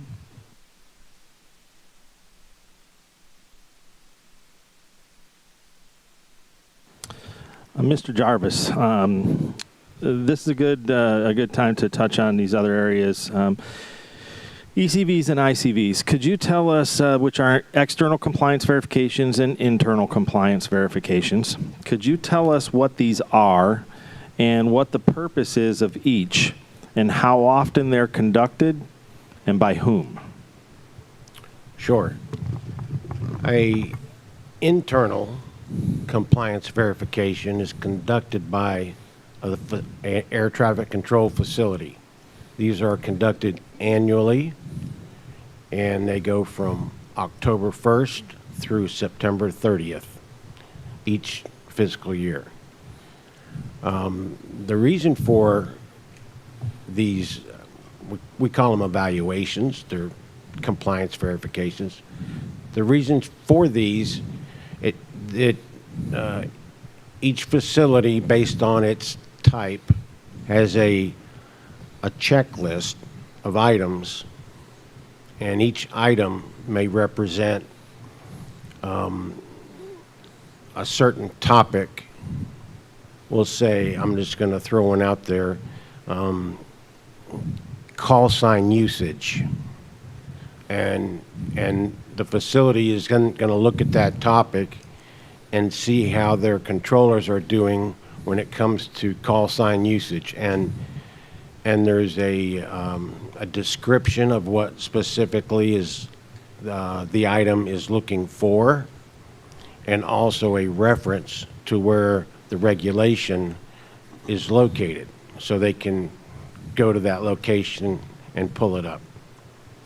So a facility like DCA would have approximately 108 items, just guess. And they would rate those. Normally what each facility does is each quarter they break that down into about 25%. Some items might be looked at throughout the whole year, but they try to accomplish approximately 25% per quarter. And at any time, if they find non-compliance, an item that's sticking out that they're having problems with, at that point they can rate that item as non-compliant and start a mitigation plan to help try to bring that item back into compliance. Sometimes these can be fixed in that calendar year. Other times it's carried over to the following year. An external compliance verification, ECV, is conducted by the Eastern Service Center. In this, we have 3 different service centers. This being the Eastern Service Center Quality Control Group, which is part of Mission Support. They're located at the regional office in Atlanta. Our group, one of our responsibilities is to conduct these evaluations, the ECVs. We conduct approximately 60 per year in all types of different facilities, whether it's an en route, a large TRACON, control towers, some small towers out in the middle of, could be Athens, Georgia, all different types.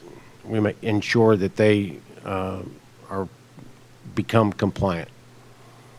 Our checklist is normally pretty much in line with what theirs is. We also will have some emphasis items that come down from sometimes the director of air traffic operations. They might have, hey, normally it's been like the air traffic organization top 5 items, such as traffic advisories and safety alerts, wrong surface landings, things like that.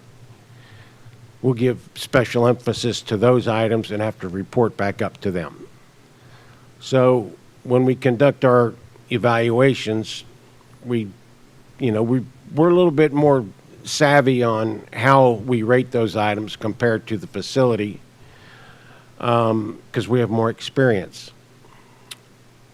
When our evaluation team is made up of specialists from my office, as well as hopefully somebody from the facility, a person or two, and or a person from the district, if they're able to do so.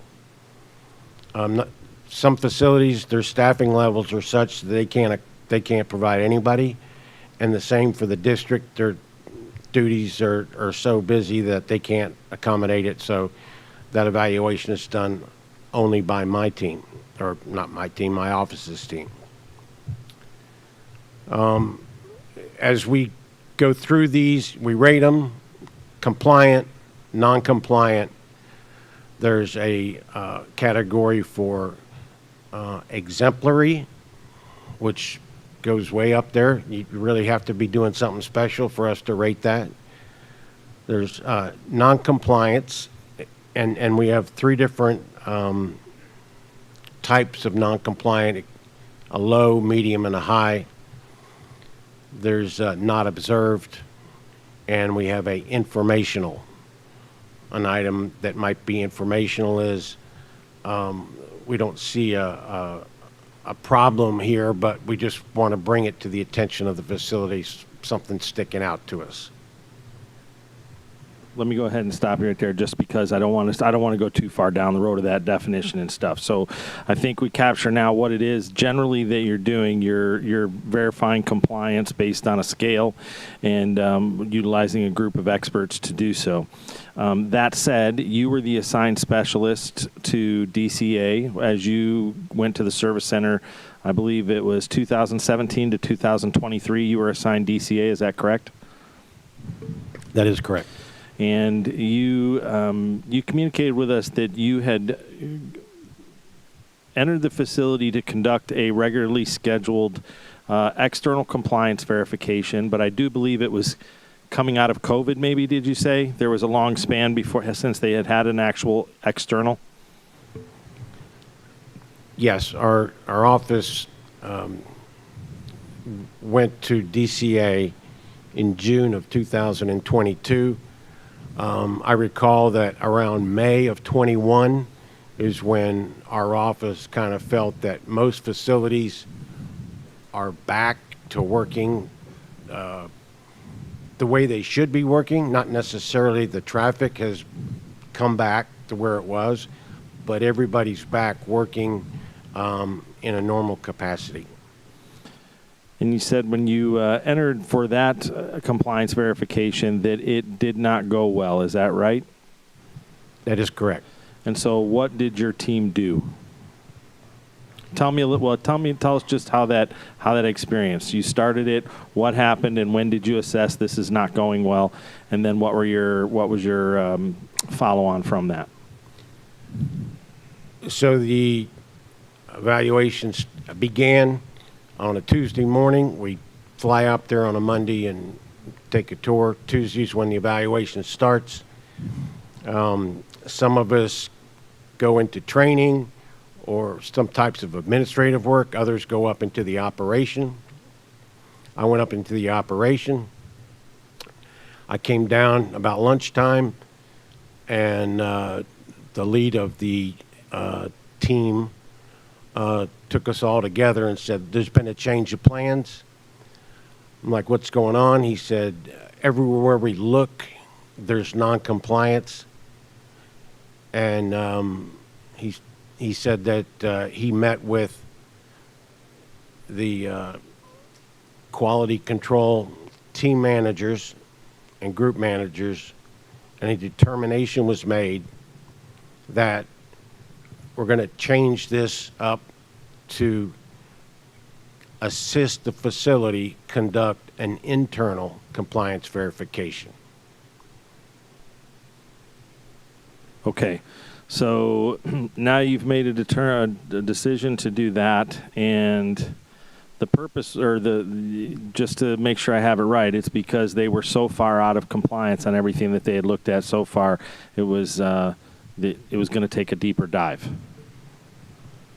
That is correct. We rated, with their assistance, over 33 items non-compliant. Okay.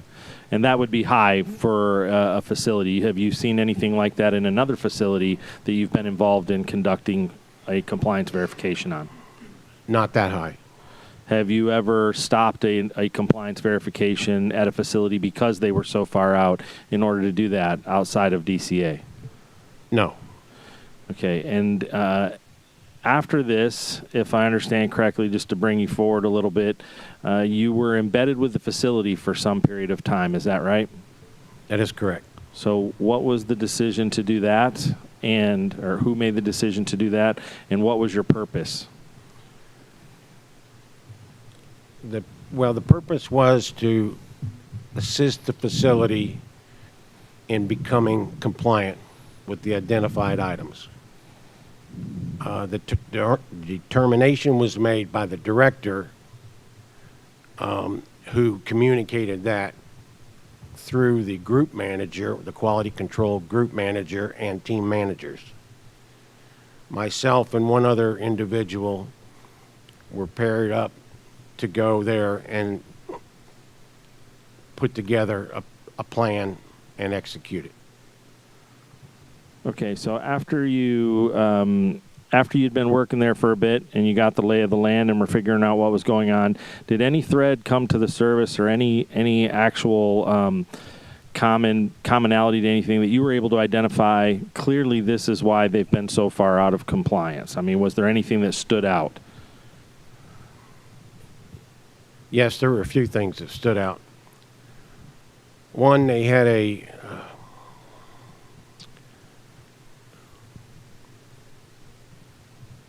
one second.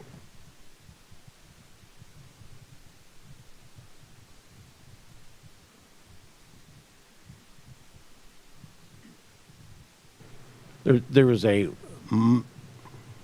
management program analyst, an MPA. I didn't know what that stood for. Okay. That was assigned, and it's similar duties to a secretary. They never showed up in the building, ever. They had no staff specialists. They hadn't had one and wasn't going to get one. So let's break those two apart. The administrative, the MPA you called it, that person not showing up, how did that affect their non-compliance? Was that an air traffic controller? That was not an air traffic controller. So how did that affect their being out of compliance? What's the relationship?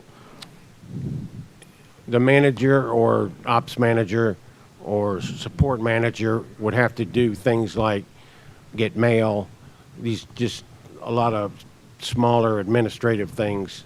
Their duties were reduced. They couldn't focus on a lot of things because they had to take care of a lot of other things. So general administrative duties that would have been done by an administrative professional were having to be covered by air traffic control staffers? Correct. Okay. And then for the other side, you mentioned, what was it, staff support? What was it about staff support? They did not have a staff specialist. What does a staff specialist do? Staff specialist would probably manage the internal compliance verification checklist or help ensure it's in order and help those that are going to be working with it understand each item and work through checklists. Also, any event that happens, and they happen daily, they'll look into it and they'll document accordingly. There's a lot of required, as an event occurs, it's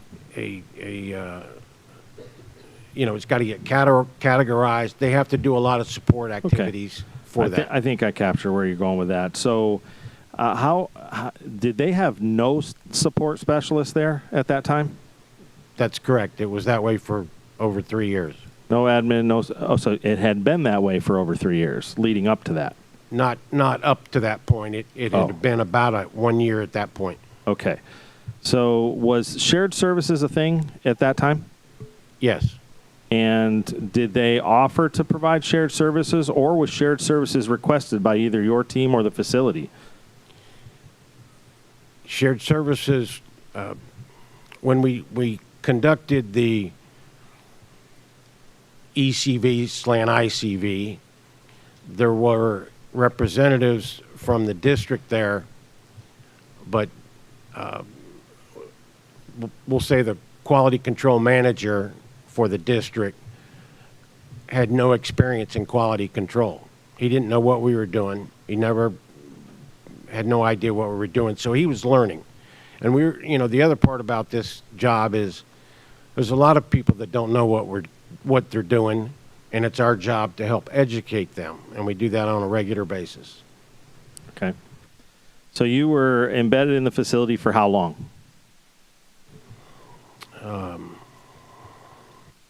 9 months. You went there on a regular work schedule. Did you go back and work at your QC offices some part of the weeks, or were you that was your place of employment? That was not my place of employment. I went back about 4 times, and there may have been another time in there I'm uncertain of.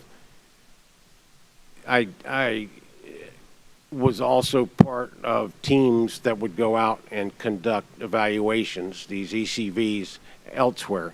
Anytime I flew in, every time I fly up here, I always fly in and out of DCA, most of the time anyway, I should say. And I would stop by and speak with the air traffic manager just to find out, hey, how are things going? Where are we at today? And some of those information it'd give me was the current status on CPCs and supervisors, things like that. So aside from not having staff support specialists, at the time that you were there, how would you have categorized the staffing at the facility at that time? I'm certain you must have looked at that. If you didn't, let me know. I did look at that. The support manager at the time was a very capable person, retired Air Force, hard worker, but not FAA. And we coached them up very well, and they caught on very well. Okay. And what was the result of your time that you spent there? Did it culminate into some sort of finalized report or action items? I mean, how did it all come to a close? So each time me and my colleague went up there, we had a list of things that we were going to do. The first trip, we were trying to come to terms with, we'll say, the district in what kind of progress sheet are we going to look like, you know? And they threw out something, and I didn't like it. I created one, and we just ran with that. And we just needed something to show 33 items, compliant, non-compliant, what's the rationale for each one, and what's the status for each one. And we wanted to keep track of that. And I would color code them, green being they've been completed, red meaning they need some work. And that went on, and we shared that with the district. There was an assistant general manager that was part of, we'll say, the follow-up meetings, and we would keep them apprised of the status. Let me see here. So there would always be, we'll say, some tasking that the facility needed to do, and then a timeline by when they needed to do it by. So we normally would come back 30 to 45 days later. That would be the plan, after coordinating with my management folks. But in the meantime, the district was responsible to keep an eye on that progress. So we come back 30 or 45 days later. How are you guys doing? We're doing great. Okay, let's see. And half of what they said isn't reality. That got to be disappointing. Kind of, all right, you know, everybody's learning. Let's kind of re-educate you all. This is where we're going. Let's keep going. But there was progress being made here. And the other part about this is you're building relationships. And in this business, that's important. You're building relationships, having trust in one another, and what I say is golden, and for them to tell me that they're making progress, that's fine, and we can ask the hard questions with each other.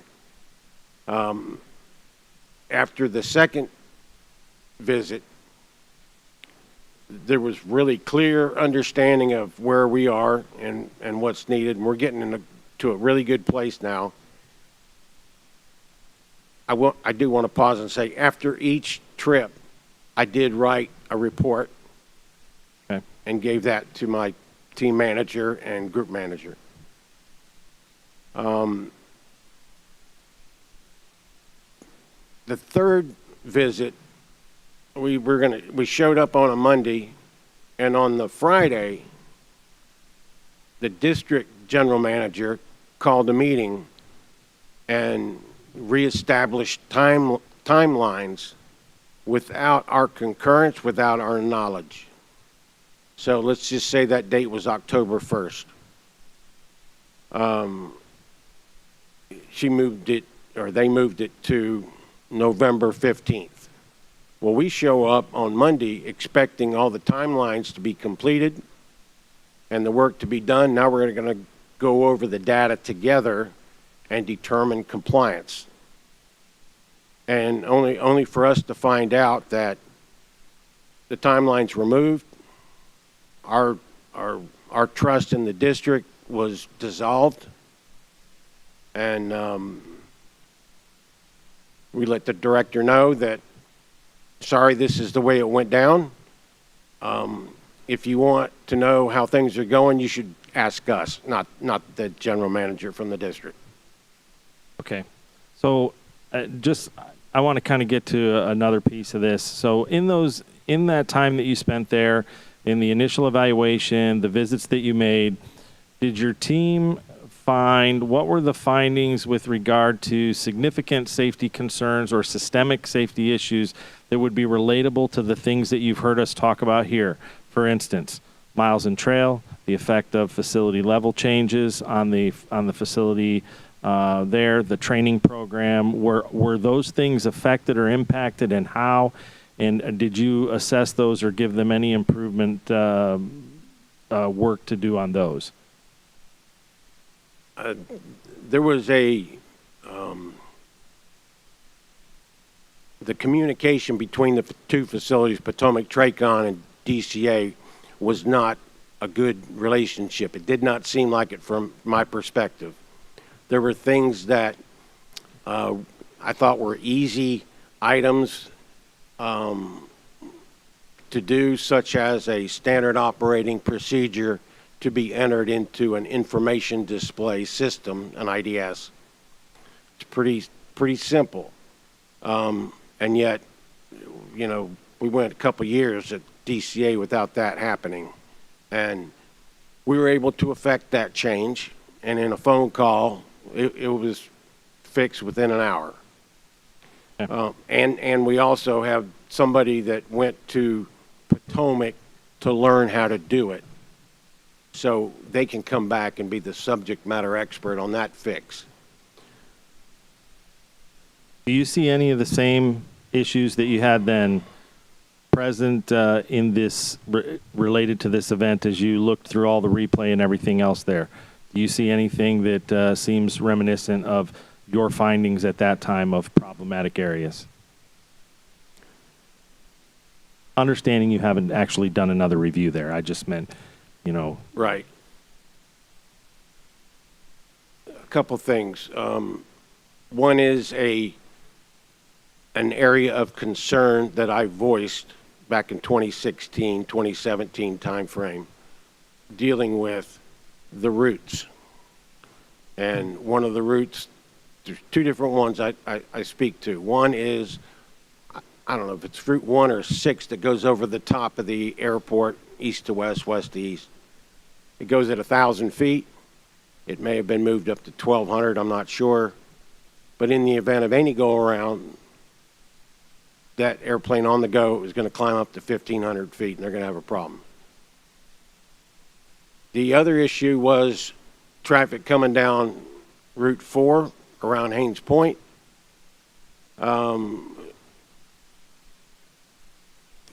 It appeared that controllers did not, they felt as though it was procedurally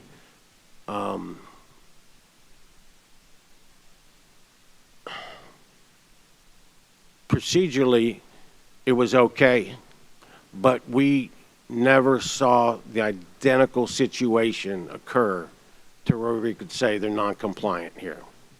It just gave that appearance, and we didn't have a warm fuzzy about that. So, you know, and these types of concerns are only shared with the facility, and then they either, you know, do something about it or they don't. And in this case, I believe they did something with it as part of some mitigations dealing with visual separation. It might have been around the 2019 area. Okay, so when you say voiced, who did you voice it to? The facility? The facility, the air traffic manager and the operations manager, and my team manager, who would have communicated that to the group manager. Okay. All right, thank you. That's all I have. Yeah, I have a couple follow-up questions here. Mr. Fuller, I know this was mentioned yesterday, but just for the record, what is the distance requirements for an aircraft that is applying their own applied visual separation from the other traffic? Do you mean before and after or during? No, during the pilot applied visual separation, is there any distance requirements that they maintain from that other traffic? No, the pilot is responsible for determining the safe distance to maintain. Okay, thank you. And then Mr. Van Vechten, you mentioned that traffic landing on runway 1 was parallel to Route 4, and that it may not be as much of a concern to you on Route 4, traffic landing on Route 1. That being the case, if your mental model of the traffic is that traffic is inbound for runway 1 and it is pointed out to you, how does that affect your scan? My scan would be focused from Wilson Bridge down and to the right to the approach end of runway 1. And if you were under the understanding that traffic was circling for 3-3, how would that affect your scan? I would look from Wilson Bridge and begin to scan to the left. I'm at a low altitude, so I should be able to silhouette the aircraft on the horizon. And can you mentioned this earlier, I believe, you touched resource management. Can you briefly talk about what inter-cockpit communications look like when traffic is pointed out by air traffic control? You broke up there a little bit in the beginning. Did you say crew resource management? Yeah, I'm sorry. What those inter-cockpit communications look like per Army policy when traffic is pointed out? So our crew coordination, we would identify the traffic and point it out to the rest of the crew. There'd be a confirmation, traffic observed or traffic in sight, visual on the traffic, something to that nature once it's seen. Is that required per Army policy every time that traffic is pointed out by air traffic control? Not specifically, but announce actions, acknowledge actions, provide traffic and advisories is all part of our crew coordination essential elements. Thank you. And then I know we've talked about this, but I would like to go back to it just very briefly. It seems like there's some confusion or disagreement about Route 4 or the helicopter routes in general. If we can pull up Exhibit 2, Hilo Juliet. This is a helicopter route chart for Baltimore, Washington. And we're looking at the legend. And the red boxes are not in the exhibit. We added those for clarity for this question.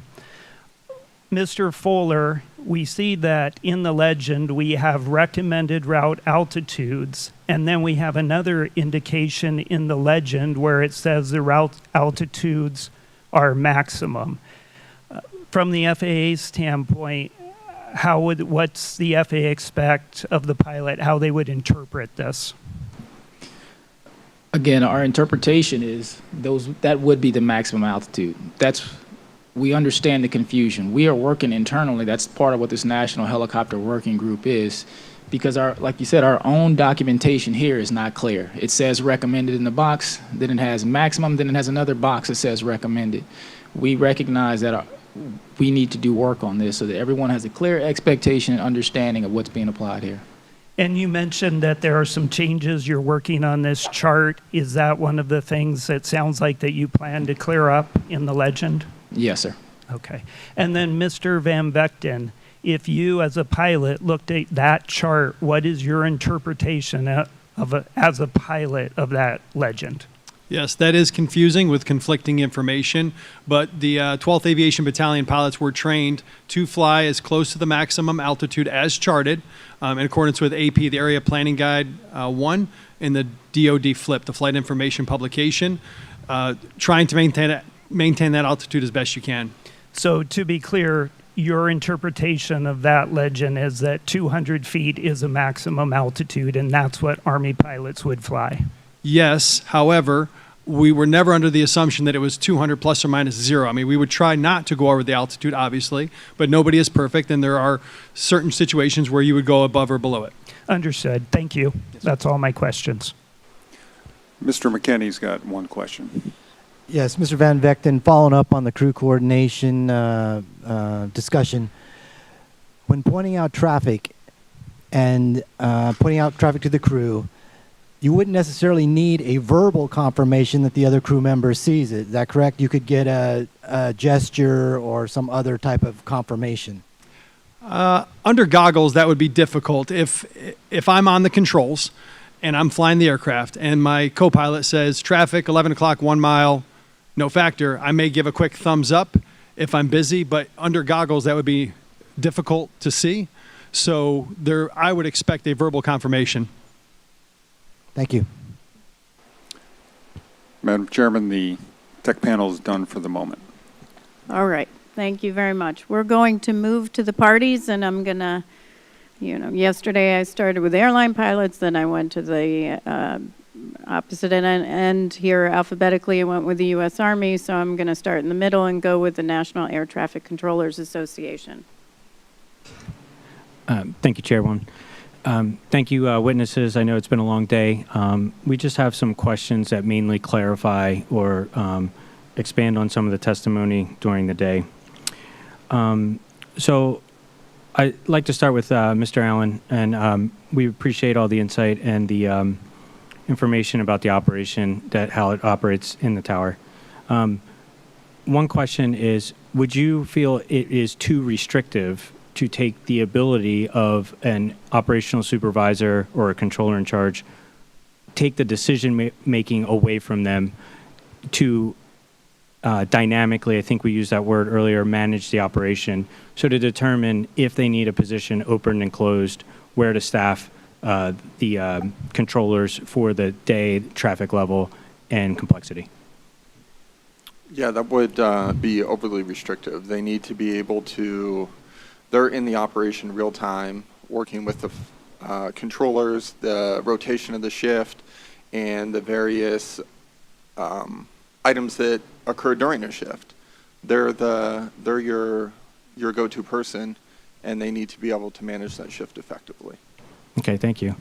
And then just on a training question, at times, do you feel that the training is meaningful, or at times does it feel like we're just checking a box? There's been times of both. Okay, thank you. I'd just like to move a little bit on to the conflict alerting, and anyone on the panel, but I think Mr. Allen, you'll have the most insight on this. But so we talked a little bit about conflict alerting and what that looks like in the radar, on the radar display for the controller in the tower cab. I'm just curious if you're familiar with what the requirements are of the controller per the controller handbook or the 7110.65. What actions is the controller required to take in the event that conflict alert goes off? To evaluate the situation between aircraft and take action if necessary. Okay, thank you. So are there times when conflict alert goes off that no action is required from the controller? Yes. Okay. And then are there times that we would expect conflict to go off or indicate when pilot applied visual separation is being used?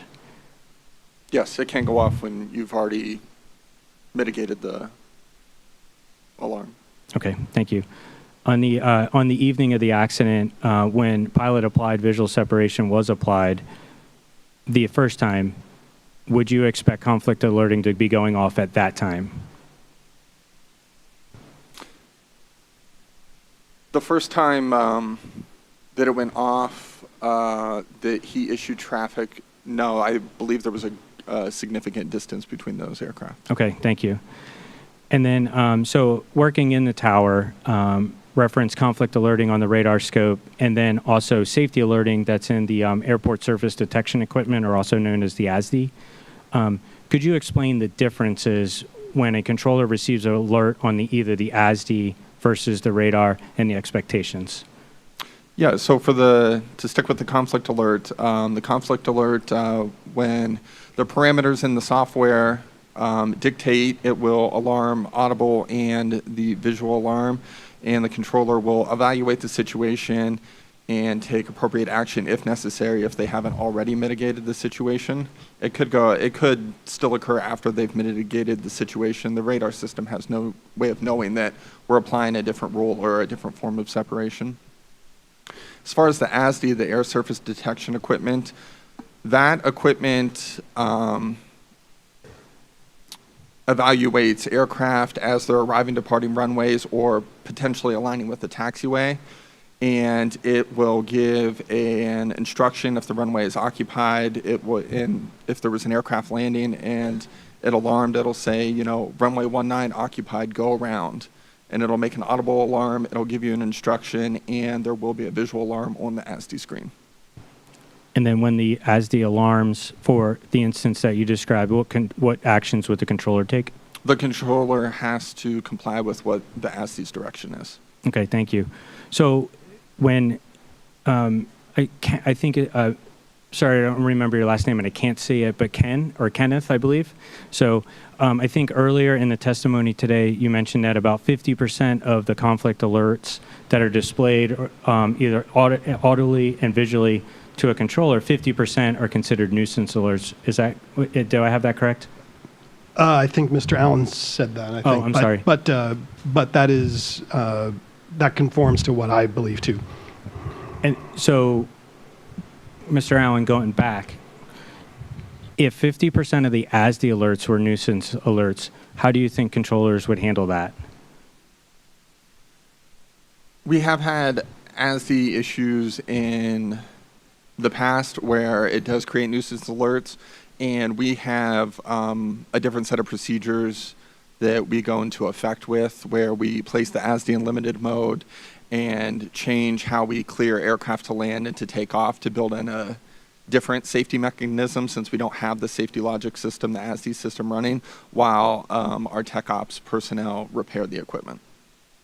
Okay, thank you. And since I think I'm out of time, if I could just ask one more question, follow up. Regarding conflict alert on the radar scope and the local controller, was there any indication or evidence that shows that the local controller did not evaluate the conflict alert when it indicated the night of the accident? There's nothing that I'm aware of. Thank you, that's all. All right, PSA Airlines. Thank you, ma'am. Sorry. Mr. Allen, I'm going to kind of stay along those same line of questions real quick for you. When are controllers supposed to alert the aircraft to a proximity conflict traffic? I'm sorry, it came in one more low. time. When are controllers supposed to alert an aircraft to potential conflicting traffic? When in their opinion, there appears to be a conflict. Sorry, can you both pull your, we didn't hear the. Sorry. We heard part of the question and did not hear the response, if you don't mind. Can you hear me better now? Yes. Is that better? Sorry. Under what circumstances would ATC only give traffic alerts to one potential conflicting aircraft but not the other? The traffic alert? Traffic should be issued to both aircraft. Okay, so why would they not give conflicting traffic to the other aircraft? I can't explain why somebody would admit that portion. Okay. I think that probably calls for speculation on Yeah. why they wouldn't do that. I got you. Sorry.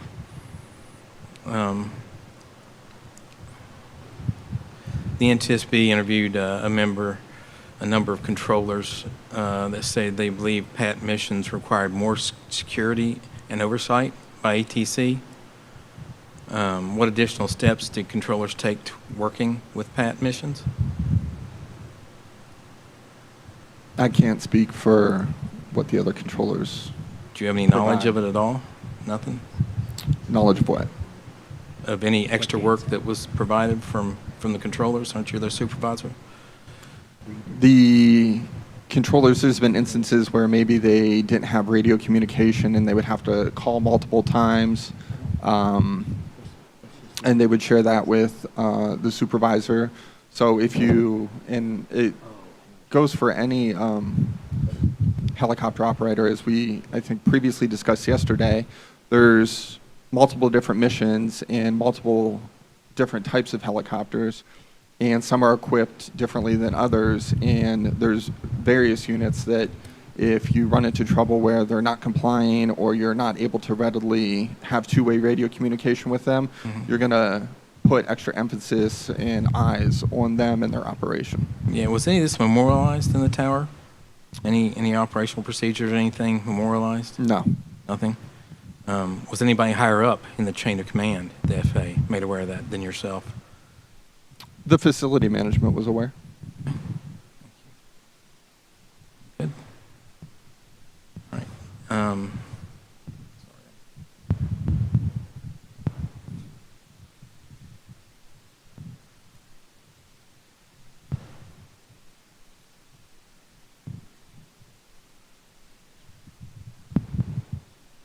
Sorry, let me get down to my next question.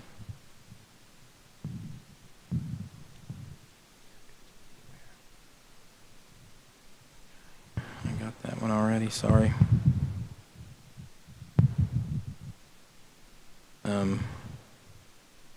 Yeah. The local controllers of told the NTSB they're aware of potential conflicts and New Belief Streak was in a critical phase of flight. What does critical phase of flight mean to a controller? A critical phase of flight would be when the aircraft is in final approach, the flare, touching down, rolling out. Would that start at the bridge when you start the visual approach to 3-3? Or would that start, where would that start at? I'm sorry. It would start when they're in close proximity to the runway. To the what? I'm sorry? To the runway. Okay.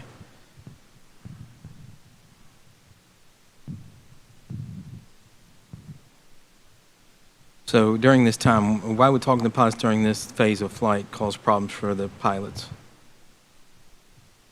I'm sorry, I didn't hear the last part. Talking to the pilots at this time when they're in the critical phase of flight, why would that cause issues to the pilots right then? Talking to pilots in a critical phase of flight, you know, they're short final, they're preparing to land, they're doing last-minute checklists, there's a variety of items going on in the cockpit, and that could potentially become a distraction. You think that's the reason why the pilot didn't issue the controller didn't issue a traffic alert to the crew? I can't answer why 5342? I can't answer why the controller did not issue. My time's up. Thank you. Okay, thank you. Now we're going to go to FAA. Thank you, ma'am. Just have one question. Mr. Fuller, regarding pilot-applied visual separations, do both aircraft have to agree and confirm that they have acquisition with each other? It's not required for both aircraft to report each other in sight. Only one has to have the other aircraft in sight, but both have to be told that pilot-applied visual separation is. Thank you. That's all I have. All right, thank you very much. Sikorsky. No questions at this time, ma'am. Airline Pilots Association. Thank you. First question is for Mr. Allen. You previously just stated that no specific controller action is required in response to a conflict alert, but they are required to mitigate this situation. Can you state again what the tools are that a controller can use to mitigate that situation? For a conflict alert, when the alarm would go off, they're required to evaluate it. If they see that there is a potential for converging courses, they would take appropriate action, and that would be situationally dependent, whether it's 2 fixed-wing aircraft or 2 helicopters or a helicopter. It's situational dependent. In specific types of, is it headings and altitudes type? What are those actual instructions that they could issue? They could utilize a form of visual separation. They could use diverging headings. They could do a number of things. Okay, thank you. So the 710.65 specifically talks about heading and altitude changes that are being potentially issued if there is some sort of conflicting. If visual separation actually appears to be inadequate, it states that you can use headings and altitudes and the word immediately. Does it make sense to use that in a converging situation to immediately diverge aircraft into safe paths instead of a conflicting? It's very situational. I can't say yes that you would definitely do that or no. It's very situational. Okay, understood.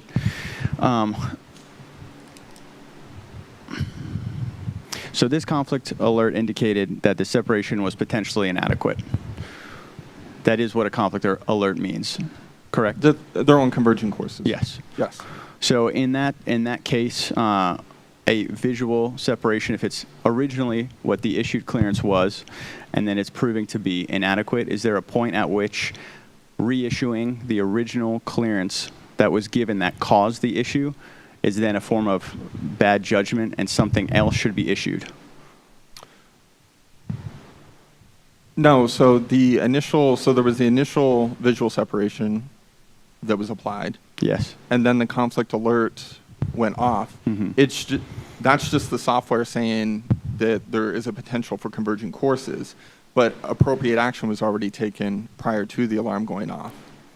And is there a point? So it mitigated. So understood. So is there a point at which if you recognize that that corrective action is not actually correcting the issue, you would apply a new and alternate means of diverging those aircraft? Not necessarily. You can confirm that the previous instructions that you had given to rectify the situation are actually being followed. If they are not being followed, you could take additional steps if you felt that was necessary. So at what point within like your training SOPs, is there a point at which you can recognize in terms of maybe a lateral or a heading or something that those initial instructions were not adequate and something else must be done instead of just reapplying the same instructions that initiated the problem? That would be a situational real-time analysis of what's going on. So there's no type of lateral proximity that you all use, or the fact that they're within a certain amount of distance from each other, and that's decreasing, that you realize, hey, the original thing that we issued, it's not working. It's time to pursue a different path. Well, you have your standard separation initially. Then if you chose to utilize visual separation, Can you state those again, just that visual, what those parameters are for everyone? Pilot applied visual separation and tower applied visual separation. And for the pilot, can you specify what that are there any lateral bounds that go with that separation? No, there are not. Okay, understood. If possible, can we bring up, we're going to skip ahead a little bit, but bring up Exhibit 3 Triple Romeo. And perfect, that's exactly what we're looking for. Are you all familiar with this exhibit? Have you seen this before? Yes, but I've seen a lot of exhibits. So. Okay. This is a bit more for Mr. Allen, Mr. Fuller. What does this indicate from what you see here, reflexivity and or expectation bias of tower controllers when it comes to issuing visual clearances? Yes, to me it does. It certainly does. I just want to add on to something I believe Mr. Allen was trying to speak to. When you're talking about visual separation, there is a provision where you're to instruct the two aircraft that targets appear likely to merge. And it doesn't also, even if they aren't going to merge, you can still issue a traffic alert if the two aircraft you deem are in unsafe proximity. There's no specific parameter, but yes, we do have those tools available to us if we see that the previous instruction of maintaining visual separation there's some doubt. You can certainly issue another traffic alert, much like if we gave a pilot a whole short instruction, but we see them proceeding toward the runway still at a high rate of speed, we can certainly step in and just advise, hey, verify holding short of XYZ. But there's no specific limit where we would have to do that. It's controller judgment. But in controller judgment, that is still your standard operating practices. If you see a clearance not being adhered to, you will issue an alternate means or something in order to deconflict. The primary purpose of air traffic control is to prevent a collision. It's not a fault thing at that point. It's if you see something, say something. Perfect. And I see it's my time. Yeah, we'll come back for another round. Let's see, U.S. Army. Thank you, Chair. I just want to continue on that line of questioning. Clearly, Route 4 defined on the map, and PAT 25 had been approved to proceed on Route 4. Is there any point on Route 4 to do that where it does not cross over the approach end of runway 33, the extended center line of runway 33? You're asking if someone can you follow Route 4 south and not cross over the center line of runway 33? No, they intersect. And so to follow on the question is I understand the pilot's obligation to maintain visual separation. They've inherited that responsibility. But when you've got two routes that both aircraft have been cleared to perform on, there's a conflict. That's an induced conflict. It's a physical conflict that's induced. And although there's responsibility to maintain separation, I don't know the physical means of not saying that's not converging traffic, in which case why there wasn't. I just want to be clear that there was never a call to Flight 5342 that there was converging traffic.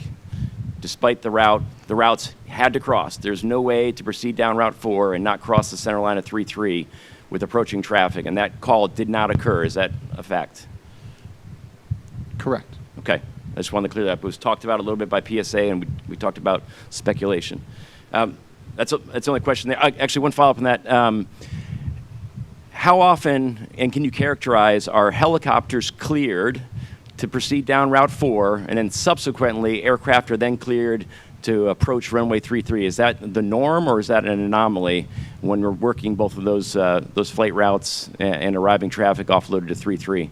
That's common. And if it's common, wouldn't you say that we're inducing a converging traffic routinely? This goes back to a discussion we had yesterday. Our understanding is, how are we not holding traffic or allowing aircraft to physically cross paths with just visual separation without additionally alerting the secondary aircraft that there's a conflict?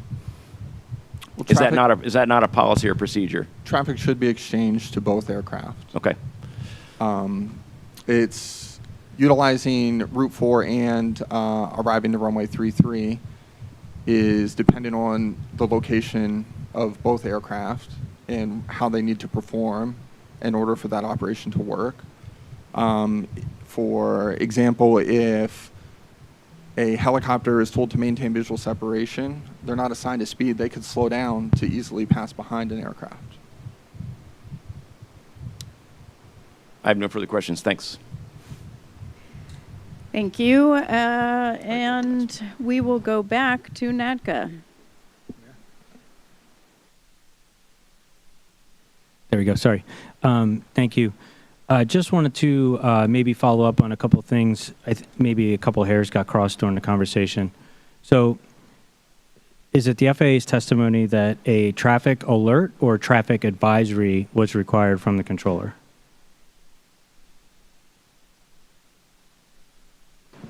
So when you're applying visual separation, a traffic advisory is required. But again, the traffic alert is if you observe an aircraft in unsafe proximity, you would issue that no matter what the separation requirements were at that point. Yeah, thank you for the clarification. And could you explain the difference between essentially a safety alert or a traffic alert and a traffic advisory? A traffic advisory in one particular case is, again, you have approved a separation, but the aircrafter, you still inform aircraft about traffic in their vicinity. Say if, the pad had been stopped 500 feet above the helicopter, but the targets were still going to merge, you would issue a traffic advisory at that particular point. But if you have two VFR helicopters in the opposite direction at the same altitude, even though they're both VFR, at that point it would be appropriate to issue a traffic alert. Thank you. And Mr. Allen, when the controller resolved the conflict, what they believe twice the night of the accident, where the second time that they pilot applied visual separation, was that appropriate in your opinion?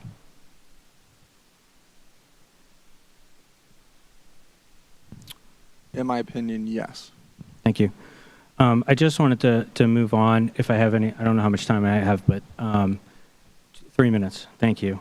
I just wanted to talk a little bit about the ECVs. Mr. Jarvis, we talked about compliance reviews, or some reviews you've done multiple times, and I tried to establish a timeline. Your initial testimony earlier in the day talked about going to the facility and not finding any non-compliance items, but you didn't.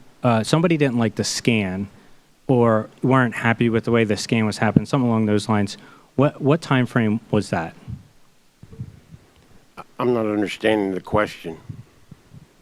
Okay, so earlier in the day, you had talked about being at the facility, looking at items for compliance, but you found no non-compliance items, but the scan wasn't happening as you thought it should. And so that's trying to circle back and understand when that was. I don't remember what that was in the context of. Okay, no problem. So of the ECV that was turned into an ICV, I think you talked to, there was 33 non-compliant items. Is that correct? That's correct. Thank you. So of those non-compliant items, how many of those items would have been operational versus administrative? I'd have to look at the list itself, but I'd say at least 14. 14 were? That's a guess. 14 were operational. 14 operational, okay. So the majority were administrative non-compliances? Correct. Thank you. And then reference the exhibit that was up on the ECV, the statement about a few items, and it was about controllers anticipating separation. It's back on the board now. Is this a finding of the ECV, or is this just the informational for review? The ECV team identified this item as informational. And it's kind of underlined up top. And then So then it's not considered non-compliant, nor does it have a rating, is that correct? That's correct. Okay, thank you. No further questions. Thank you. PSA. Thank you.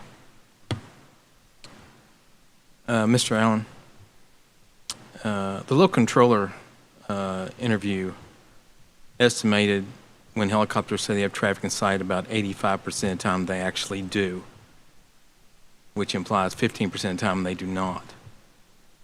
In your experience, do you agree with this estimate?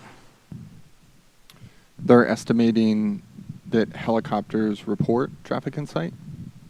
That they don't 85%. actually have the traffic in sight when they say they do. That was what was in the interview notes. I'm not in the cockpit. I can't. The local controller estimated that. I didn't know if you had the same experience, what you thought. I'm just looking for your experience. I wouldn't carry an opinion on that. I'm not in the cockpit to know what they do or do not see. Yeah, I know.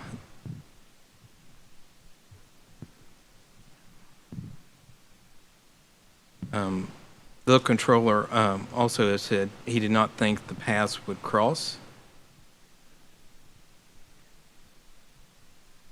and that the 5342 would be on the ground by the time Pat 25 crossed the extended center line. Was Pat 25 moving faster than expected? Normal rate? Anything? When you looked at the... In my opinion, from watching the replay, they maintained an average speed throughout.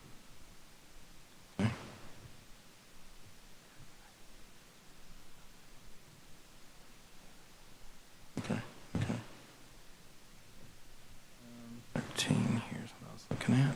And then, going back to it, and Mr. Liam, I was just wondering if you knew what the arrival rate was, the hours prior to the accident. I'm sorry, say that again? The arrival rate for DCA, what was the arrival rate? I am not positive. For runway 1, though, on a normal night, it would have been 36. Do you have any idea, Mr. Clark? Mr. Allen, I'm sorry. It was, I believe it would to be 36 that evening. Okay. That night? Okay. And then, sorry to follow up on my further question there. When I was asking about the insight and the traffic having insight, Mr. Allen, I wasn't talking about from the pilot's perspective. I was talking about from the controller's perspective, thinking whether they actually did have the traffic insight when they're calling it insight. And that's what I'm asking from the cab of the ATC. Are you saying that in the interview with the controller that when they issue traffic, 85% of the time, pilots reported insight, and then when they issue traffic, 15% of the time they do not? No, he was saying that he felt whenever the helicopter pilots would say they have the traffic in sight, only 85% of the time they had it in sight. 15% of the time they really didn't. That was it. I can't speak to how he felt about that. I'm not asking how he felt. I'm asking how you feel. If a pilot tells me they have somebody in sight, I hold that true and fast. Okay. Thank you. I have no more questions. Okay, thank you. FAA. No more questions, ma'am. Sikorsky. No questions this time. Alpha. Thank you, madam. This one's going to be for Mr. Allen again. Airport surface detection equipment and TCAS RAs. These both require immediate controller and pilot action, respectively. Why does the language pertaining to conflict alerts, why is that different and it's not requiring immediate corrective action? The order requires you to evaluate it and take action if appropriate. But there's no actual requirement to immediately deconflict, correct? In the sense of... If in your opinion, in the controller's opinion, the targets appear likely to merge, then they are to take action. Is it correct to say that the wording that says it's if feasible to offer to the pilot? I believe that's exactly what it says in the DOT 65. What is the... Yeah, it's if feasible, you can offer a heading and an altitude, and you'll state the word immediate. Okay. So my question to you then is, does it make sense to you? We have ground systems that are immediate action required, RAs, immediate action by the pilots, but then there isn't an immediate language. It's an if feasible language instead of an immediate language for conflict alerts in the air. If Mr. Fuller, if you'd like to. Perhaps I can help explain a little bit of the difference. So if an aircraft is at 3,000 feet and I have another aircraft at 5,000 feet that I've descended to 4,000 feet, conflict alert will start to see that aircraft and descend and may still alert, even though I have that aircraft stopped 1,000 feet above. And that's where you can't trick the logic there. In the en route environment, I can put in an interim altitude, which is why it says if feasible. I can put in an interim altitude, which will let the conflict alert know this aircraft is actually stopping at 4,000, and that will stop the alerting. So I think that's why the if feasible language. Understood, but those are large margins that you are talking about, 1,000 feet. Yeah. My question is simply, should it be reassessed possibly in if feasible language, maybe changed to something slightly different? We're willing to entertain anything if you have some suggestions. Perfect. We're just raising the point, but I'll move on. Ms. Chendi, you just described that the memo discussing the use of runway 33 was at an available capacity that you guys could potentially use, and you were coordinating with airliners and other commercial traffic to see if that would be a viable way to increase traffic in a DCA. We just were wondering if there was a actual risk assessment done that was included with the use of runway 33. Runway 33 has always been used for the entire time. So we mean specifically in increasing operations by utilizing that runway, which means there would be an increased amount of traffic circling to that runway in order to use the available, I believe you said, increase the available capacity. Again, runway 33 has always been used for arrivals. So what my colleague brought up was the fact that with the change in fleet, back when I moved to the area, we had more props, CRJ2s, landing and departing at DCA. So runway 33 is or was an available runway. Okay, understood. We'll move on. Okay. Mr. Allen, sorry to come back to you. In the transcribed ATC communications for 30 minutes prior to the actual moment of the accident, if you count, there's 18 different transmissions within which a conflict alert is actually going off. Would this be a normal rate within the DC tower for a 30-minute period around that time frame? I just want to confirm that I heard you said 30 minutes, 18 conflict alerts. Yes, 18 separate transmissions in which an audible conflict alert is going off in the background and is in the transcript. Is that normal for DCA operations at that time in the tower? I wouldn't say consistently it's normal, but I would say it does occur. Okay.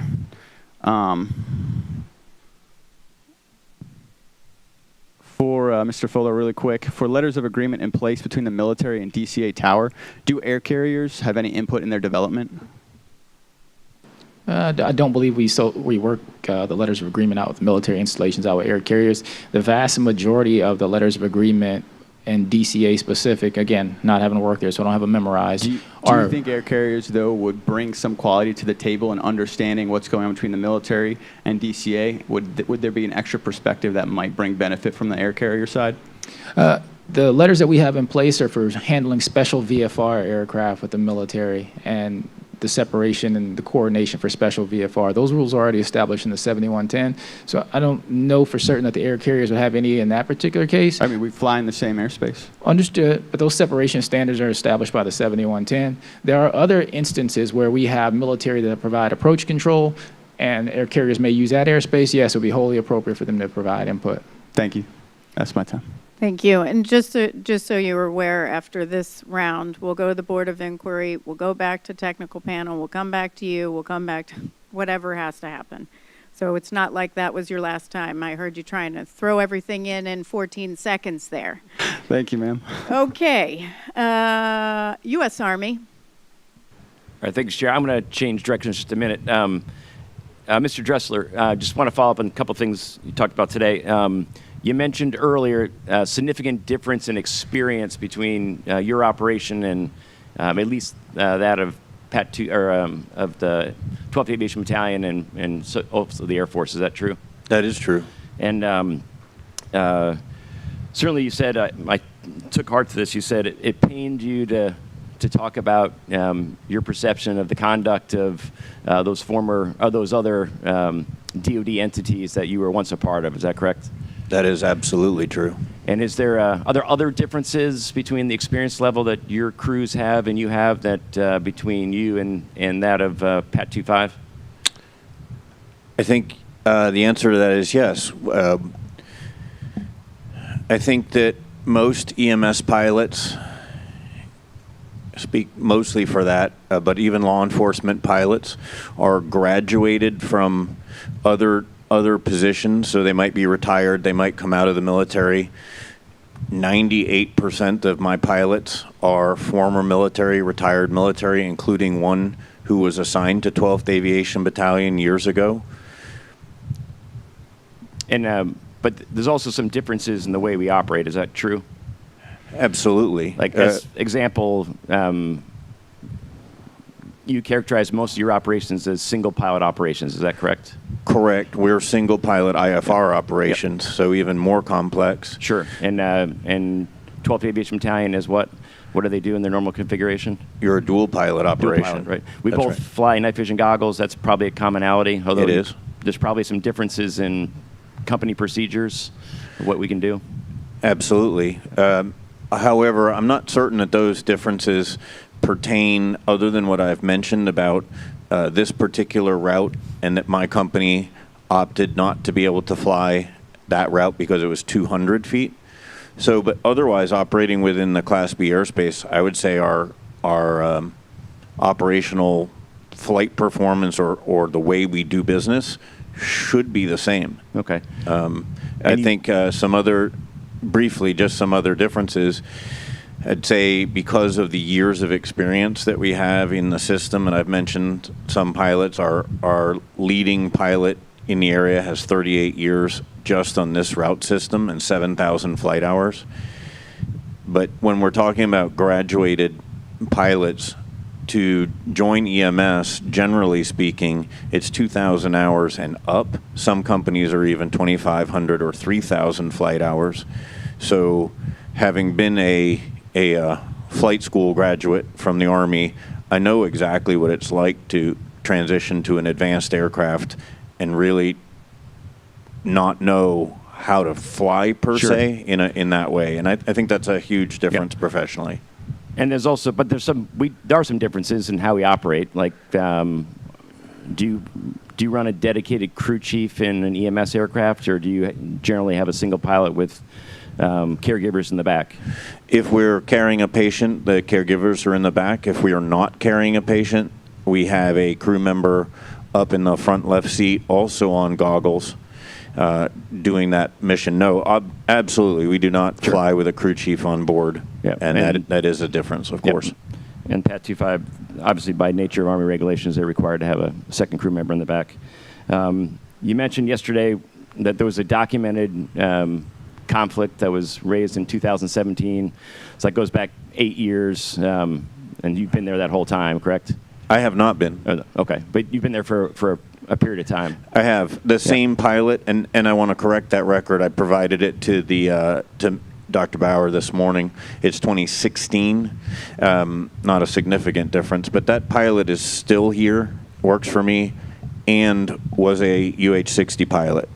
Oh, great. So it is an example. So it is part of the pass down. When I got here, I was briefed by the people who've been here for decades on everything related to airspace, including that. Great, thanks. So I'm running out of time. My only question is, would you accept an invitation to come to the Pentagon to talk to the Army's aviation team and their standardization pilots to impart that knowledge with our team? Beyond absolutely. Whatever is a stronger word than that, yes. Great, I appreciate it. That's yes, all sir. the questions I have. Thank you. Thank you very much. Today, we will start with Member Inman on the Board of Inquiry. Well, thank you, Chair, and I appreciate the witnesses and everyone else. I know it's been a long day, but it's been a long day coming also. Mr. Allen, I'm seeing you getting a drink of water. I hope so. You've had a lot of questions asked. Yes, sir. But I want to follow back on something, an exchange we had yesterday. I asked you at that time, is there anything we haven't asked you that you think is important that we know? And I realize you're up against an issue where you're working in a tower. Some of these people, after you get done with this testimony, you have to go back and work with every day, correct? Correct. So I'm hopeful that you can feel that this is an opportunity to just give an unvarnished, open commentary on what we need to know. So a little bit of time I was awake last night. I did think it over, and I have continued to think that question over. And what I would like to do, and if you find acceptable, is continue. I am on panel 5, so I'll be here tomorrow as well. And follow up then once we've completed everything and I have a holistic view around everything that was covered and what wasn't covered, and have that discussion. Fair enough. And I'm going to try to hold everybody that panel 5 will be tomorrow. It's a little bit of a joke. Okay. Maybe Monday. I didn't have the opportunity yesterday, but Mr. Lehman, how many years you been with the FBA? 37, A little long in the tooth? very long. As someone who's probably at the highlight of their career, who may not have as many years left as Mr. Allen, I didn't get the chance to ask you this yesterday. What should we know? What is the issue? What have we not asked? What do these people need to know to make aviation safer? Well, I will say that well, thank you for asking, and I think there's Can you two pull it a little things- closer, please? Yeah, I'm sorry. Thank you. I think first of all, thank you for asking, but I think there's two things we need to talk about. I kind of following Mr. Dressler's, regrettably, I'm going to talk about it, but I think it's important to talk about. When I go back to the arrival rate memo that we wrote, this is really a statement. If the Potomac Air Traffic Manager comes to you with a formal document, and I'm talking to management in general, and says we need to readdress the arrival rate because I'm finding all sorts of issues, and it says in our regulations that the TRACON, which would be me, the air traffic manager, and I did this in collaboration with my entire facilities, from controllers to traffic management coordinators to managers, just didn't come from me. But when I come to you and say that this needs to be readdressed, we need to listen. And it says directly in the 7210.3 that I have the right to talk to the DDSO, the Deputy Director of SysOps. And in this case, we didn't listen. We took that. I used my protocols that I'm supposed to. I'm supposed to give it to my district manager first. And at some point, and I truly believe she had other conversations with other people, it died right there. And I hate to use that word. That was not a good use of words. But we need to remember that if a facility is coming to you with this type of information, I didn't do it lightly. And that it needs to be addressed, and we didn't address it. Has it been addressed to this day? No. So you're telling me today they're still flying more operations than what you recommended in 2022-23? Yes. I've had multiple conversations, and multiple conversations have gone nowhere. And what you raised as that manager at that time, you felt was a safety issue related to arrivals into DCA?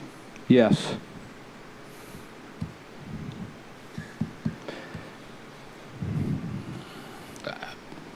I have a second thing also that I think is important. Can we extend the time for his answer at least? Yeah. Please go ahead. The time's yours. Don't worry about the buttons or lights. What I want to hear is, I think everybody wants to hear. The second thing is, and I have discussed this with multiple entities within the FAA, just about anyone that would listen, but the Air Traffic Safety Awareness Program is obsolete, it's ineffective, and it reduces accountability of individuals. And no one wants to readdress it. I used to go, previous years, 2022, 2023, I would go around and I would say that we need to go to ATSAP, which is its acronym 2.0. Since the crash, 2.0 won't do. We need to completely redesign the program or get rid of it and come up with a better program. That being said, I've offered to sit on whatever board, whatever way we want to readdress it, to give my points of view and listen to everyone else's for that matter. But that has fallen on deaf ears also. Mr. Lehman, are you worried about the safety of the airspace, the NAS? Yes. Do you want to be that next person that has to sit here again? No. What can we do to fix it? We can start listening to the facilities a little bit more, and we can take the ATSAP program, which is from 2009. When I say it's obsolete, there may have been a few years where it was a good program. It is not anymore. We need to readdress it. We need to completely change the way it is done. Me personally, I was a controller for 19 years when we didn't have ATSAP, and I know some of the things that we did to address safety issues, to address performance issues. Do I want to go back to exactly they were in 1990? No, there were some things that weren't very good about that now, and we did readdress it, but we need to readdress this program also. Okay, I'm actually going to come back to this, but not right now. Mr. Fuller, FAA Order JO7110.65 Alpha Alpha prescribes air traffic control procedures and phraseology for use by personnel providing air traffic services.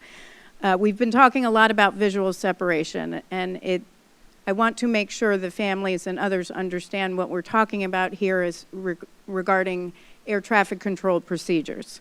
So, Chapter 7, Paragraph 721 outlines the procedures and phraseology for applying visual separation. This was pilot-applied visual separation, correct? Yes, versus ma'am. tower-applied. Correct, ma'am. All right, so under the standard operating procedures, pilot-applied visual separations requires 1, ATC must maintain communication with at least one of the aircraft involved and ensure there is an ability to communicate with the other aircraft. That occurred, correct? Yes, ma'am. 2, the pilot sees another aircraft and is instructed to maintain visual separation from the aircraft as follows. ATC must tell the pilot about the other aircraft and include position, direction, type, and unless it's obvious, the other aircraft's intention. The phraseology for that is PAT 25, traffic. You provide the clock position and distance, direction, type of aircraft, intention. That's what's in the standard operating procedures.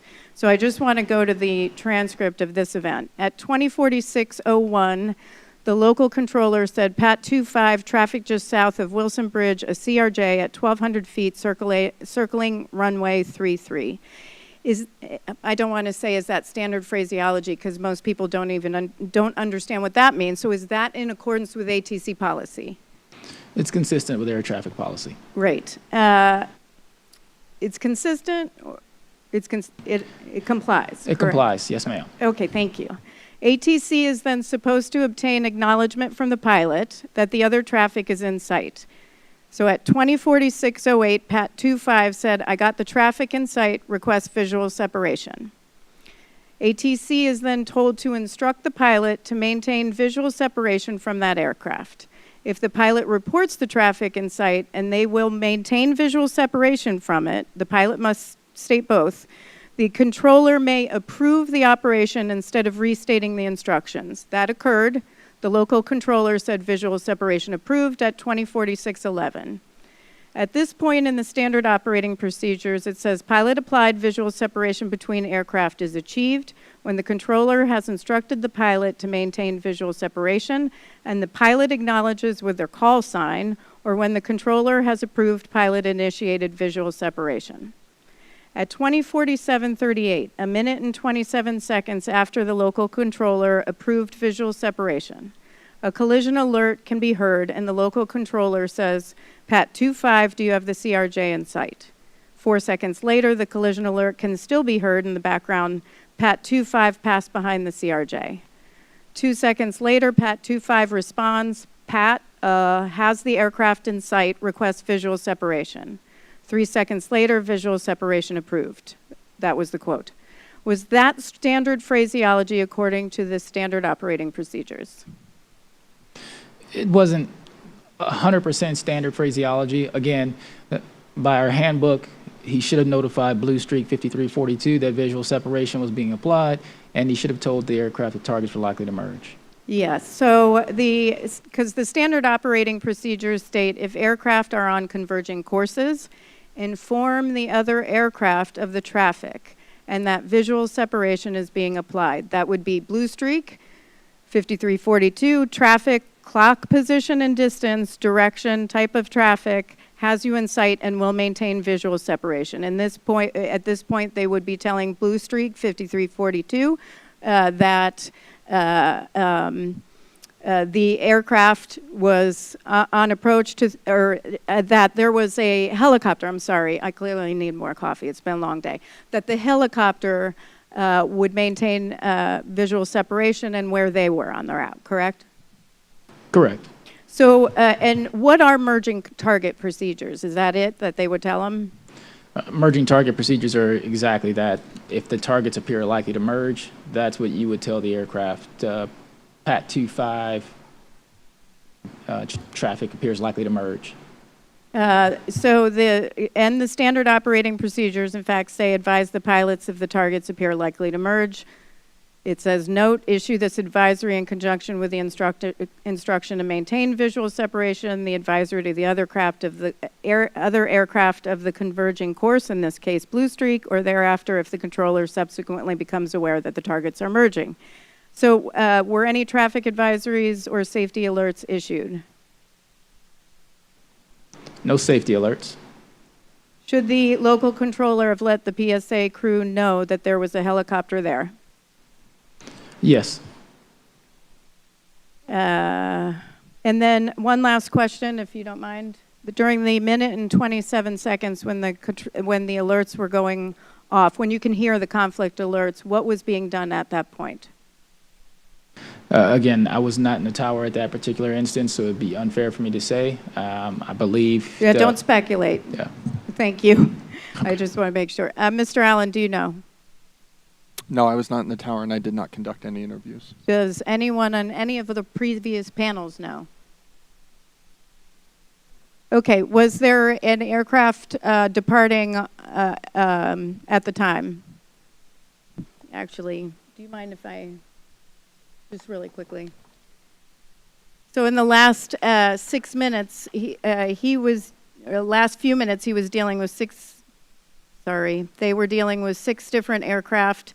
In fact, over the period of the last 10 minutes, 21 different aircraft, including many coming in, 1 departing, several other military helicopters. With that, I'm going to turn to Member Graham. Thank you for that flexibility. You bet, Chair. And I got a couple questions on that, so hopefully we can put the visuals up to rest here for today, maybe. Maybe. So the controller should have alerted the CRJ of the traffic. Yeah, we've come to that conclusion, it sounds like here. Is it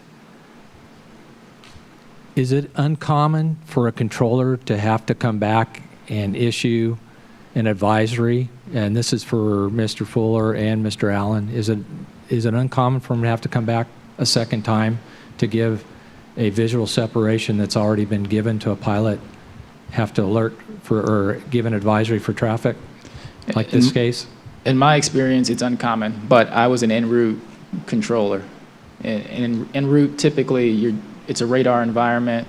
When the aircraft report themselves in sight and they're maintaining visual, it's typically in a climb descent profile, and normally you don't have to go back through. There are rare occasions where a pilot may say, I lost the aircraft, can you give me traffic again? And you would repoint out the traffic to them. It's not that common, but it does happen. Does that? Mr. Allen? As far as a DCA, with the times of high volume, high complexity in a dense area, it is common that a local controller would follow up to ensure that the aircraft still sees the other one, is going to maintain visual separation. Sure, totally understand. Been there as a pilot myself. Sometimes I lose somebody, it happens. And a matter of fact, looking at some of the studies and some of the docket we have, it's not uncommon for a controller to come back not just twice, but sometimes 3 or 4 times in this case.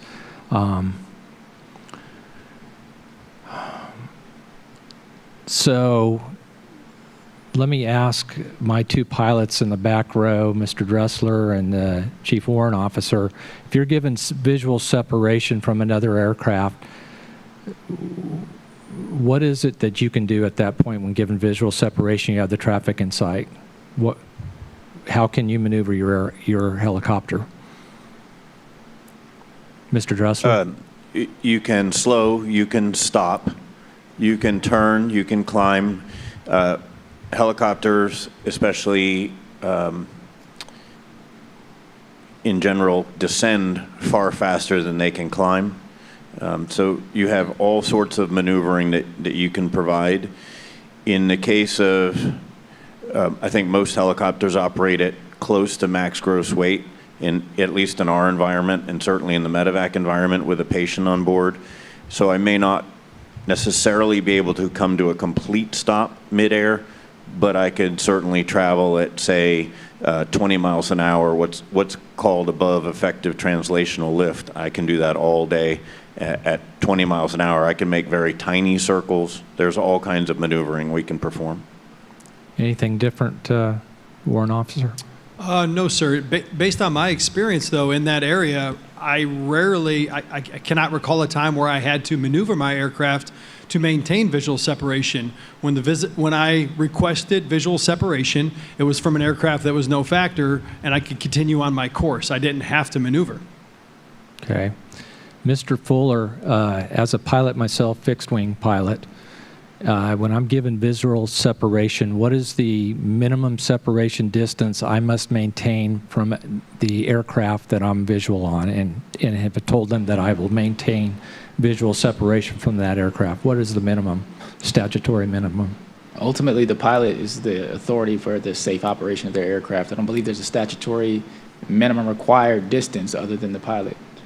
Correct. There is no stated minimum distance horizontally or vertically.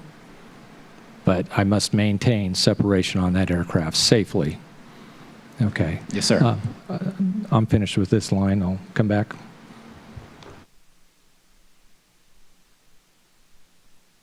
Member Inman. Thank you. So, Mr. Lehman, I'm just going to go back again for a moment. You wrote that memo in 2022 stating that the arrival rate should go to what number? It was 2023, and at the time we said 32 north because it's different because of airspace constraints especially, and there's many other constraints, but 32 north and 28 south. In other words, north being runway 1, south being runway 19. Okay. And after the FAA reauthorization, as I understand it, 5 additional slots were created. Whenever you hear 5 slots, does that mean operations?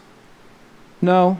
I mean, in reality, the slots didn't matter to air traffic. You can have the slots. I'm just going to tell you, you can have what I wanted, 32 when you're landing runway 1 and 28 when you're landing. So you can have as many slots as you want as far as I'm concerned, as long as we regulate the number of airplanes that go in there. So how many airplanes are currently operating in and out of DCA? Currently, after we have adjusted the rate, and when I say we, I wasn't involved in it, but it is right now the rate is at 30 north and 30 south. So I'll go to Mr. Fuller. With that reduction, would that tend to lead to where there would not be as much pressure for controllers to need to offload traffic to 3-3 to get them off of 1? Again, I couldn't say it. I haven't worked there. Obviously, yes, it reduces the rate there. The real challenge, and is what they've all spoken about, is we have to balance the flow so that even if it's 30, they're even throughout the hour and not in the last half hour. And we've worked with the airlines, and we've been monitoring it consistently to make sure that that 30, whether it's 30 or 32, it's even and it's nice and smooth. Mr. Allen, your thought on that? With the lower rate that we're currently operating, or potentially the rates that were discussed in the memo of 2023, obviously if you reduce the volume, you reduce risk, and you reduce the need to utilize additional runways. Okay, and I'll go back to, would that mean that you would need a less reliance on trying to offload traffic to 3-3 while helicopters may be in the area, or you're trying to get traffic off of 1? Yes, sir. It should, right? Correct. So I'm going to read you a commentary, and I apologize, it may not be in the docket, so it may be your first time, but I just want to get your impression on this. Controller asked us to maintain 170 knots, leading us 3 miles out of traffic in front. We heard the tower ask an aircraft in front of us on the approach if they could circle to 3-3. and warning multiple aircraft of helicopter traffic at 7 to 800 AGL. At 1642 Zulu, as we were on approach at 5 nautical mile Fowler, controller in a rushed manner told an aircraft holding short of runway 1 they may be able to depart before inbound. Controller then asked if we were able to circle runway 33, told my first officer we were unable to circle due to weight and reduced performance and higher outside temperature. And he said as much in clear terminology in the responding radio call. Despite this, the tower controller hurriedly responded back that our landing clearance for runway 1 was canceled and we were cleared to circle runway 33 and cleared to land. I immediately made a radio call firmly reiterating we were unable to runway 33 and the tower recleared us to land on 1. The aircraft behind us was then cleared for the circle to land runway 33. Approach was normal. However, on the landing rollout, as we'd slowed to exit on taxiway in, and having cleared an aircraft to land on it, the tower controller then said to contact ground and they would tell us where to exit. They told us instead to exit on runway 33 earlier. Does that make sense to you? It does. Does that sound like a normal day for you? Yeah, utilizing runway 33 as a taxiway does occur.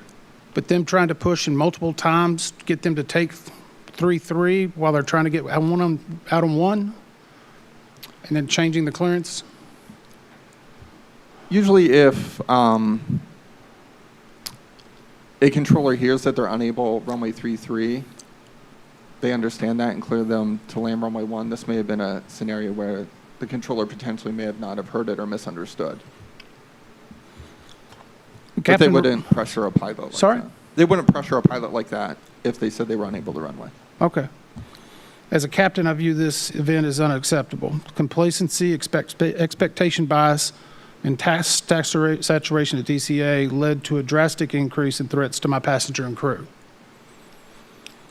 The only reason I bring this up is we now have pilots that are on the planes that we're flying are saying, can we talk to you afterwards? This was my and my wife's flight last month, 30 days ago. Said, I'd like to tell you what happened because I don't feel like anyone's listening. Does that concern you? It's concerning if no one's listening. It is me too. See, I'm over time, Chair. Thank you. Actually, picking up on that, Mr. Fuller, earlier you said, my question is actually for Mr. Allen, but earlier you had said that the pilots of commercial aircraft can choose whether to take 3-3 or not. That's true. And I believe, well, what I'll say is, I'll point to our interview. We asked, how often does ATC ask you if you're willing to take 3-3? This was a PSA pilot that we interviewed. We interviewed several, and this individual said, I will say out of, I don't know, let's say out of 10 times, well, like I will say 6 times out of 10 or 5 out of 10, it all depends on the day, how busy they are. If you have a lot of departures and a lot of arrivals, if the time of the day, it's, you know, it's in good weather conditions and it's visual. Usually if they have a lot of departures, they will ask mostly regionals these days. The regionals before the Embraer 175s and us, they go like, if you're able to do 3-3. I've been doing this approach for more than 3 years. I know that the aircraft is capable of doing it. Either the 700 and the 900, both of them are capable of landing 3-3. Obviously, we send for the data, and we make sure that we have the data to land 3-3, and most of the time, we know it helps ATC. So earlier, there was a conversation of, well, they can choose to take it or not, but there is some pressure. At least the pilots that we interviewed did indicate that they want to be helpful to ATC by trying to take it if they can. The flight before 5342 did not, and in interviews said that their colleague was not comfortable with landing on 3-3 and didn't question it at all. So they went ahead and landed on runway 1. I just want to go back, and I'll come back to that later.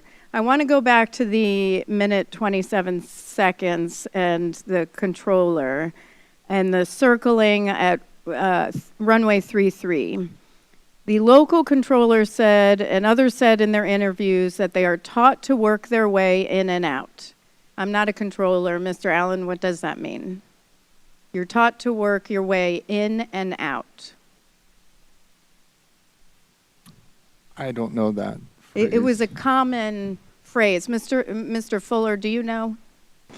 Again, that's not a phrase that I'm familiar with. I see Mr. Soper with his hand up. Perhaps he can provide I'm some going to clarity. guess it means you're working your way on the ground, then back out. Is that true? On the ground and back out. But several controllers said this. We were taught to work in and then out. So this controller said, well, gave them visual separation. They said they'd maintain visual separation. Whose responsibility is it to maintain visual separation when you say you're going to maintain visual separation? When you're utilizing pilot applied, it would be the pilot.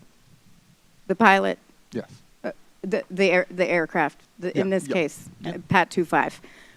So there's a lot going on. At this point, there's an American Airlines taking off from one of the runways, and I can't remember. Was it runway 1? Yep, okay. How often do you all have to use how often do you say takeoff, no delay on takeoff, or cleared for immediate takeoff without delay? Frequently. Why? Because the airport frequently has compacted demand, whether it's arrivals or just departures or a combination of both. Yeah, in fact, at that night, the helicopter crew had said, boy, they got them really stacked up tonight, coming in on runway 1. So I'll come back to that in a second. What assistance is available to the local controller in times where the local controller believes there's heavy traffic in the tower? If they're concerned, when you say traffic, do you mean the fixed-wing traffic or the helicopter Everything going traffic? on at that point. If they felt that if the local and helicopters were combined and they felt that maybe they're having too much fixed-wing traffic, that they can't manage a helicopter or something, they can turn to the supervisor and ask for the position to be split off if needed. Can I ask you one question on that? Assistant local controller, the responsibilities according to the standard operating procedures by FAA is to alert and assist the local controller, surveillance of local traffic pattern, when the local control and helicopter positions are combined, help monitor the helicopter frequencies. In the operating procedures dated June 1st, 2024, it says for the assistant local controller, this position is considered essential to the operational integrity and safety levels required to minimize the potential for surface errors, and landover incidents. What was the assistant local controller doing that evening, and were they present? Mr. Fuller. To my knowledge, the assistant local controller was present and working their position. Now, as far as specific activities, I don't know. Does anyone know? Does anyone that we've called know? Nope. Okay. Thank you. I'll come back to that. Member Graham. Dr. Allendorfer, I think this one's for you. You seem to understand the conflict alerting system. Can you tell me a little bit about what it is as far as, is it a program within a system in the tower? Conflict Alert is part of the STARS system, Standard Terminal Automation Replacement System. There is a display, a STARS display in the tower cab. The alerts, when they occur, they appear on that display. It's part of the software of all STARS systems. And it was in the ARTS, which was the system before the STARS. Okay. So what sensors feed that system, or what sensors do the algorithms look at? It uses what's called a fuse track position. Fuse track position brings in whatever sensors are feeding the STARS system. So if you have some short-range radars, a long-range radar, ADSB, whatever sources are available, The fuse track position, for lack of a better word, is a weighted average of those positions. So in the case of DCA, where there's very good radar coverage, the fuse track position is predominantly the radar, the short-range radar target, but it actually is a combination of all the sources that it receives, weighted by the quality of those sources. Okay, so it's looking at radar data and it's picking up what transponders out there of aircraft? Correct. Correct, okay. So it's going to give a conflict alert when it determines that two aircraft are converging at some point from what it's tracking. Correct. The algorithm that's known as a linear conflict, which is the name for it is LinCon. It's one of the sub-algorithms of conflict alert. What it does is it projects into the future, and based on the current speed and heading, projects both aircraft where they'll be in that period of time. If they are below certain thresholds, it will activate. One of the other sub-algorithms of conflict alert, which is called a proximity conflict, known as PROCON. PROCON is about, it doesn't project into the future, it is what's happening right at the moment. So if two aircraft are currently too close, PROCON will activate and conflict alert will activate.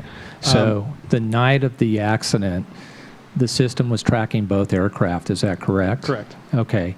Is there, since the military helicopter didn't have ADSB out, did that inhibit this system from working any quicker?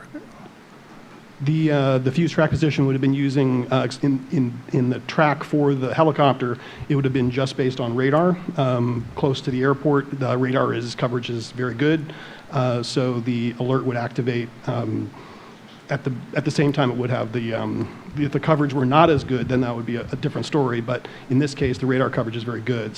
So in this case, the ADSB out, not working on the Black Hawk, didn't matter in this situation. Is that correct?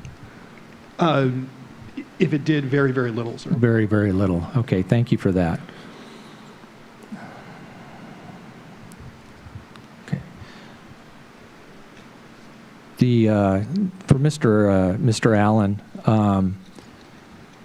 in the case of this accident, the local controller called the traffic to Pat 25 basically after they turned over the tidal basin, it looked like, and the CRJ was just south of the Wilson Bridge, and I think we determined about 7.5 miles between the two aircraft. Is that correct?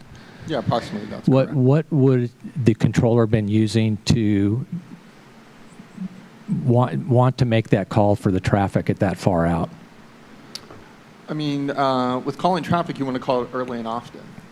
You know, if you see the potential for a conflict or a situation to develop, you want to issue traffic as soon as possible and get the pilots looking in that direction to see each other. So he would have probably been looking at the radar and maybe his own situational awareness, knowing where both aircraft are. Is that would have? Yeah, similarly to like I described, I think it was earlier today, controllers develop a scan where they're scanning out the window, they're scanning the radar, they're grabbing bits and pieces of information, processing what is happening, and then working from there in the priorities that are occurring at that moment. Okay, great. Let me ask you, I still have a couple of minutes here. The chair here was talking about how many aircraft the local controller was handling at that time. The way I added it up, it looked like about 10 aircraft. I believe there were 4 helicopters. There were 4 on frequency, I think, somewhere during the approach. And then there were, I believe, 2 planes on the ground on frequency ready for takeoff. Is that a normal load for a local controller at DCA? Yes. Yes. Is there any concern of that number, or is that just standard? I would say that's standard. Standard. Okay. Thank you. Member Inman. So I want to go back to earlier, and I apologize because we've had a lot of different topics. So I'm going to pose this to just the FAA to start with. TVFM, right? Is that the correct acronym? Somebody? Yes, that's a correct acronym. Okay. in this situation, we're talking about this capacity issue and what was needed to do to try to help regulate better planes coming into DCA. This would make that DCA much safer if this system was implemented. Is that correct? Correct. Who is that? That's myself. Mr. Fuller? Yes. I would say if it works as designed, yes. Okay.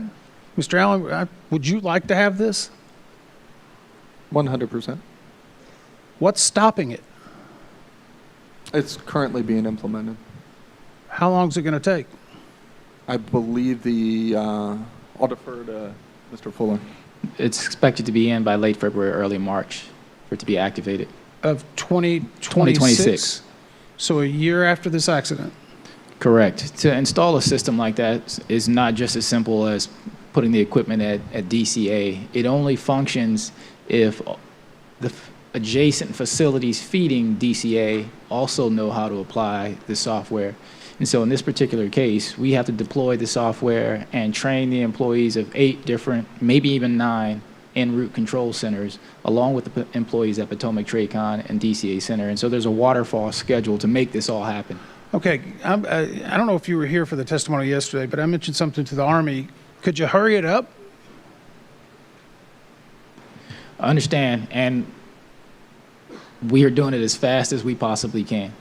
Is it, Mr. Lehman, have you done this implementation before, Mr. Lehman? No, the equipment has been at Potomac for approximately 7 years. Whoa, stop. Go back. I'm sorry.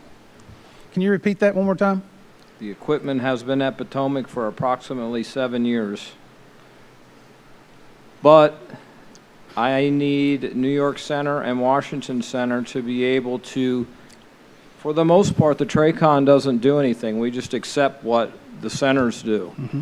So, and what I said earlier was, for whatever reason, and I don't have all the details, but New York Center and Washington Center, and I believe it was because of the size of their sectors, which is a real issue, have said that they can't do it international. I don't know why they can now. Are you optimistic with the most recent funding that was advocated by the Secretary into the latest bill that it would help accelerate this project? And I'll just pose it to anyone. Yes. Okay. I'm going to just a few other things, and I apologize. I'm going through my notes from earlier, so I may jump in and out of some questions. Mr. Fuller, earlier you mentioned that your air traffic controllers are doing everything they can to move everyone as safely as possible. Does that sound correct? Because I wrote it down in Yes, that quotes. is correct. Okay. Do you feel that you're needing to compromise on safety because operators are pressuring you to move more aircraft through the system than what it can currently hold?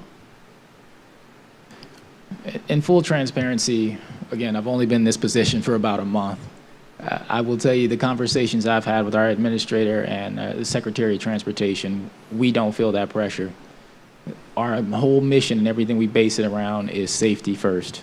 And all I get is let us know who we have to have the conversation with if you're not getting what you need. So I don't know what happened beforehand, but I can tell you right now I don't feel that pressure at all. Mr. Allen? Same question.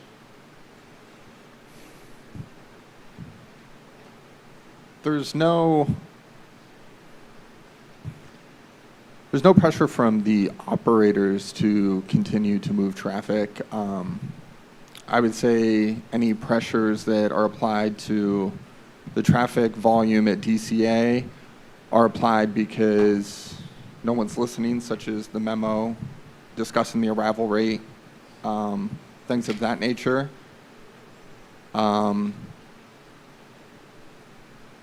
And I lost the other part I was going to say. It's okay. I can move down to apologize. Mr. It's okay. We can always come back. Mr. Lehman? Direct pressure? No. Indirect pressure, any type of pressure. I don't get a chance to talk to the airlines directly. I've never met Mr. Silverman till today. Do I feel the pressure from the command center? Yes, I do feel the pressure from the command center. And I want to add to that. I feel like our ratio of safety to efficiency has gone slightly too far towards efficiency. Mr. Allen, you had your finger kind of raised for a moment. I had a moment, I remembered. I was going to say the pressure would be internal to the agency to maintain the status quo and move the traffic, and unless you have a good reason why not to. So I guess the question would be, we talked about COVID or not, maybe a few seconds over. I mean, at this point, we were kind of at this size before COVID, and now we seem to be going this way. I see a few head nods. Have we pulled the rubber band too tight to what we can currently accept?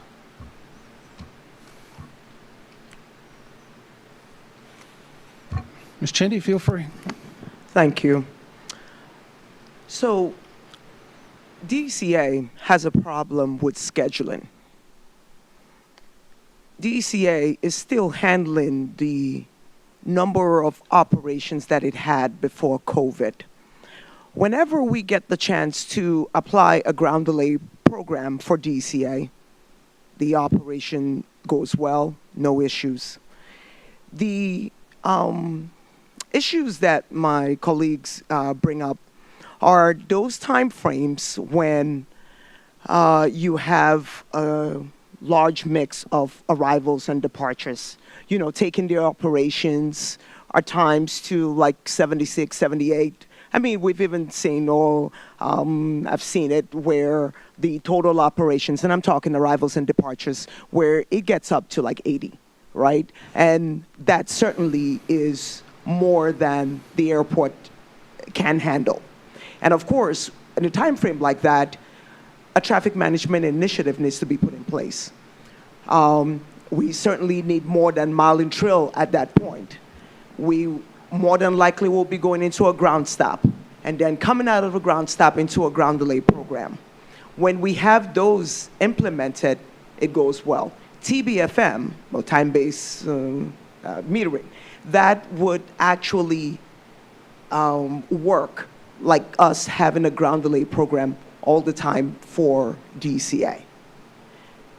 There were a few things that we were touching, and if I could just get the chance to talk about. Please, we want to hear. Okay, thank you. The arrival rate at a 32, the way Mr. Lehman has mentioned, we are talking about using the main runway, the single runway, runway 1. Now, that works if we're ignoring the fact that there are alternate runways.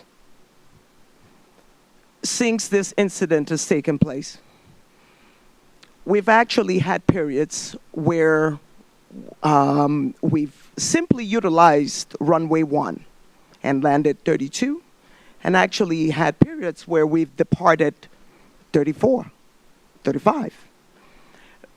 We've only done that because we've utilized the secondary runways. What I'm saying here is there is capacity with the other runways. That's why when they brought up the document, we looked at it and then worked on what is it that is not happening that should. And it was the fact that runway 33 was not being utilized. Of course, if we're talking about not utilizing runway 33, totally makes sense for us to drop the rate. And if that's the posture that we're getting into, then it totally makes sense. I just wanted to clear that up so it doesn't look like we're not listening to the arrival rate discussion.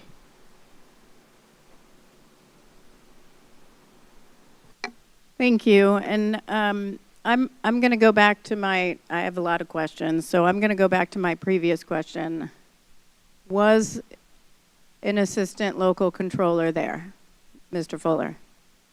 To my knowledge, yes, an assistant local Yes. controller was staffed, yes. Okay, thank you. Where were they in the tower?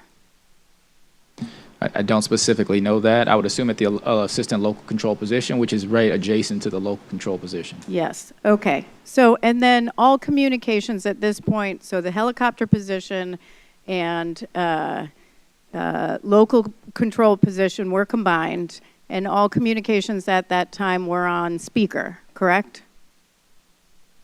I believe that's correct. Is that standard? Do you do that when they're combined, or you do that just generally? So you could, The local control position, according to the DCA SOP, is required to be in speaker. can you speak up a little? Yeah, the DCA standard operating procedure requires that local control be in speaker for Okay. the general tower awareness. So they're combined, so everyone in the tower can hear communications with helicopter and local control and the civilian aircraft and local control, correct? Yes. Okay. I'm again wondering what assistance is then provided for a local controller that says for them, and back to Mike's point, you mentioned that it's pretty standard to have that amount of traffic, and we just use different time frames for how many aircraft they were handling at that time, that it's pretty standard to handle that level of traffic. But in this case, that controller said that they felt it was a heavy workload, a 4 out of 5. Others felt it was a 2. So is anyone providing assistance at that time? You're all listening for the local controller to point out there's converging traffic. So the local controller, each controller has their own set of skills and abilities and what those limits may be. If a controller feels that they are overwhelmed or it is too complex or there's too much volume, they can speak with the supervisor who's directly behind them and ask for additional assistance, whether that's to open another position or, you could call out to Potomac and say, we need to stop arrivals or whatever remedies you deem necessary in that specific situation. Yes, and thank you for that. And again, I'm not blaming anyone at all. We're just trying to figure out what was happening.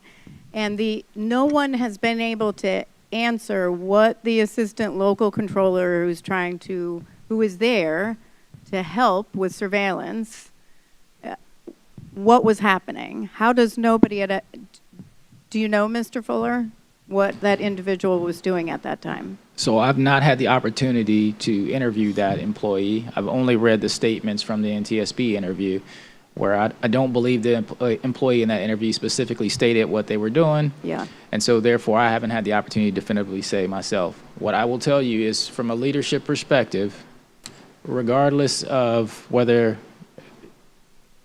there was one aircraft that could have been split off from the helicopter position, my expectation is that one helicopter should have been getting the best service possible from the helicopter controller if we have available resources. If we don't, that's a different conversation. So we've had that conversation with our managers, and we expect them to push that down. Utilize the resources you have available to take off that workload. So if that controller felt that they were at a 4 or 5, even if it was only pulling off one aircraft, we should have pulled off that one aircraft. Okay, and well, that leads to another question then on the helicopter position and the combining and decombining. We had a very different response than we anticipated by air traffic controllers about whether there were disadvantages of keeping them decombined. Are there advantages to combining them? Yeah, the advantages to combining them, if you're the local controller with helicopters combined, you can develop the overall picture in the plan and how things are going to go. You can develop it your way. You don't have to rely on another controller that is operating in your airspace executing their plan. So you can have a holistic view, you can execute a plan that you've drawn up, and it also cuts down on coordination back and forth. And along those lines, just two questions. What would have to happen if they're decombined? How does one communicate? How does the helicopter control position communicate with the local control position? Does that take time? How do they coordinate those two? And then what happens with radio communications if they're separate? Yeah, so as far as the internal communication, the helicopter controller would input scratch pad entries that are listed in our SOP for the facility and use the STARS automated function to do a point out, or they could communicate verbally with the local control the intentions of what the helicopter is doing and get approval. As far as the frequency portion, if they are decombined, local control would just be listening to 19.1 and 257.6, and helicopters would have UHF and VHF 134.35. So the helicopter control position would be communicating with the helicopters, and local control would be communicating with civilian aircraft. Correct, with the fixed. Okay, yep. thank you. Member Graham. I'm going to stay with that. When did DCA split frequencies for helicopter and fixed-wing aircraft? Does anybody know on the panel? Can you repeat it? I'm sorry. Yeah, when did DCA split the frequencies for helicopter and fixed-wing aircraft? Do we know what year? I don't know. As far as I went back to 2013, they had a helicopter position, so I don't know when it was prior to that. Do we know why this was done initially by any? Do we know anybody know that on the panel? There was some direction by the director, approximately 2015, 2016, the director of air traffic operations, that required the position to be open from 8 to 8 at the time. That was the direction. And that came out then? That's correct. Okay, that's where I wanted to go here. So DCA's air traffic control tower helicopter control position staffing standard operating procedures underwent several major changes in the 10 years leading up to this accident. In 2016, the change required staffing the helicopter control position separately during specific hours on each day of the week, including from 8 a.m. to 8 p.m. Monday through Friday. This procedure was reiterated in 2020. So do we know why this change was made, and why were those specific hours chosen? Does this panel know that? I don't have direct knowledge of why those hours were chosen. Okay, I was wondering if it might have been because maybe there was an increase in night helicopter traffic, possibly, but it doesn't sound like anybody this panel knows. I can speak to one of them. Okay. The most recent one, can you give me the year again? I'm sorry, say again? What was the year for the most recent change you were referring to? 2020. It was reiterated in 2020. 2020,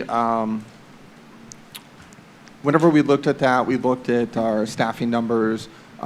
We looked at the historical data of when helicopters typically depart, and when we had increased volumes, and adjusted those hours accordingly. Okay, thank you. That helps. In 2023, the standard operating procedures changes, they changed to remove the requirement for the helicopter control position to be staffed, and instead said it must normally be decombined during a different set of hours each day, including this time from 10 a.m. to 11 p.m. Monday through Friday. Why was this change made? I'm sorry, when I spoke just a minute ago, that's the change I was referring to, where we evaluated the hours, the historical data of when helicopters We looked at the traffic count for a period of time and determined it. It was on that last one you Okay, just so spoke there was of. probably more helicopter traffic at that time of night through that time? Yeah, we had recognized that the helicopters, for their morning training missions and flights that they do, did not incur until later in the morning.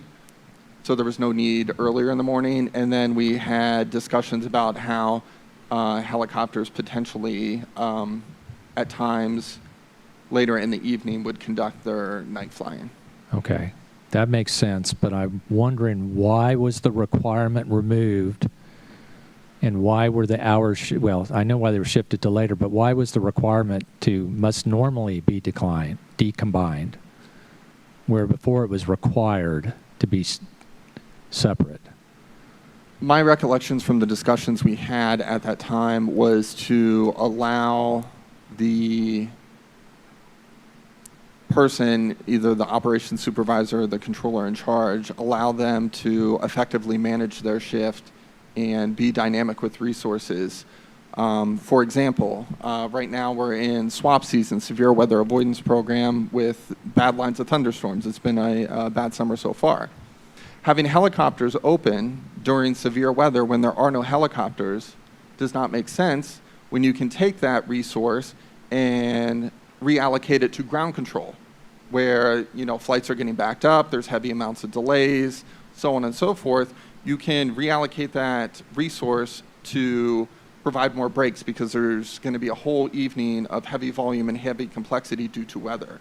Or if we're in a de-icing operation, to be able to assist with that. So it just allowed the controller or the controller in charge or the operations supervisor to effectively manage their shift based on the constraints that appeared at that given time. Okay. So the question is, on the night of the accident, do we know why it was combined? Those that you just talked about weren't an issue, but there was considerable helicopter traffic and there was considerable, much more considerable fixed wing traffic. So prior to the accident, we had conducted training, and they were debriefing. So the resource was allocated to training. And I know earlier you said they could have been called up there if they saw fit. If deemed necessary. I believe at the time there were approximately 3 helicopters. One was landing a hospital out to the west. There was no impact to the operation. Another one was not in the immediate vicinity, and the third helicopter, Pat, was the only one approaching the immediate vicinity. Great. Thank you, Mr. Allen. Yep. The technical or the hearing officer has texted me saying lots of people are asking for a break, so we're going to take a 15-minute break, come back at 5, and start with Member Inman.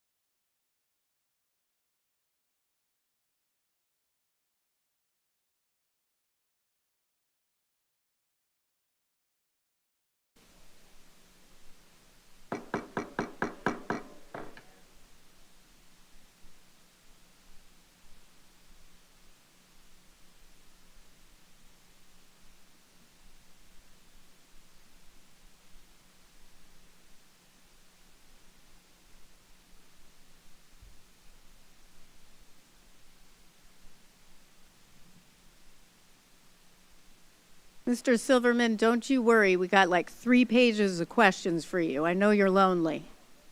I'm just kidding. Member Inman. Oh.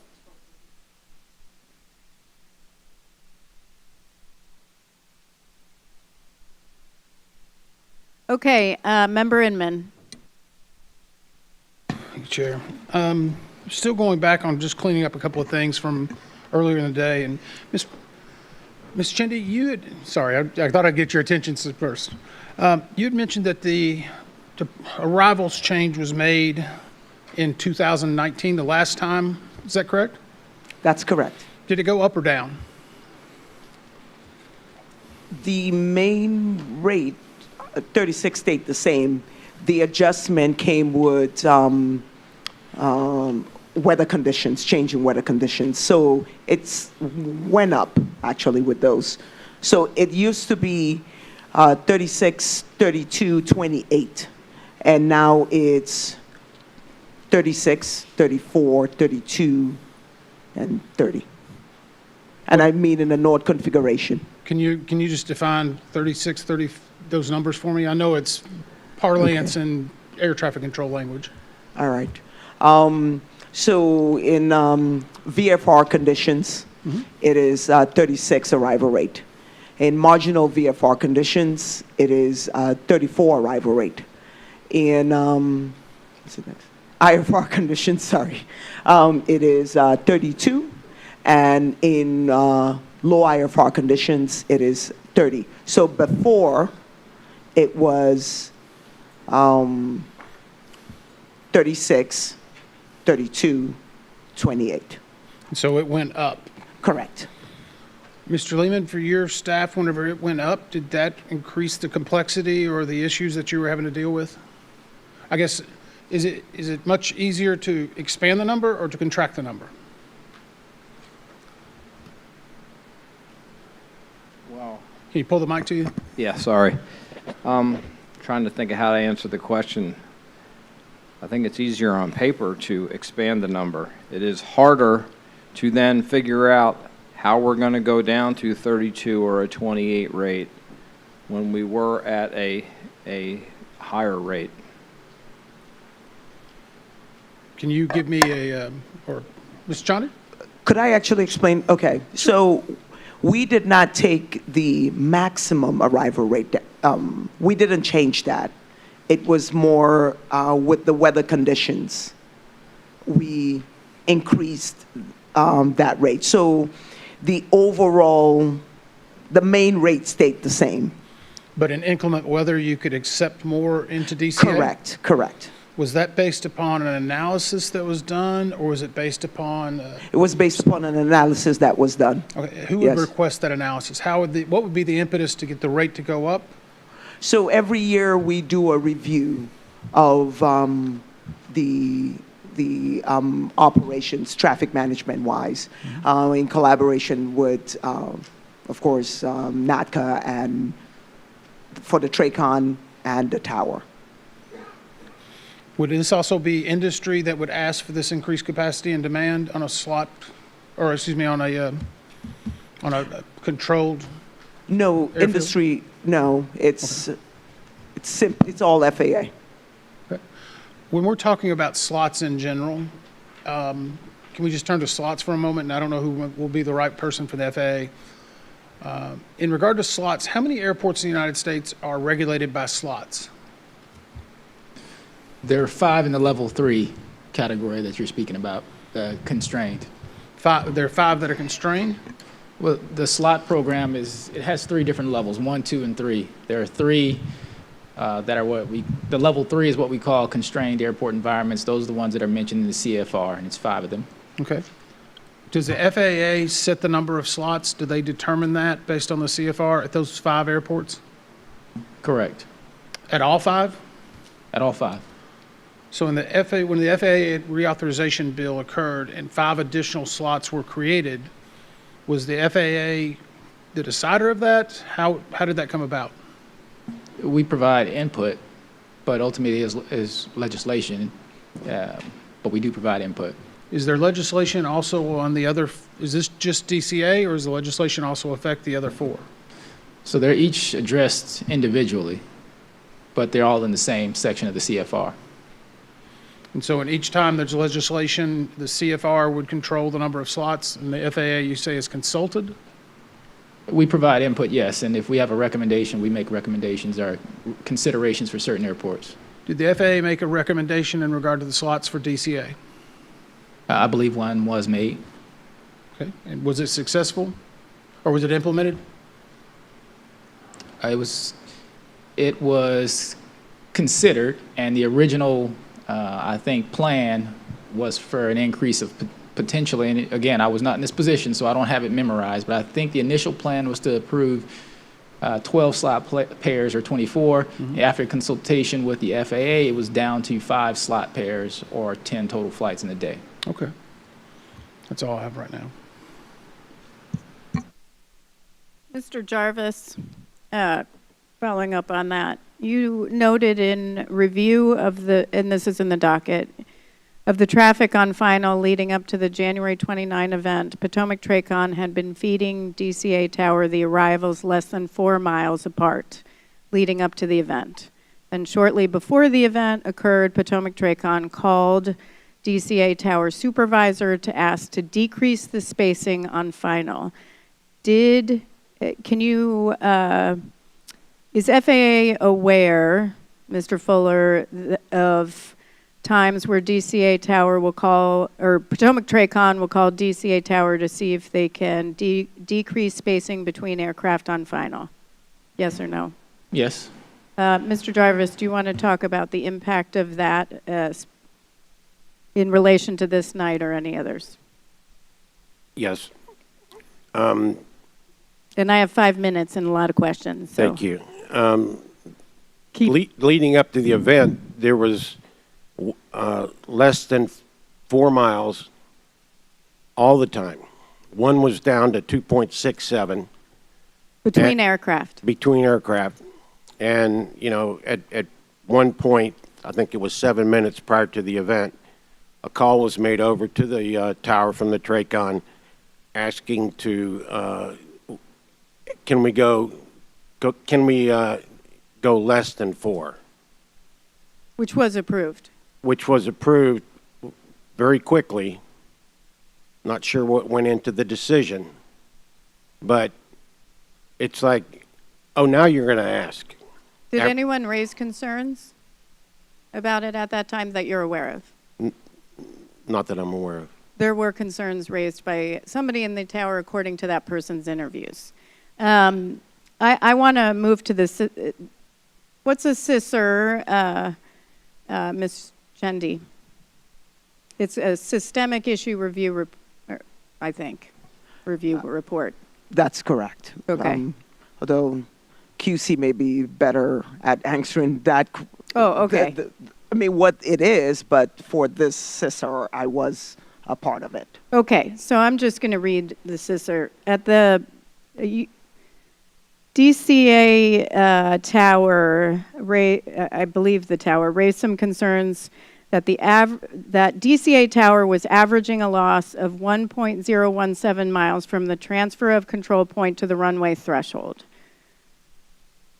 Then the 4 miles in trail compliance rate drops from something like 90% to 63.13%. The data reflects that runway 33 was used 645 times for arrivals, with Potomac Tracon feeding over 4 miles in trail 90% of the time. Due to the average loss of 1.017 miles from the transfer of control point to the runway threshold, runway 33 inevitably has to be utilized to maintain throughput and avoid surface congestion. So in other words, you were losing 1 mile.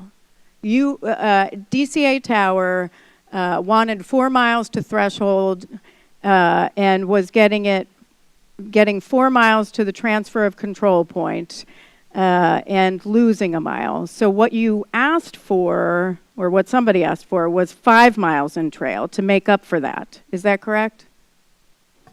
That is correct. To provide more spacing coming in.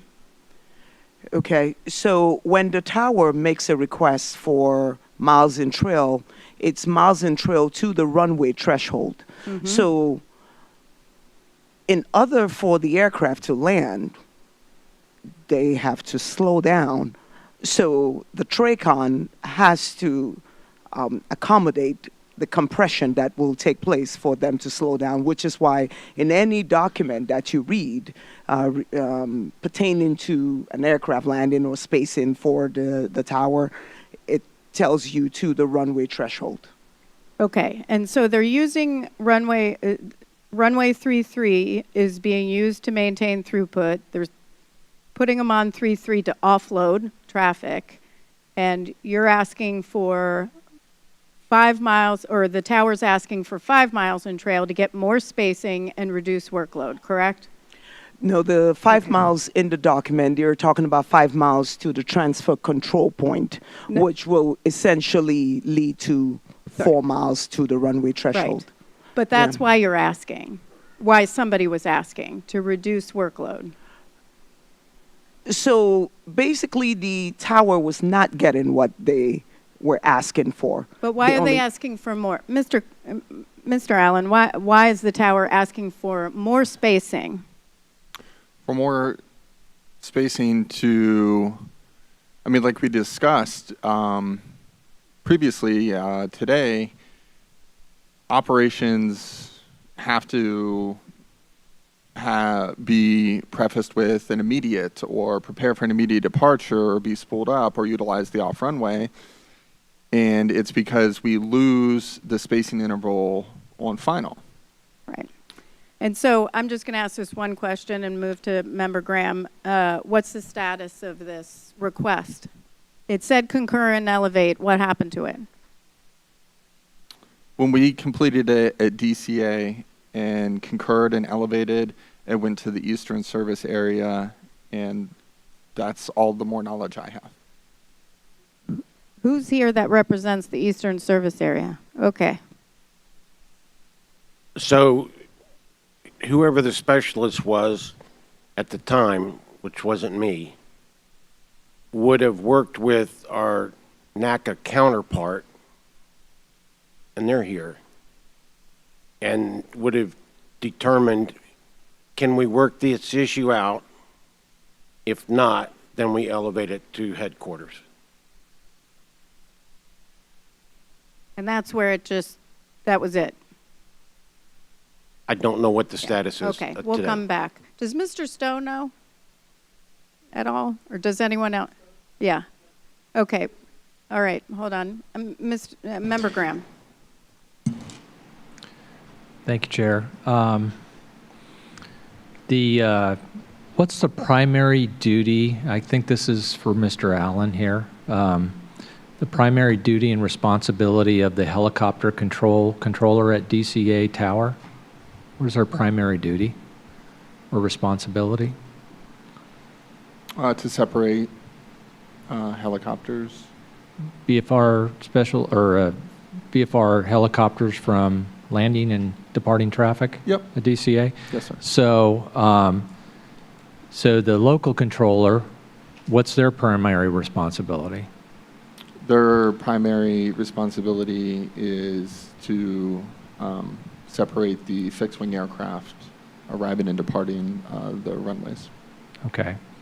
So maintain their separation and ensure you get traffic in and get traffic out, correct? Yeah. Okay. So, and I was looking, and most of them, it looks like the most important duty for everybody is ensure separation of aircraft, Correct. looking at those responsibilities. So when you combine the local controller with the helicopter controller as one, what takes priority? I mean, obviously ensuring separation, but is it getting aircraft in and out or keeping the helicopters? Is there a priority there, or is it just do all of it? It would be situational, so we train to work runway out. Working on your runway separation, looking at the intervals on final, your departures, and also scanning your helicopters. So it'd be situational on where the priorities would fall. Okay. And that night there was a assistant local controller. Correct. Would that controller be helping with both of those duties also, or just the local control position? No, they would be assisting as well. Assisting well. Okay, thank you. We talked a lot about a deconflicting aircraft on Route 4 already, but I've got a little bit of concern looking at the number of close calls north of the airport. It looks like there were a lot of close calls, Memorial Bridge up in that area to the north for maybe different flow of traffic, landing 19. What are controllers doing to deconflict traffic, helicopter traffic on Route 1 at the north side there? One of the mitigations from the safety data that we had within the facility, when we made the helicopter chart changes in 2023, I believe it was June of 2023, was we amended the boundaries of Zone 1 and Zone 2, as well as Zone 5, to have helicopters operate further from the final approach course for runway 19. And in addition, we added the Cambridge transition, which is further northwest up the river, to allow the helicopters or the controllers to issue an alternative route to move traffic from being in the close, dense area of the immediate vicinity of the airport out further. Has that been effective? Yes, I believe so. Okay, thank you. Chief Warrant Officer Van Vechten, you talked about picking up traffic when you're coming down Route 1 to Route 4 with or without MVGs. I'd like to know how easy is it for you to be able to pick up traffic at, say, Memorial Bridge, and if there's traffic just south of the Wilson Bridge?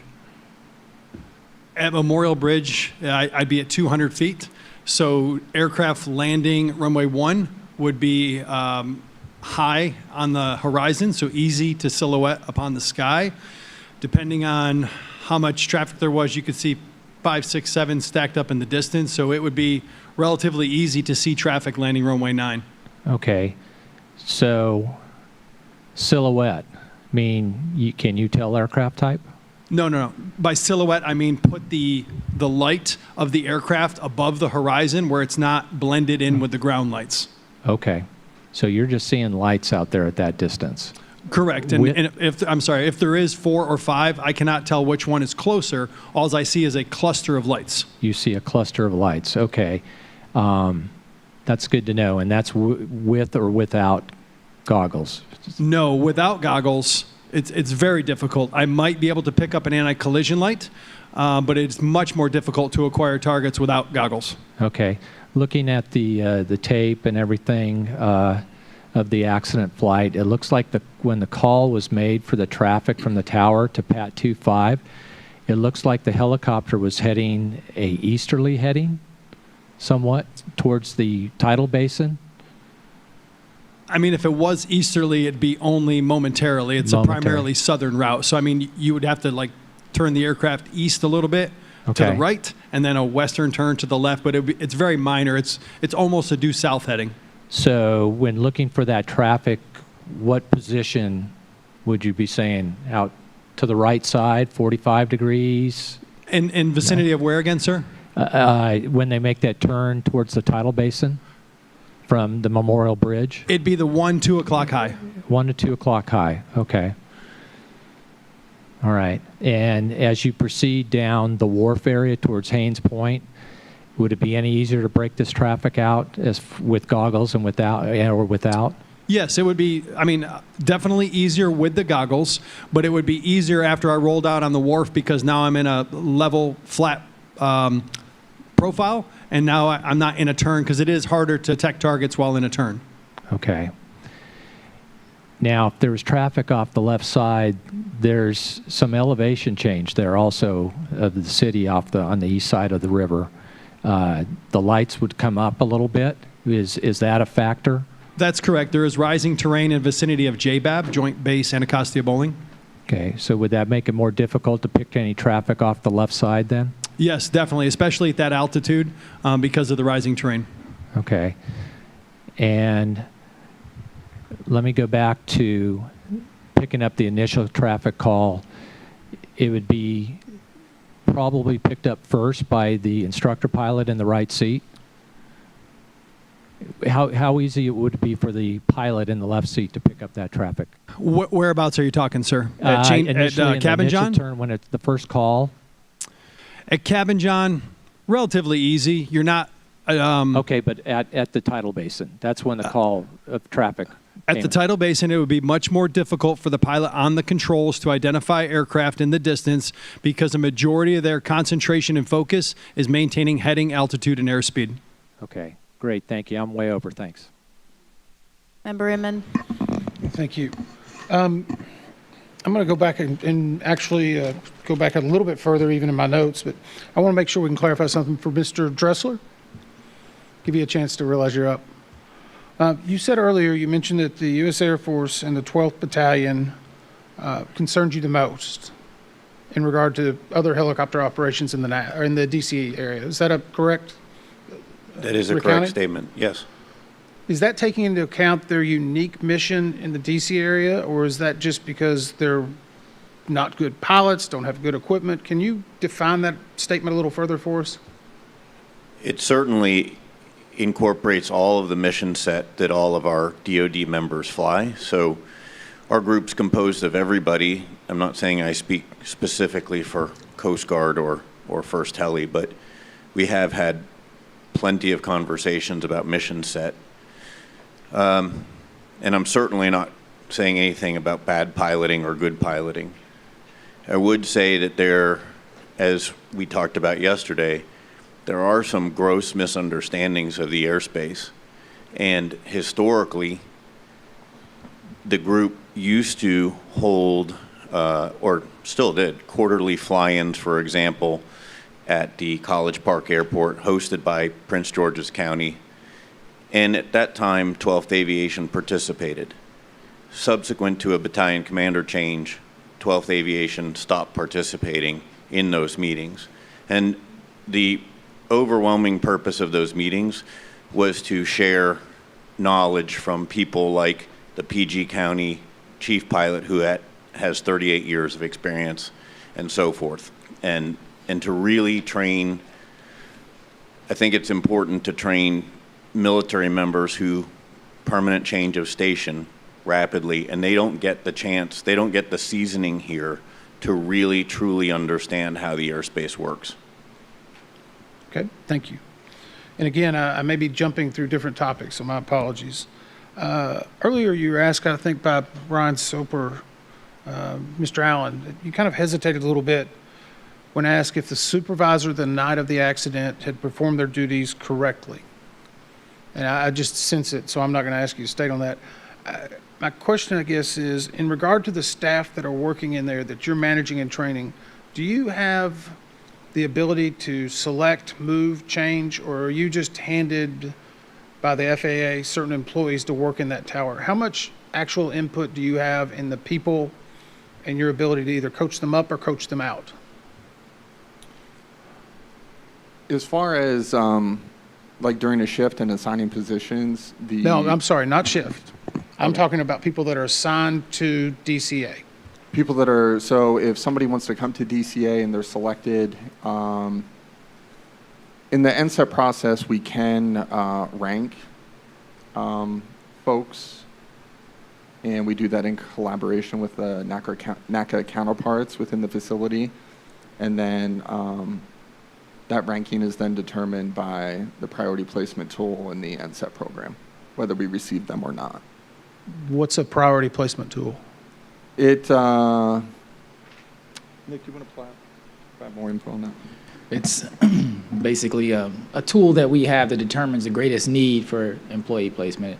It captures authorized staffing, on board, number of trainees projected to certify, average time to certify. It gives us a ranking of what facilities have the greatest need for support. Okay.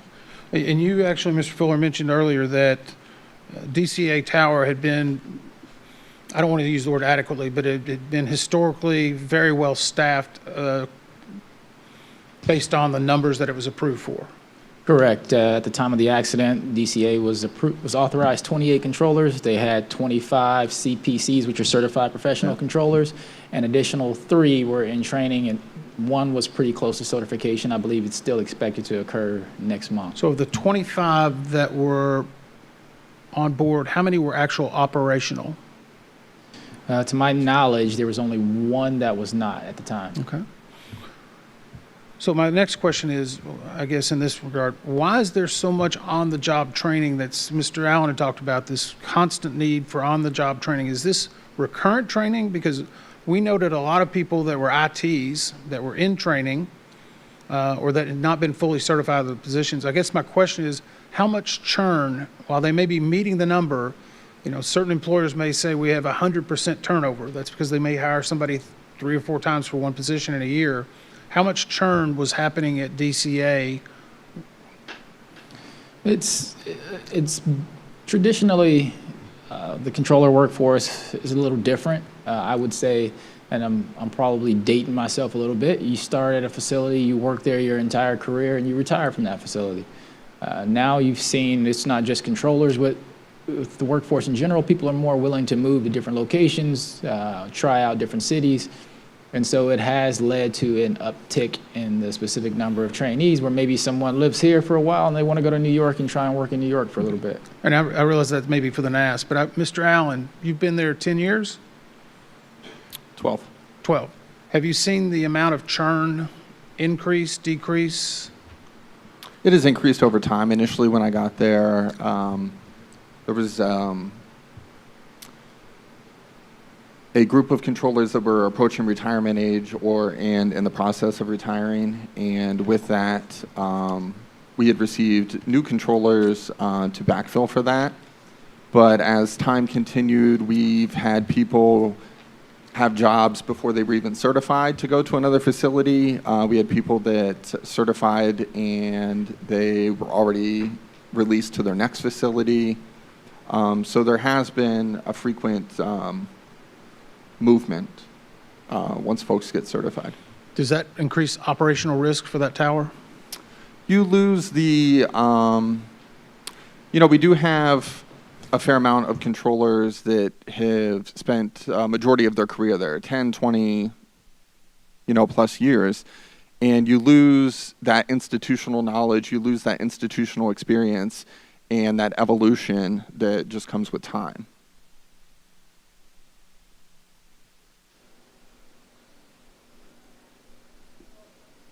Oh, no, we're not going anywhere. I'm going to, I was reading, as all of us were, the NTSB's ATC Group Chairman's Factual Excellent Job, folks, which said on page 33, quote, "There's considerable confusion and a series of corrections and updates from FAA regarding the staffing numbers at DCA Tower, both authorized and on board at the time of the event. In fact, there were changes we received for 6 months on how many people were actually in the tower, who was in the tower, how many were, how many CPCs were authorized and on board, how many certified professional controllers were authorized and on board, how many traffic management coordinators, operations supervisors, operations managers, support specialists, and air traffic managers were authorized and on board and operational, which changed frequently, and all we wanted was at the time of the accident. I don't understand why that's hard. So on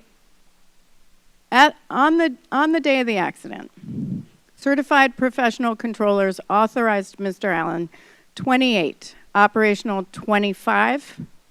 Do we know? If I could see the list of names, I could. Oh, I don't have those. I don't look at them. Is that correct, Brian? Yes, that's what was reported by the air traffic facility and confirmed through the IM. Okay. So the latest numbers, certified professional controllers. So January 29th, authorized 28. July 20, so I have authorized now are 30, correct? That's correct. On January 29th, operational 25. Mr. Allen, is that right? Oh, well, Brian just said it. Yeah. Today, we got 19 operational. We have several out on training, of course, but 19 operational. I'm trying to understand why, again, we have, looks like seven or eight out on training, maybe. So it'll be higher. I'm just trying to figure out why we're at less controllers than we were on January 29th. Without getting to the specifics of each individual controller, there are several that are out on various forms of leave. Well, what does that do for the workload and safety in the tower? It increases the workload, and we've increased the number of employees inbound. We've done a solicitation for former DCA CPCs to return because they'd be obviously quicker certifications, and we've pumped up the number of supervisors on board as well. Okay, great. Thank you. And I'm just managing my... on January 29th, authorized 3 traffic management coordinators. Today, we have 0 because 2 are out on training. Operations supervisors authorized January 29th, 6. Authorized 8, I'm sorry, operational on January 29th was 2 traffic management coordinators, 0 today. Operations supervisors, 4 operational on January 29th, 4 today. Operations managers, 1 operational January 29th, 2 operational today. 1 less support specialist, 1 more support manager, and the same number of air traffic managers. In total, we have less people than we had on January 29th. So, with that said, Ms. Chendi, you said it's in the works earlier. I just wrote this down. It's in the works to reassess the arrival rate. Yes, it is. Can you talk about that? Okay, so currently the arrival rate was adjusted, of course, after the incident, as mentioned by Mr. Lehman earlier, it's down to 30. So that's where it is, I would say, temporary until we do another assessment. And that assessment, again, is going to involve the all the runways that are going to be used, the capacity, and again, our fleet mix. What are the pilots? Are we using runway 33 or not? All of that is going to go into account before we come up with the arrival rate. And would it go down or up? Okay, so permanently, the rate without our temporary adjustment is 36. So more than likely, if we are not using runway 33, it would be going down, not up. Okay. So, and are you going to do a safety risk management panel on that specifically, on arrival rates? Well, So- normally. I'm sorry, that would normally fall into my wheelhouse, which is why Okay, yeah, that's fine. And then So- I'll turn. We wouldn't typically do a safety risk management panel on the rate if we are using a defined process that we've already done a safety risk management panel on. So since we already have a process for how we determine arrival rates, we wouldn't do a risk management panel once we're using that clearly defined and approved process. Which is a calculation, right? Yes, ma'am. I'll come back to this. Member Graham. The offloading to runway 33, I know we talked a lot about that. Is that purely at the discretion of the local controller to offload to 33? Yes, that would be their prerogative unless the pilot requested. Okay. And is that just for trying to fix the incoming and outgoing sequencing and separation issues, I assume? Yes. Okay. Chief Warrant Officer Van Vechten. Sorry, I get your name right. That's fine. I wrote it down wrong, and I keep saying you got to change it. Can you tell us a little bit about, I think it's called the Risk Common Operational Picture Document that is used before you go on a flight and how NVGs play into that risk assessment? Sure. A risk assessment is completed prior to every flight. We try to assess as many risks and hazards as we can and mitigate them to the lowest level. And how does NVGs play into that? Night vision goggles is a risk mitigator when we're flying. When we're flying at night, it'd be a higher risk to fly night. Night vision goggles is a lower risk because of our increased invisibility. How does cultural lighting play into that? It's increases the risk. I forgot the number off the top of my head. We have a numeric value 1 through X. I think it increases by 1 because of the complexity with the cultural or city lights. Okay, so during the risk assessment, taking the NVGs is going to lower your risk rating, but knowing that cultural lighting may be an issue, especially in this area, it could increase the rating there. Is that correct? I think we're talking two different things, because if I'm flying down to Quantico to go perform landings at night, it would be a much higher risk if I didn't have goggles. Okay. Flying through the DC area, it would be an increased risk because of the cultural light that could negatively impact a pilot's ability to see other aircraft. Okay, great. Thank you for clarifying that for me. I'm good, Chair. Member Inman. Yeah, I'm going to go back to Mr. Van Vechten for a moment.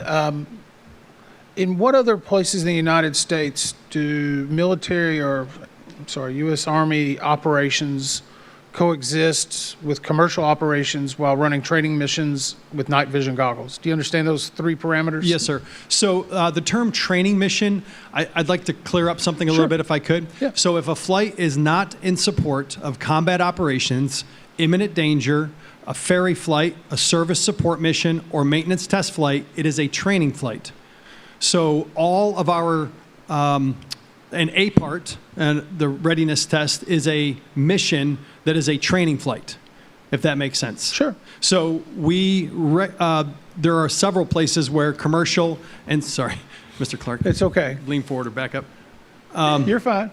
So specifically New York City, SFRA, Special Flight Rules area, there's a high concentration of civilian aircraft, and that is in the exclusionary zone. So LaGuardia and Newark have overlapping Class Bravos, and there's an exclusionary zone with a high density of civilian traffic that we operate in on a CTAF frequency. So that would be one area. I was stationed in Fort Irwin, California, so I flew the Los Angeles helicopter routes quite regularly for 3 years, so that's another area as well. So there's 3 locations in the United States, or there may be a lot more? There's a lot more. Those are just 2 very specific ones that I can think of that relate to helicopter routes. Where you would be flying night vision goggles co-located with commercial traffic? Yes, sir. Is that a fair assumption? Is there any discussion about an evaluation of night vision goggle use in correlation around commercial aircraft? Yes, of course. I wish we had the type of mission set where we could go point A to point B and avoid all civilian areas and just go down in Quantico's training area or AP Hill's restricted MOA area. But unfortunately, what's that? MOA? MOA, that's right. Military Operations Area, sorry. I'm just trying to get you past the acronym. But unfortunately, our mission requires our crews, their crews, I'm no longer part of the unit, I PCS last summer, requires their crews to be intimately familiar with their routes because they are forward deployed to their battle space that they're expected to operate in the worst of conditions. And the worst of conditions is night NVGs in a highly densely populated area. Understood. Like I said, I'm going to jump through a couple different categories. Can we pull up I know, Kat, you had this at one point. Mr. Fuchs, can we pull up the notification, Kat's notification? We're going to go back to this if we can. This is, I think, I say Kat, she had been asking about this drug and alcohol testing, and I think, Mr. Fuller, you explained that when is it determined that it's actually an event that would require drug and alcohol testing? So there are certain parameters. Again, obviously, a fatal accident, significant damage. We even have parameters for an employee being injured or some. There are a few categories. So it's after that occurs that you determine if these guidelines are supposed to be. Correct. Okay. When was the determination made that it actually required drug and alcohol testing? I believe it occurred, looking at the time frame up there, just after midnight, 12:15. My question is, and you've seen all the materials we have, how do you reconcile with that, with the survival and the response? And I apologize for the families that are here. It's in the docket, but I think it's important we talk about it.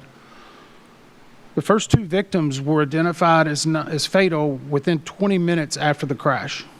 It's in the logbooks. It was reported through the NY Operations Center. It's coded in CAD. So 20 minutes after the crash, 2 victims that are fatal are already recovered. We have our first investigator on the scene who was close to the proximity as we all rushed there, was on the scene, I believe, at 9:45, roughly within the 1 hour. And at that point, there were already, I believe, 10 fatalities confirmed. I know the chair and I were on the 3-3 runway, and as I said before, I had to look over 21 body bags right then. How can you tell me that you released those controllers at midnight, but you didn't know a fatality occurred? So we in the air traffic organization don't have access to the same information that you do on scene. We rely on... We're standing on the runway. Yes, but we were not there in the air traffic organization. We were not. But your controllers, your staff, and your management are there. Our controllers were there. We had one manager inbound there, but we're not there. Where this place, the decision made, the director for Eastern Service Area Air Traffic Operations is based in Atlanta.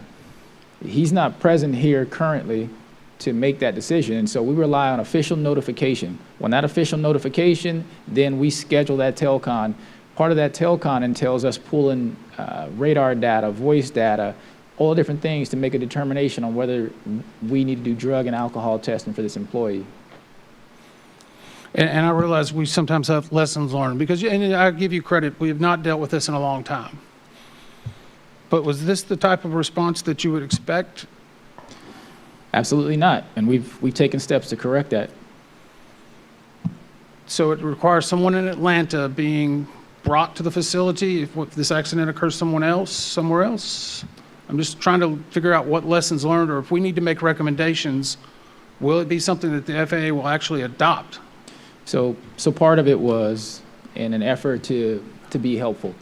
Let me explain the way it works. We have a call center at the command center in Warrenton, Virginia. They take all the calls on significant accidents, incidents, occurrences. They're also the ones who would typically coordinate to get drug and alcohol testing going on. In this particular event, when we were notified of a crash here in the Washington, D.C. area, some of those investigators that would normally handle those duties went out to the facility at DCA to help with immediate on-site data collection. And so in the transit time, getting to the facility, collecting data, doing all those different things, they weren't in a position to then coordinate drug and alcohol testing and going through all the checklists that we typically have. And so once they got the call scheduled with the director from Atlanta, that's when the determination was made to have drug and alcohol testing. However, those employees had already left the facility. Some of them, again, haven't been there for 11 or 12, 13 hours.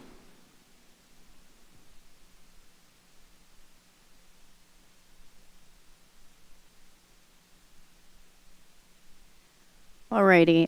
What are the 2 triggers, Mr. Fuller, for applying safety risk management? Safety risk management is something we apply all the time, but primarily it's when you introduce a new procedure or equipment, or you have identified an existing hazard within your current procedures or equipment, or something is identified through some of your SMS practices. Okay, so I'm looking at FAA's safety risk management process. E, page 9, FAA order 8040.4C, triggers. There are 2 basic triggers for applying safety risk management, SRM. The first is planned changes that control, generate, or affect an aviation hazard. And the second is the discovery of potential hazards or ineffective controls from the safety assurance process. So if there are planned changes to something, do you think reassessing arrival rates, I understand you have how you calculate it, that's laid out in your orders. Why would you think you would not want to assess to look at any potential safety risk caused by changing the arrival rate? Again, I think the important thing is we've identified that the process of setting these rates has proven to be safe. And since we've identified that process has been proven to be safe, and it correctly identifies any hazards and risk, we wouldn't therefore need to do a subsequent additional SRM. I'm wondering if others along the line here, maybe maybe not you, Kenneth, you might not have a view here, but others, do you have a view on that? The process is a calculation. Go ahead, Ms. Chendi. Okay, yes, the process is a calculation. If I could just say this about the rate, we could go through the process right now and come up with a rate of 20 for DCA. We could say that, but it would not do anything for the number of flights that come into the airport unless we actually put in traffic management initiatives to manage that demand. So I say that to say we talk about the rate. Really, the tower is concerned with the spacing that the TRACON provides them.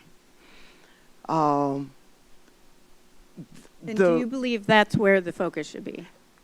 Correct. And I mean, I read. Back to miles and trail. Say that again. Did you say miles and trail? Correct, miles and trail. And actually, the rate that my colleague provided as far as 4 miles and trail was what the tower requested. And that night, they weren't providing 4 miles and trail to the runway threshold. I reviewed it as well. Can I stop you right there and Sure. ask, what were they provided that night? Less than that. Like 2.5, okay. 3? Well, they never went below 2.5. So it was more like 3 miles, 3.5. However, after about, I'd say like 15 minutes, you noticed they actually started providing the 4 miles and trail to the threshold. So they made the adjustment, providing going to 5 miles and trail to that transfer control point, which with the compression then goes to 4 miles to the runway threshold. And after a while, that phone call did go into the operations supervisor, and they went back to providing less than. Of course, the tower had approved the request of them not providing that 4 miles. Okay. Now, if Go I could ahead. just finish, okay. So I actually reached out to the TRACON and I asked, I was like, there is something interesting about what was happening here. What is different? The operations manager looked into it and he said, well, starting that flow, they had literally just opened the final position at the TRACON. So the controller was sitting trying to get used to what was needed, what they needed to provide the tower. From them reviewing it as well, they realized, okay, they got comfortable, and then they were able to provide the tower with what they needed. And that's how you notice they were providing what the tower needed. And after that, I'm guessing resource management by the operations supervisor at the TRACON, then from what was shared, the position got combined, the TRACON, and the restriction got canceled by the tower. Just trying to provide that extra insight there. Thank you. Member Graham. Just a couple quick questions here. Mr. Allen, do they ever offload to runway 4 or 22 at DCA? No, runway 4 is for departures only. Okay. 22 ever? No. Too hard to come around. I noticed that runway's closed right now till the end of December. At least that's what the NOTAM says here. I guess it just says to landing on runway 4, but takeoff and landing on runway 22. So runway 4 is only used for departures. Runway 22 is not really used. Okay. Yeah, I'm just looking at the NOTAM right here for today through December 31st, according to this. Assuming my application is right. I'm just curious. It will continue after in December. Then they'll just redo it. It'll remain a departure runway only and only runway 4. Okay, so it won't be taken into account to the arrival review, right? Okay, that answers my question. Thank you. I'm good. Member Inman. So I'll tell you what, Nick, you raised your hand. Mr. Fuller? Thank you, sir. I think I could help clear up something because I think it's a little bit confusion about what the arrival rate means. When we establish an air... Please don't. We know what it means. Thank you. Go ahead. But I will say, I don't want anyone thought that we've not given them a chance to have their say. We've all sat here, so Mr. Fuller, tell us what you want in the record. The arrival rate is the calculation on the average maximum that that airport can handle. It does not mean that that's what we're going to deliver every hour. It does not mean that that's what's scheduled. It's just a broad, perfect conditions. This is what the airport can handle. So for DFW, the arrival rate is 114. We may only schedule 80, but it's still advertised at a 114 so that everybody knows the best peak conditions, this is the max that that airport can handle. So I just don't want people to think that we're jamming it by creating this arrival rate at DCA. We will still, if they need a ground delay program where they only need 24 operations per hour, that is what we will schedule, 24 per hour. It will still be advertised as the max arrival rate is 36, but the program will only be for 24. Okay, I appreciate it. Thank you for bringing it up. So we'll go along with your line of questioning, Mr. Fuller. You talk about their needing that. So this is in 2022, and what I'm citing is, it's actually in the docket, it's Office of Government and Industry Affairs memo to the Air Traffic Organization. I guess it's a big group. They had done an analysis in regard to the FAA reauthorization. The DCA had the 5th largest number of ground delay programs and ground stops in the NAS. The surrounding airspace, which includes DCA, is complicated in part due to a high volume of VIP and military operations. However, DCA received 69% more ground delays and ground stops than BWI and AID combined. Additional flights at DCA would likely have a negative impact on operational performance and passenger experience. They also go on to cite a lot of other things in regard to model delays, annual service volume, things of that sort. I think this is FAA's own government affairs were indicating that there shouldn't be that many airplanes coming in because of what you just mentioned, which was ground stops and ground delays. And that was 3 years ago? That's what got DCA to be it's a level 3 constrained airport. We recognize that there is a specific and a finite amount of aircraft that you can fit into this airport. So yes, we agree. We understand that we can't continue to overload the airport, and that's why we have several initiatives and programs to make sure we balance that. I'll ask you again, could you hurry it up? Duly noted, sir. So in regard to training, Mr. Allen, you've had a few minutes break. Congratulations, you're back. You talked about training, and you talked about using simulations, and that's a part of the overall training for IT or in-training controllers. Is that correct? Yes, it follows the classroom training. Okay. Do you think that's an important part of a controller's development of being able to understand the DCA airspace to get them up to speed? Yes, 100%. It allows us to develop a foundation prior to them going upstairs and training on position live. Okay, and I take it you probably already maybe know where I'm going with this. I don't know where anyone's going at this point. Well, neither do we, even though we may act like it occasionally. Is it troubling to you that whenever we came and visited the tower in May, your simulator had not been updated and could not accept new updates due to a programming issue for a vendor for over 4 or 5 months? You're referring to this past May, like 2 months ago? We had received a new simulator, and there were initial bugs and stuff that were worked out of it. And as we continue to develop it, and there are software upgrades and stuff, they do run into trouble at times.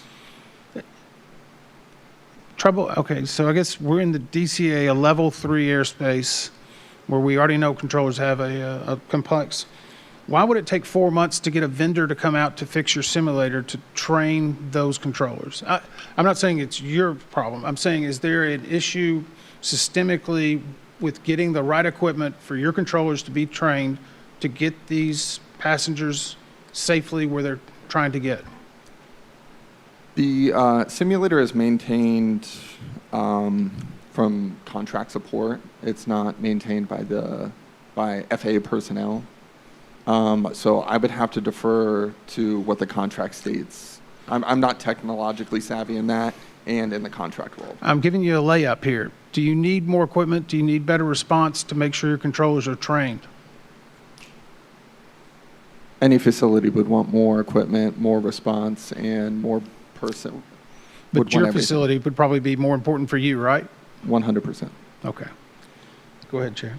Thank you. Do Mr. Allen, Mr. Jarvis, maybe Mr. Lehman, do arrival rates matter if you're stacking them in the last half an hour of an hour and the first half an hour of the next hour? If you're stacking flights in? To an extent, in my opinion. I mean, I guess it could scratch the surface, but if you're compacting the demand, you're compacting the demand. Mr. Lehman? So one reason that we want TBFM is because right now, miles and trail are an unscientific, we come up with them unscientifically. TBFM is more of a scientific way of looking at it, a much more significant math problem that it uses equipment. Right now, when we're going to get busy, we just say there's 5 fixes that they're coming over. We're going to put 20 miles in trail on each one of them. Now I got to get 4 miles at the runway. What TBFM will do, or what lowering their the arrival rate will do, is create more ground stops so the airplanes can't get in the air. Because once they get in the air, the pressure comes to Potomac. Well, first to Washington Center, then to Potomac, and then to DCA to get those airplanes on the ground. So, to answer your question, I believe lowering the arrival rate would make a difference, because this allows the command center to start putting in more strict miles in trail or ground stops to slow the problem down. Mr. Silverman is just waiting for his chance to answer a question today. Bated breath. It's your moment. Yes, I'm here, by the way, all day. Yeah, just want to get to the TBFM discussion. We are a big supporter of it. We have it utilized at a lot of our hubs. Mr. Lehman is correct, along with Ms. Genji. It is very granular, much more exact in mile and trail. From my perspective, it's about predictability. It smooths out the volume. It uses analytics, trajectory analytics. So from my perspective, the quicker we can get it installed at DCA, the better. So I just wanted to throw that endorsement out. Thank you. So February is the target? Or what is? March. Oh, March March 2026. However, you never know. It could be February. Okay, good. I'm going to go back a little bit. I just want to ask, is it common for DCA Tower to tell helicopters to pass behind an aircraft? Yes. Yes. That's what we found in our other interviews. Mr. Van Vechten, we saw radio communications where there were mic clicks that interrupted ATC communications. And are you aware of pilots reporting at all that there's pressure to call to respond right away? No, I'm not aware of that. Yeah, you might want to take a look at some of the interviews Can you clarify what you mean, respond right away? to get on the mic right away and not maybe let air traffic control finish. No, I've not heard of that pressure. Okay. Would you be surprised if someone we interviewed said that that's kind of the norm here? Yeah, I would be surprised. Okay. Are there concerns about communications in with the tower, Mr. Allen, or anyone else with communications between DCA Tower and PATS? Any communications issues? I believe there has been ATSAPs filed. I'm sorry, I can't hear. I believe there's been safety reporting, the voluntary safety reporting ATSAP. Of communications? Of communication issues that have occurred in the past. Do you have any information on what those are? Not specific, but they should be in the program. Okay, we'll look. Do you want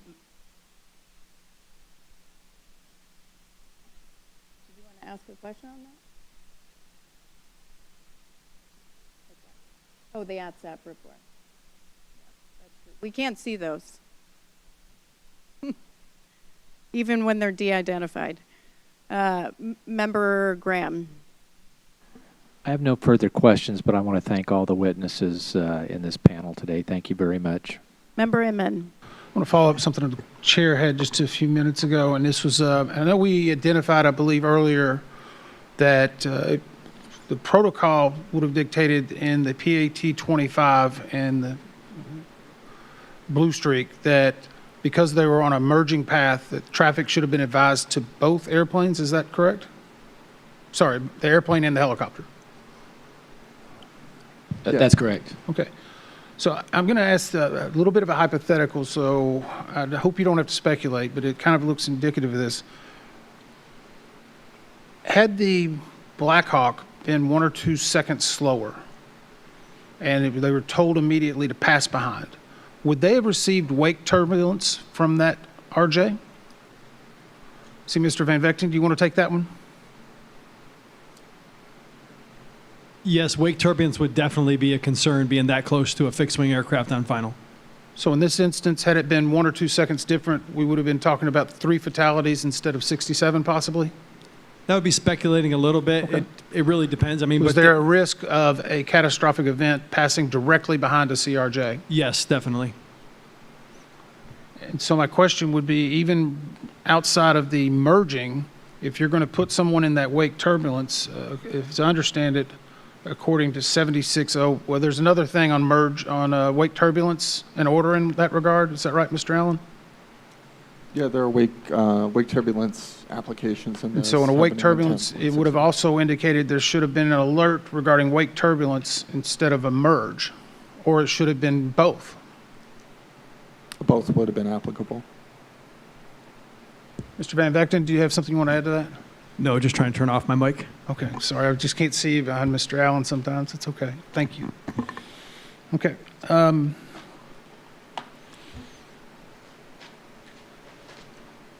Just going to go down to a couple of other questions here.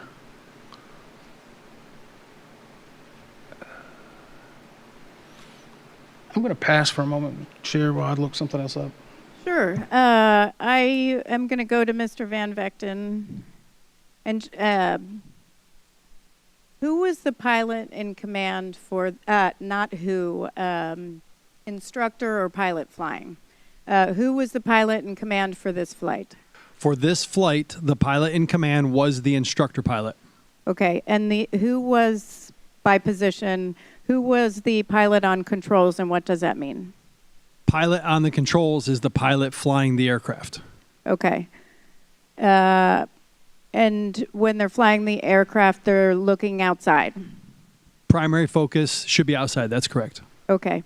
And so the instructor pilot in this situation is responsible for monitoring the altitude and airspeed, as well as clearing aircraft and monitoring for the tower and making radio calls. Yes, the pilot on the controls will also cross-reference their altitude, but the pilot not on the controls typically will be making the radio calls and maintaining airspace surveillance. But it's not unusual for the pilot on the controls to be doing both. And what are the responsibilities of the crew chief? Crew chief's primary responsibility is to maintain airspace surveillance and assist the pilot in command or the pilot with any other duties that may be necessary, such as completing a fuel check or possibly even making a radio call. Okay. And between the pilot on controls and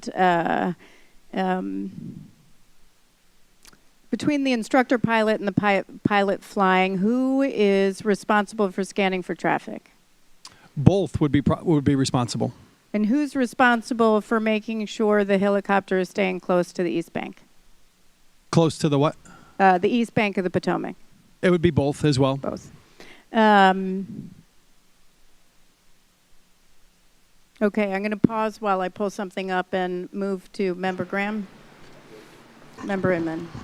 So, Mr. Van Vechten, I'm going to ask you, you've read through most of the transcripts and the materials we pulled together? Yes, sir, I have. Okay. In the flight for the PAT-25, at one point, and I want to make sure I'm getting the right terminology, I'm going to call it left seat and right seat. Is that okay with you? Yes, sure. The left seat is flying, and they're coming down to a transition point, and they turn right instead of going straight. Do you recall that? Yes, vicinity of Cabin John. At Cabin John, they took a right, but they were supposed to be going straight. Is that correct? That's correct. Also, at one point during the CVRs that we downloaded, the left seat indicated that that person had a little bit of dizziness during that flight. So, do you recall that? I don't remember reading about dizziness. I got dizzy for a moment, I believe. I don't recall that part. Recorders, do we have that?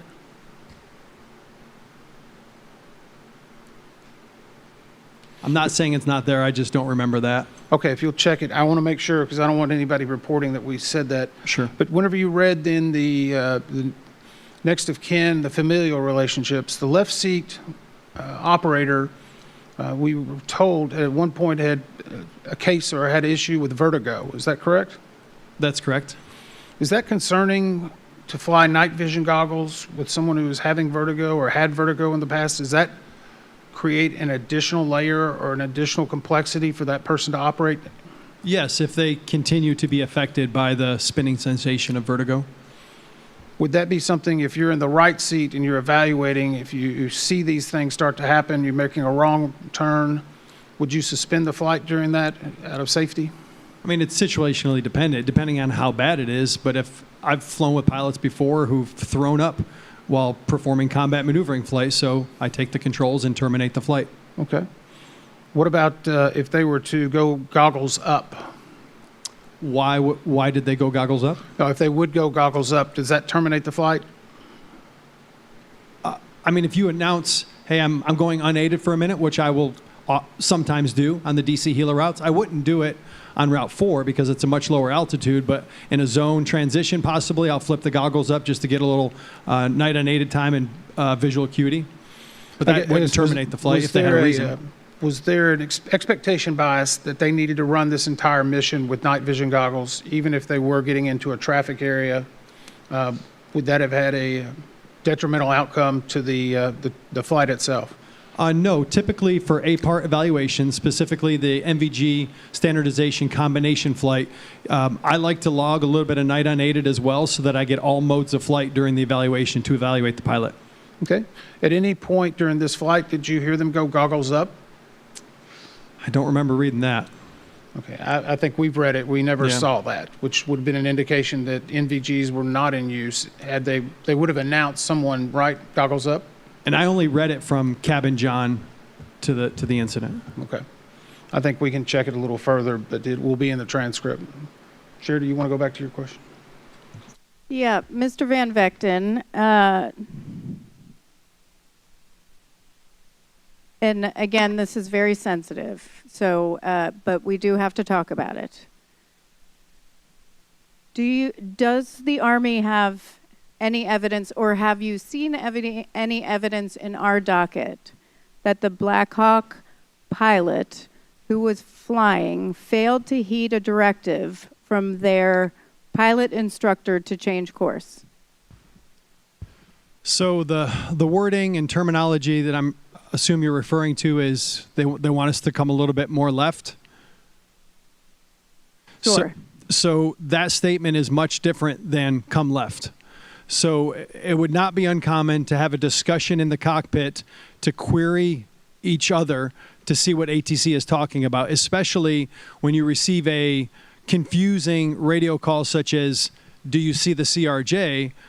They were probably saying, yes, I see the CRJ lining up on runway 1 for landing. It's no factor. Why are they questioning me again? And so then it is possible that the instructor pilot said, well, maybe they want us to come a little bit more left to clear up, to get further away from the final approach course of runway 1. But that's much different than saying come left. Right. So what happened actually at 20:47:41, Pat DCA Tower says Pat 25 passed behind the CRJ.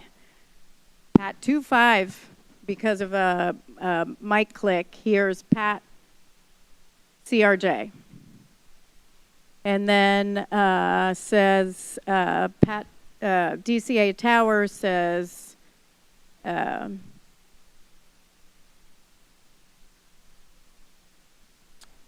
actually, you hear Pat 25 has aircraft in sight, request visual separation. DCA Tower visual separation. Then you have the pilot instructor, and I'm trying to take out words here about individuals, so I'm not stating who it is. So the pilot instructor says, all right, kind of come left for me. I think that's why the local controller is asking. And then the pilot flying says, sure. The pilot instructor says, we're kinda, and the pilot flying says, okay, fine. The pilot instructor says, out towards the middle. And then that's it.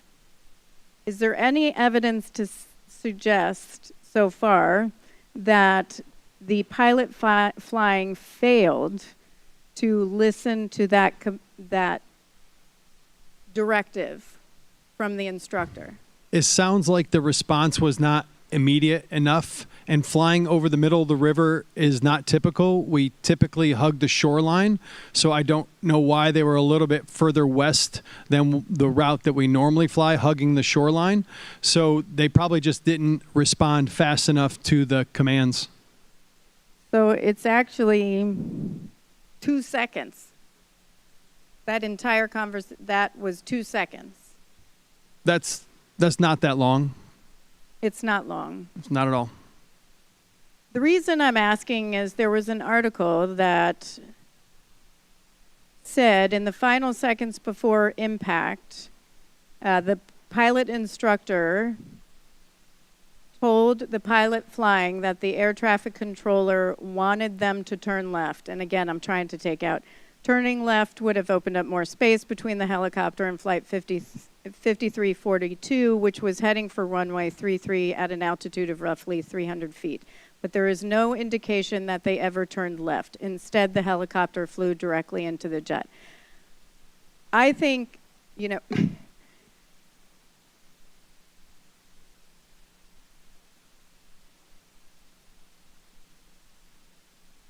I have real concerns about an article like that. Those are a lot of assumptions.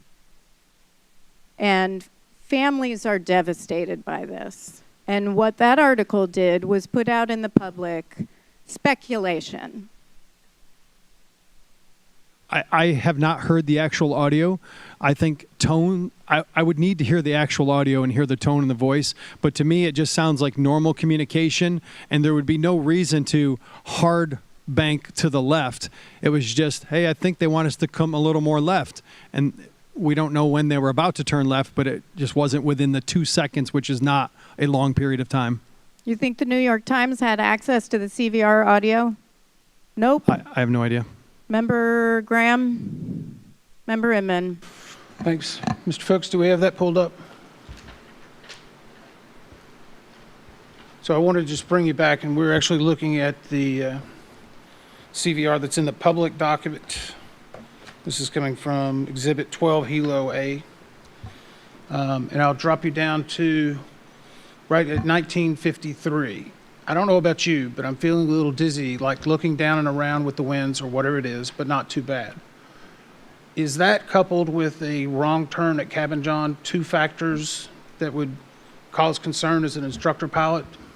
Yes, it would heighten my sense of awareness for sure. And I don't want you to speculate on it, but that coupled with knowing additional medical information about vertigo could be concerning? Yes. Okay. Go ahead, Chair. Thank you very much. All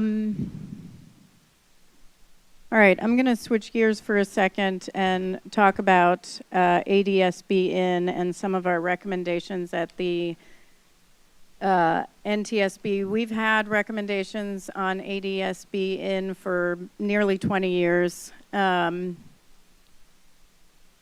was on scene for one midair collision that killed several and injured. It killed 4, severely injured 10, and we recommended ADSB in then for specific high traffic areas. Certainly for air tours, it's a little bit different. But the response from FAA on June 26, 2023, when we again, after numerous years, recommended ADSB in and out, actually, said, we determined that our current ADSB requirements adequately address the needs of aviation safety and will not pursue any additional ADSB requirements at this time. So for about 17 years, if not more, we have FAA not requiring ADSB in, pushing back. So I just want to ask the FAA, and again, that was 23, so we're in a different place now. So, Mr. Fuller, do you know, does the FAA support requiring newly manufactured aircraft registered in the United States be equipped with ADSB in? I don't feel I can speak for the entire FAA. I'm here representing the Air Traffic Organization.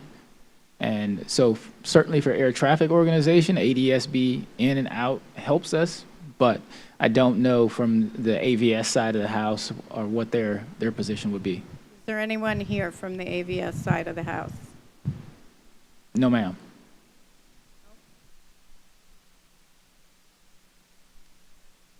Does the FAA support requiring that any aircraft manufactured as of today be required to be equipped with ADSB out when operating in an airspace? Also be required to install and operate ADSB in? Does the FAA support requiring ADSB in on all manufactured aircraft as of today where there's ADSB out required? Again, I can only speak for the Air Traffic Organization. We support any technology that will assist us in separating aircraft. So you don't know if the FAA supports requiring these two? I cannot speak on rulemaking, flight standards, aircraft certification, and I'm not knowledgeable enough in those kind of requirements to speak on their behalf. Okay, maybe you can respond in writing. I can certainly help facilitate that discussion. Yeah, absolutely. Okay.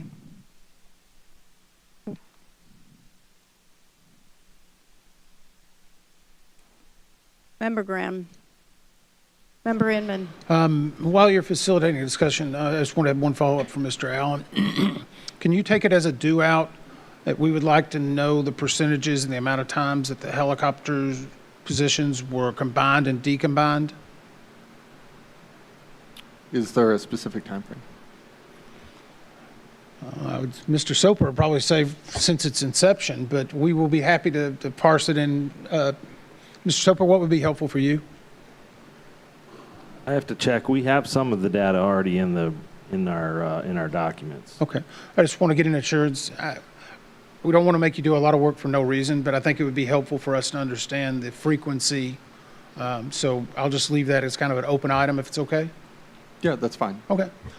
Mr. Jarvis, I always try to announce if you haven't spoken a little bit. How many years were you an air traffic controller? I've been in the business 41 years, A little long in the tooth, too? a little bit. So your job the last 6 years with Leidos, why is Leidos hired to do quality assurance and to help the FAA? I was doing the job in quality control for 5 years prior to retiring. So it's a heavily tasked job.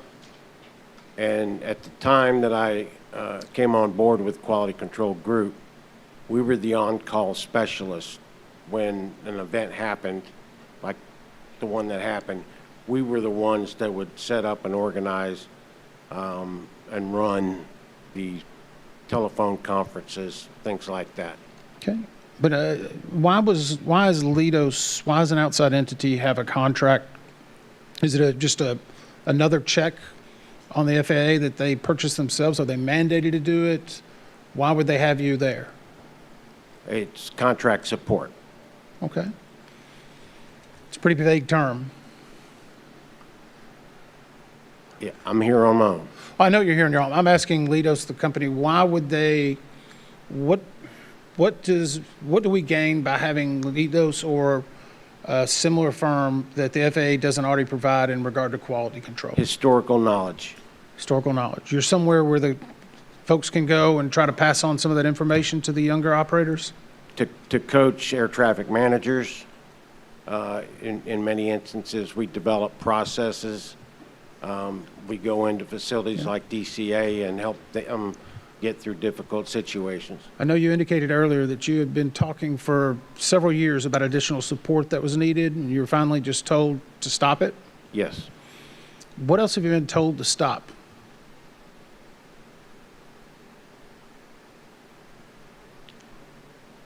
Well, in June of 2023, I was managing or supporting DCA and DC Metro facilities. And in the dark of the night, I was removed from those duties. When I asked why, I was not provided an answer. I had managers calling me, asking me why, and I just couldn't give them an answer because I didn't know why. I had my Leidos manager asked why, and that conversation got difficult, I'll say, and we never got an answer. It was important to me. I had made progress with DCA. My Leidos manager used to be high up in the agency, the FAA, and knows how difficult this facility and this region has been to maintain. And we all felt like we finally had a good connection and we were moving the needle. And for us to stop moving that needle, all of a sudden, for no apparent reason, wasn't a good move. It was a bad decision. As time after I left, I was assigned other duties. I watched the facility backslide, and it was apparent from NTSB showing up 2 or 3 times, since July of 2023 till time now, things started to slide back, and it broke my heart to watch this go down.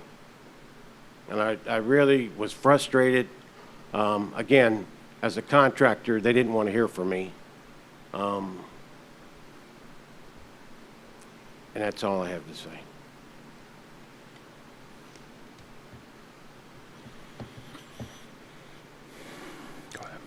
Okay.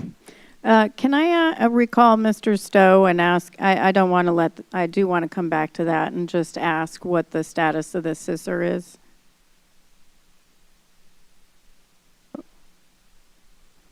Sorry, I don't have the status of that. Oh, okay. Can you give it, can we get that for the record too? That would be helpful. Beyond concur and elevate, what you're doing to, in response. So the sister was about the miles and trail. And while we currently have the arrival rate reduced, we can't evaluate the sister. So the sister remains open. And what Mandy was speaking to earlier is we have a commitment to pull together the same entities that would evaluate the arrival rate, the procedures between Potomac and DCA, and at that point, then we would come back and put some kind of findings into the sister. Okay. So right now, it's still with headquarters, SysOps Command. Thank you.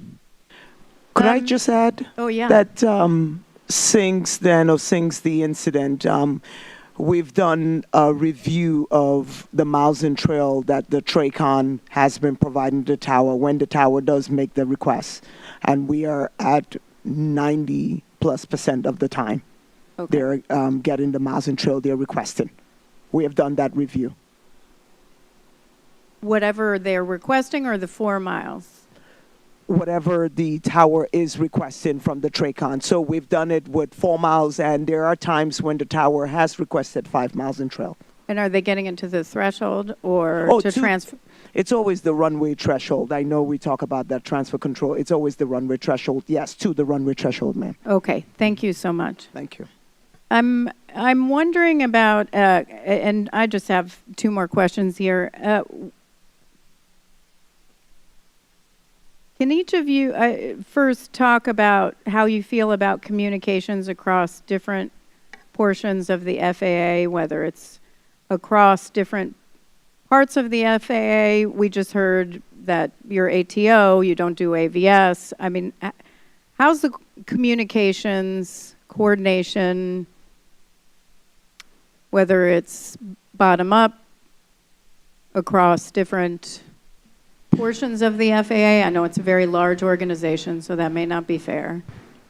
We coordinate well with the relevant lines of business. And so for us in the air traffic organization, our regulators on the AVS side of the house, so we meet with the Air Traffic Safety Oversight Service on a regular basis, rulemaking on occasion, AGC if needed, but we don't typically in air traffic know or have very little concern about aircraft manufacturing. So a large portion would be the aircraft certification, the flight standards, the CMOs that operate the Part 121 operators. We don't have a significant amount of interaction with them unless we're talking about pilot deviations or some kind of wake turbulence standards, things of that nature.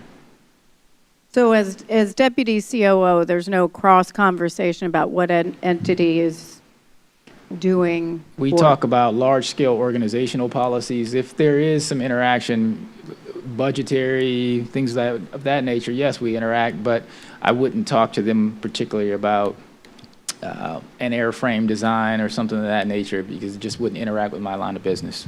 Well, right. I'm just wondering why ATO wouldn't know that the administrator of FAA went to a press conference in support, and the secretary, in support of the language I just read, asking if you'd support it, which happened this week, or, yeah, Tuesday. Okay. Mr. Allen, Ms. Chendi, Mr. Lehman, maybe Mr. Allendorfer, do you feel that you are adequately supported by your leadership at all levels, including executive leadership up to the COO?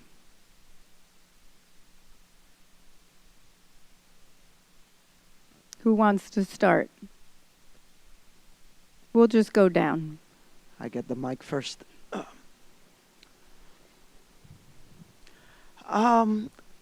Personally, direct leadership, we're kind of open. I mean, I personally don't have any issues in that regards. I mean, but when it comes to funding for things, wish it could be better. Just want to say that before I pass it on. I join you in that. Mr. Lehman, I believe in the last 10 years, this is my opinion, that as traffic management and the command center has become more and more the face of the FAA, they have listened to facilities less and less. And that is a problem. We're told to report up, and that is we are taught to report up. What I want to say is I'm not sure that we listen up so well. Mr. Allen. I would say that we need to get back into the facilities, listening to the facilities, nurturing them, supporting them in a productive manner, not just, attempting to place a policy in place or have stuff driven from the top down. The folks on the ground that are in the facilities every day, that are conducting the operation every day, are the key to the success. And we could find better ways to support them and nurture that process and make it flourish. Mr. Jarvis, I know you're not there, but from your time there. Yes, thank you. They need a lot more administrative staff. The district shared services, I think, works in a couple of districts on the eastern service area, but not in all. That's not to say that some coaching in that field couldn't be done to produce a better product, but if you're going to add people to the district, then they need to go where the help is needed, and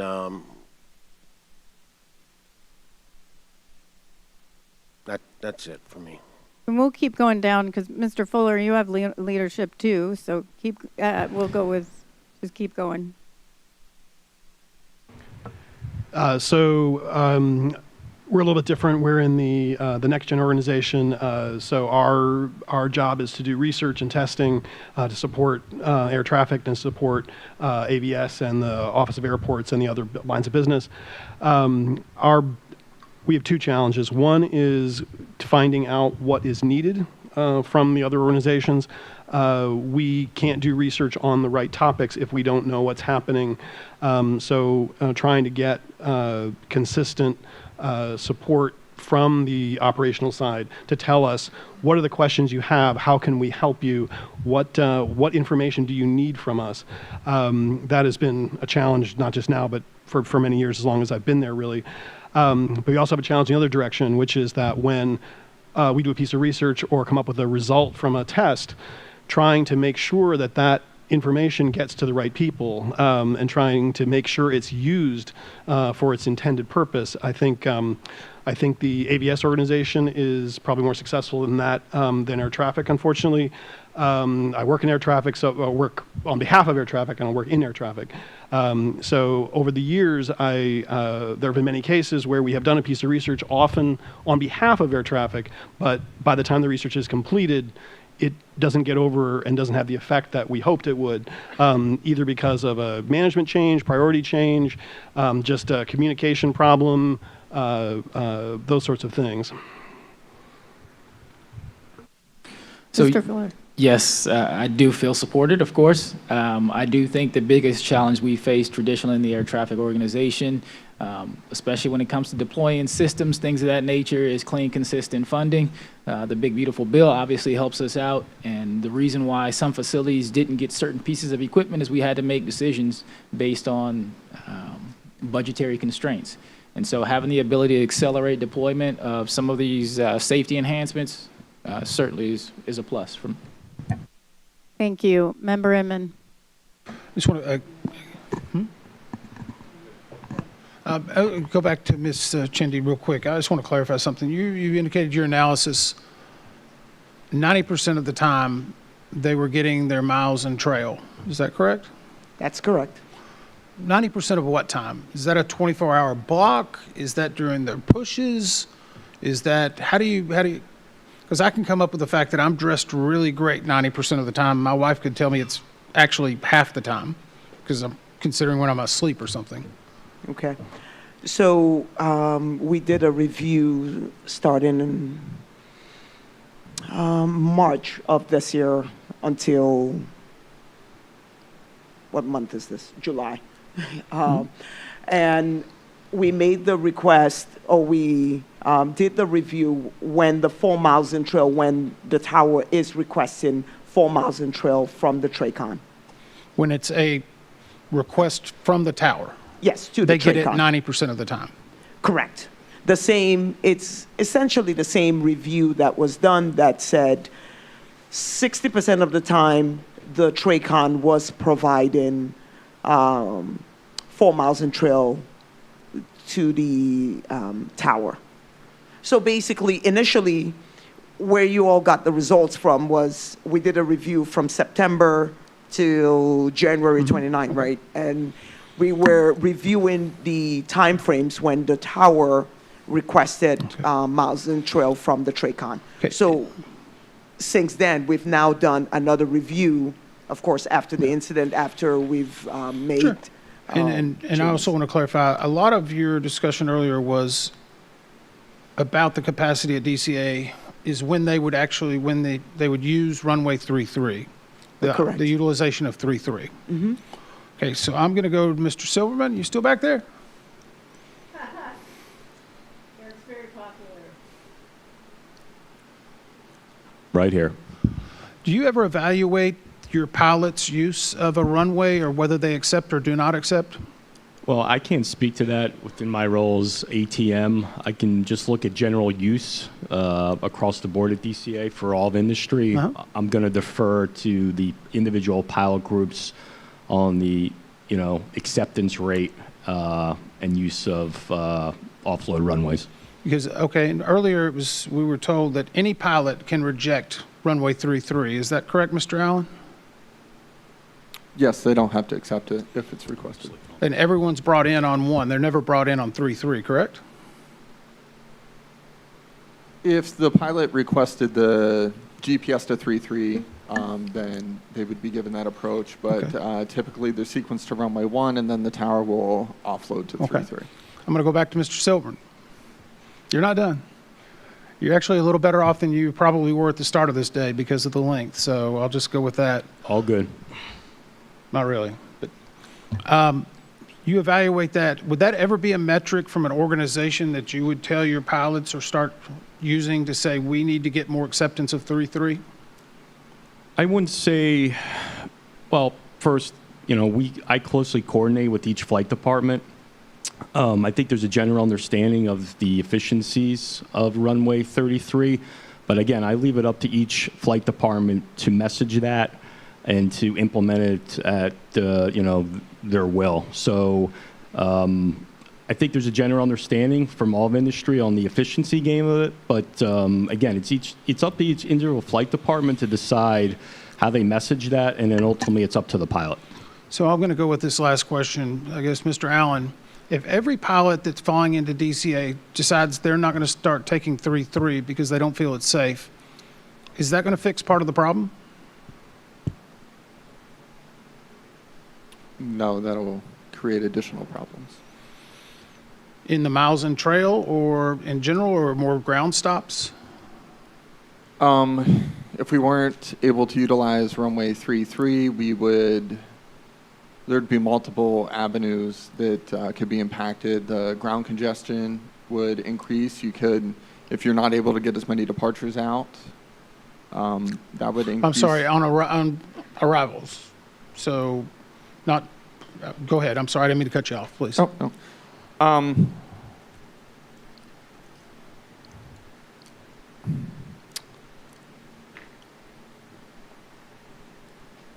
you repeat the question again?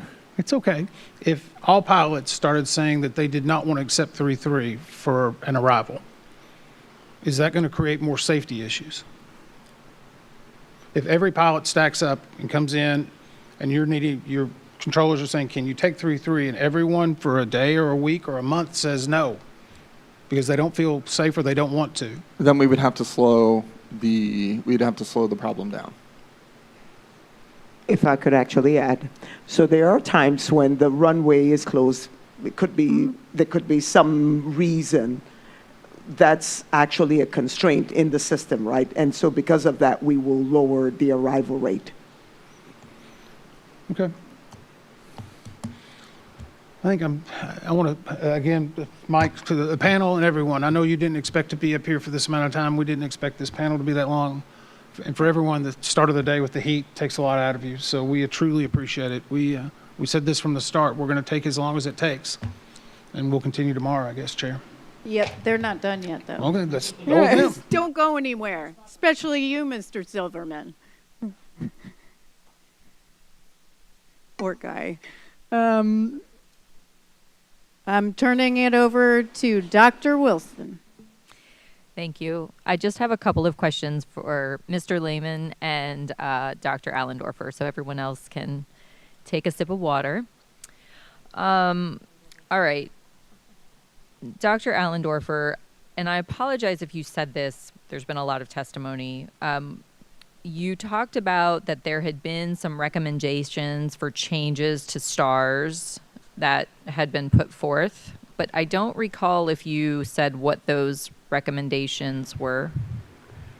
The recommendations I think you're referring to were are not necessarily specific to STARS, but specific to conflict alerts in general. Yes, thank you. In air traffic systems. There are a number of them. Some of them are related to the presentation, so how to present it to controllers, how to present audible alerts, and so on.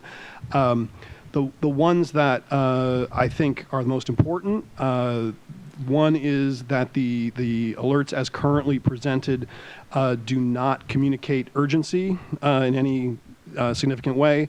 An alert that may be for a situation that's going to happen 30 seconds from now, 50 seconds from now, that looks and sounds the same as an alert that is for a situation that is currently active.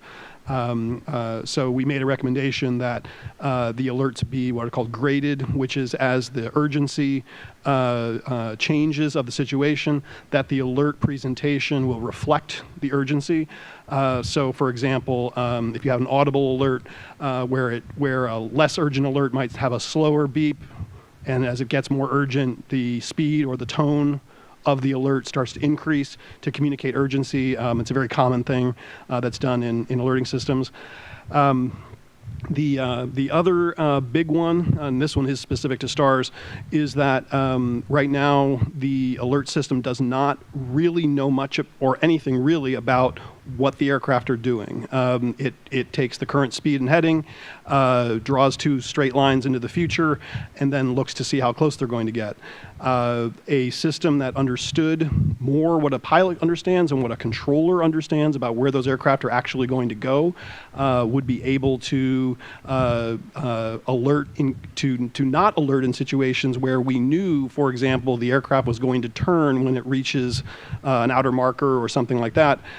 There are conditions where the alert, as it is today, alerts unnecessarily because it just doesn't have the information about where the aircraft are going. All it knows is that the aircraft's here, it's at this speed and heading, and the other aircraft is here and at this speed and heading, and it can't really make a good decision about whether it should alert or not. So incorporating more information, the system, the en route system does have more of that information. So specific to STARS, adding more information about where the aircraft are going.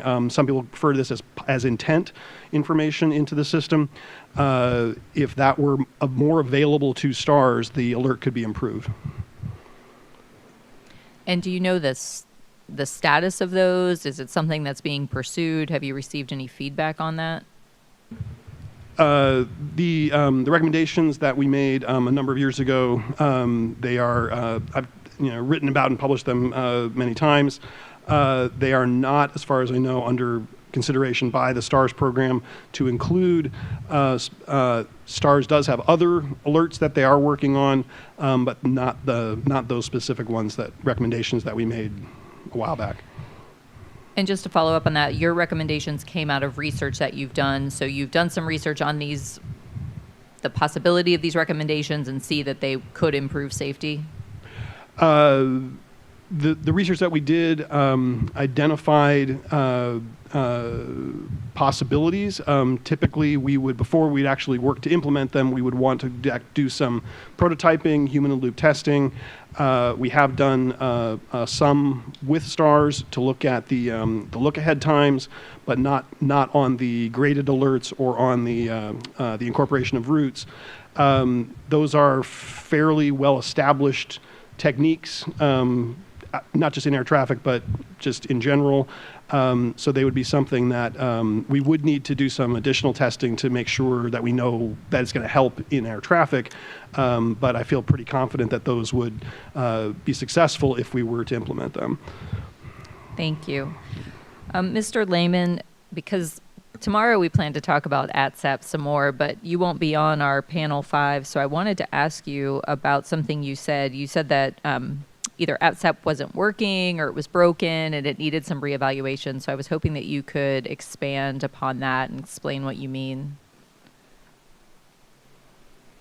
Well, first of all, I mean that it's just an obsolete system. It was started in 2009. We really haven't updated anything with it since then.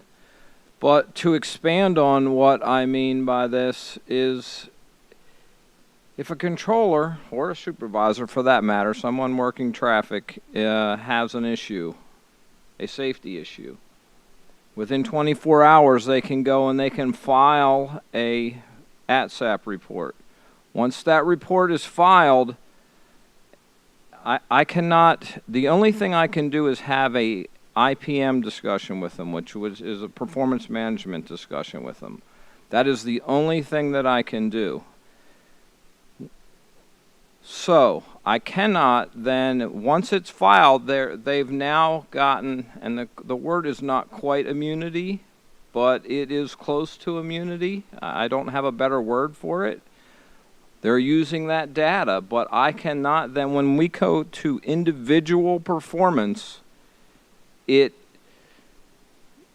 creates a spot, it has created over the last 15 years a issue where you cut corners, or you may cut corners, because you know if you cut corners and something happens, all you have to do is file that ATSAP report. And over the course of 15 years, we have gotten from a spot of, professionalism and performance here, and we have shrunk it. Not a lot, but enough that the margins are bigger. And quite frankly, not only is it a manager's point of view, I know plenty of controllers, and I won't say that all of them think this, but it's kind of the elephant in the room that no one wants to talk about, that no one is happy with the ATSAP program. So that I don't have the ability then, for the most part, to go and retrain people that I believe need to be retrained. It's taken out of my hands. The only thing I can do is have a discussion with them, and it's not enough. Do you have a suggestion for a different program? Or is there a different method that these safety concerns can be reported? If we wanted to use somewhat of the same model, I would suggest that everyone that is on the board would be not in air traffic and not in the union. We would be only SMEs. Union would only be SMEs, and the managers would only be SMEs. But really, they would come from outside entities, pilots, the Army, Sikorsky, Boeing. Then these would be people that would be looking at it from a truly a point of view that doesn't have bias to us, because we're human beings. We are going to have bias. So we would only be SMEs. There could be prior to ATSAP, the 19 years that I was a controller, we didn't have such a system. I think at times we were a little bit too punitive at that time. In other words, if you had an issue, you're off the floor for 2 weeks. You kind of walked the walk of shame every day. Some days it was a little bit good to have a little bit of the walk of shame, kind of deterred you from doing it in the future. But we could find some sort of middle ground. We just need to find that middle ground. Thank you, and thank you to everyone who took the time to answer our questions. That's all that I have. Chairwoman Hamidi, nothing more from the tech panel. All right. I promised you guys one more round. It is 6:51, so we're still on time. We will start with the FAA. I'll go like this. FAA. Thank you. No further questions. Zanka. Thank you, Chairwoman. My first question would be for Mr. Lehman, or actually, let me pivot to Mr. Fuller. Mr. Fuller, are you happy with the ATSAP program? Am I happy with the ATSAP program? I believe there are lots of safety enhancements that come out of the ATSAP program. Are there ways we can improve data sharing and information? Certainly. We can be much more proactive with data sharing. But I am happy that we have a voluntary safety reporting program, certainly. And you would say, and if I summarize what you said, the ATSAP program is providing good benefit to aviation safety and improving aviation safety. Absolutely. I spent 2 years on the ATSAP program myself. We can certainly be more proactive, and you and I have had lots of discussions, but yes. Understood. Mr. Lehman, you are aware there are reports that are not accepted into the ATSAP program? I was told by the Eastern Service Area, ERC, and I'm sorry, I don't know what the ERC stands for, I'm sure you do, but that is the group that, there's 3 ATSAP groups, and that is for the Eastern Service Area, which I follow under. In 2023, I had an individual that had so many ATSAPs, for the first time in 13 years, I asked them to hold a ATSAP at abeyance, and I was told by an ERC member, Eastern Service Area ERC, that was the first time in 13 years they had held an ATSAP at abeyance for performance. Okay, so the question was, did you know there's reports that are not accepted? Yes. Thank you. Okay. I'd like to go, Mr. Allen, just to follow up on a statement that you made earlier today about wake turbulence cautionary advisory. Are you familiar with FAA Order 7110-126, wake turbulence? I haven't had to apply it in many years, but I'm aware it exists. Okay, that's the FAA order that is the consolidated wake turbulence order, which the national airport falls under and applies those rules. The CRJ700 series is a lower large G category, and then the helicopter UH-60 is H upper small category. Is there any wake turbulence separation required between an H following a G or a small following a large? A small following a large? Correct. Yes. There is wake turbulence separation? Yes. What would that be? I believe it is 3 miles. Okay, I don't think that's quite accurate, but we'll address it in the comments. Sure off the top of okay. my head. And then the wake turbulence caution advisories, when are they required? I would defer to the order. Okay. Thank you. We didn't hear that. Who would you need to defer to? I'm sorry. I said I would defer to the order. Okay. Okay, thank you. So we had a few just follow-up questions on the arrival rate, and its standard. So when the arrival rate is set and determined for the national airport, is it considering one or multiple runways? Multiple runways, like currently, of course, it could change depending on whatever is going on for that day, but multiple runways. So is it safe to assume then arriving runway 1, you would have to circle and land runway 33 to accept the maximum rate set if the 2 runway configuration is put in place? Correct. Okay. So, Mr. Silverman, question for you, if you can answer, is are you aware when pilots may refuse the circle and land runway 33? Are you talking like on a daily basis? Anytime. No. Okay. Specifically. So, question back for the FAA then would be, if pilots start refusing to circle and land runway 33, would you continue with that plan or adjust the arrival rate back since you cannot land 2 runways? We will adjust the rate down. You would lower the rate? Correct. What would you lower it to? It all depends on what's going on. There are actually times when we're not even using runway 1 and we're using runway 33 because of the weather conditions. So it all depends. We take everything into consideration. It could be wind shear. I mean, more goes into coming up with the rate that day than just me sitting here and spotting out a number. Okay, thank you. Just one last question. Is anyone in the FAA aware of a request to put TBFM into the National Airport prior to January 29th?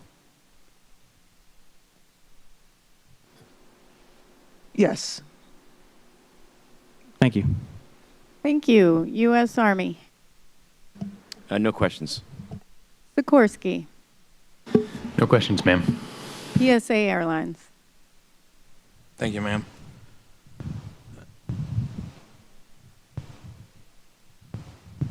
All right. Get this going here real quick. Sorry. Yeah, Mr. Van Venkten. Can you hear me? Sorry. Let me speak into the mic. Question for you. As I was earlier, I was talking about spotting aircraft and looking at them. So I want to return to that thought here a little bit here. So when you were interviewed by the NTSB, you said there is an incentive for pilots to call traffic in sight before it was actually spotted. What is that incentive? I use the word incentive. I believe so. I don't remember that. There's no incentive to call traffic in sight prior to spotting it. Yeah, I can look. I mean, I believe it was in the on page 66 of the field notes in the Hilo group when they talk to you.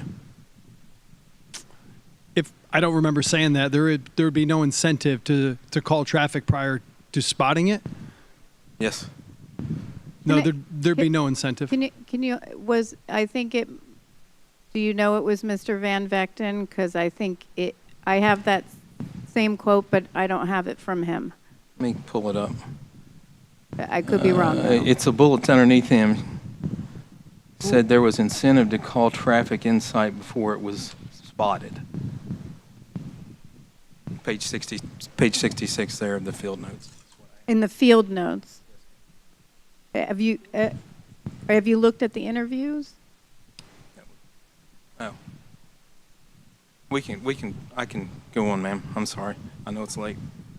One more question for you there. We're talking a lot about cultural lighting and flying down Route 4 there. So, and you said it was much easier to see the silhouette of an aircraft on 1. Say that again? It was easy to see an aircraft approaching on 1? Correct. So, would it not be just as easy if the aircraft was breaking off the approach on 1 to circle and land to 33? No, not necessarily, because typically your attention is focused landing runway 1. You would have to be aware that an aircraft was circling to land runway 33, and then yes, it would be the same because it would still be silhouetted on the horizon. What I meant was because a large percentage of the traffic lands runway 1, it's easier to pick them up because that's where you'd be scanning. Gotcha, thank you. And on that same thought there, at 200 feet and below, as we talked about there on Route 4, would you have your iPad out there? using it at that time? No, you definitely would not have it out. Okay, thank you. No further questions.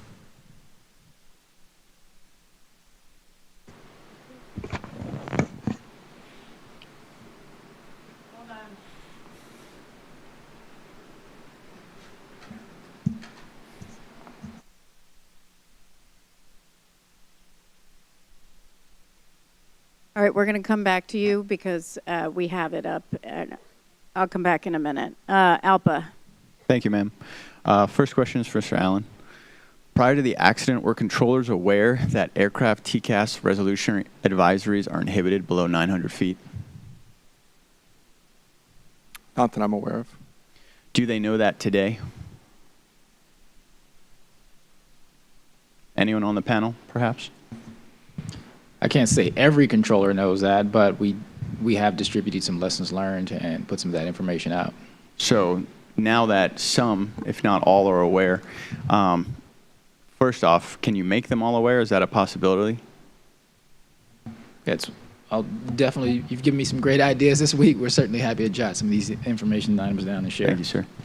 And then to follow up with that, since there is a loss of protection on the pilot side, should changes potentially once again be made to conflict alerts in order to facilitate a potentially better protection for commercial traffic? Specifically, we're speaking low altitude. When you say changes to conflict alert, we're looking at enhancements as part of our brand new air traffic control system. We're still determining if we're going to a common automation platform, if there's enhancements. That's perfect. We're just looking to make sure you guys are aware of it. Yeah. Thank you. Next one is for Mr. Fuller. Would you agree that ATSAP helps give a full view of an event in the National Airspace System, gathering info via SIS from the pilots, controllers, and other sources, so a better picture of an actual specific event? You said Mr. Fuller, but you look at Mr. Lane. Sorry. We'll start with Alan, and then I'll come to you afterwards. Okay. Mr. Allen. The ATSAP program itself, yes, it does give a greater perspective. Yeah, a picture into what is occurring that you may not have seen before. Thank you. To those who can view it. Thank you. Mr. Fuller, would you agree? Yes. Thank you. ALPA also agrees. Next question, if possible, if we can bring up Exhibit 3, the ATC Group Chairman's Report, page 77.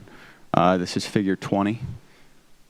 From this information, what I gather is that DCA's runway 119 is the busiest runway in America. Would you all agree with this data that's displayed?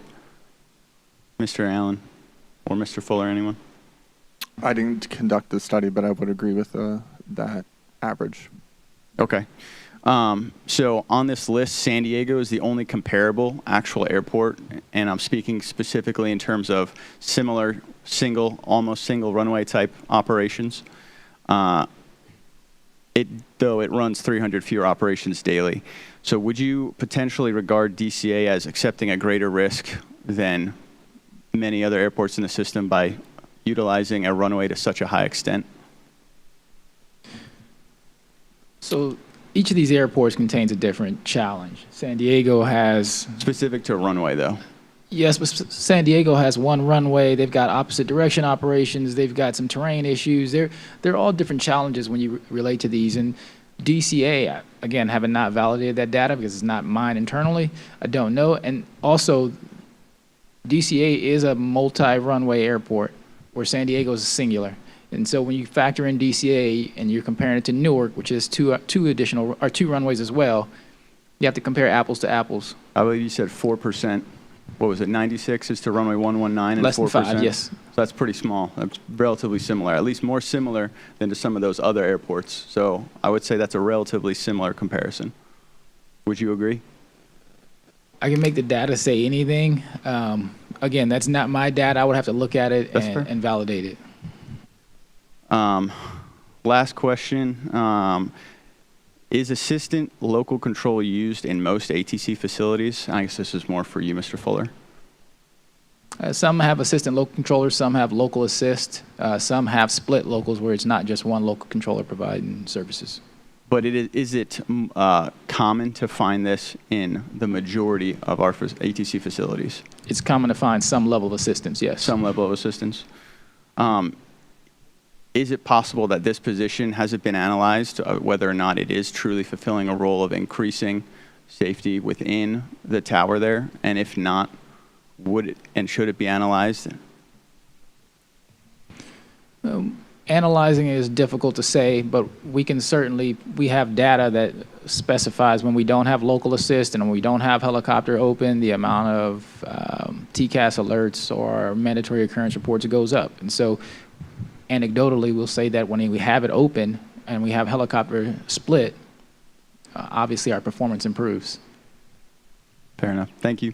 That's my time. Thank you. And just to clarify for Mr. Hall, PSA, so it was not Mr. Van Vechten, and field notes are not part of the exhibits. Okay, great. Thank you. Anything else from you all? All right, great. Long day, 6 minutes over, one panel, I know. You all stuck around for a very long day, especially Mr. Silverman. No, I'm kidding. No, thank you all. I know it's a very long day. It's very hot. I apologize for that. And thank you for serving as witnesses and being forthcoming. And thank you to the parties for your participation and excellent questions. And thank you to the staff for your great work. And for everyone, we will see you tomorrow at 9 a.m. for panel 4. I think for panel 4, I think what we worked out is we'll do the first hour with FAA up front, and then we'll switch. Panel 4, oh, that's for 5. Okay. So for panel 4, we'll meet at 9 a.m. And then for panel 5, we're going to go FAA up front, and then we'll switch in the at some point. All right. Have a good night. And just a reminder for the parties and for board members and staff, no contacting the technical panel this evening so they can get some rest.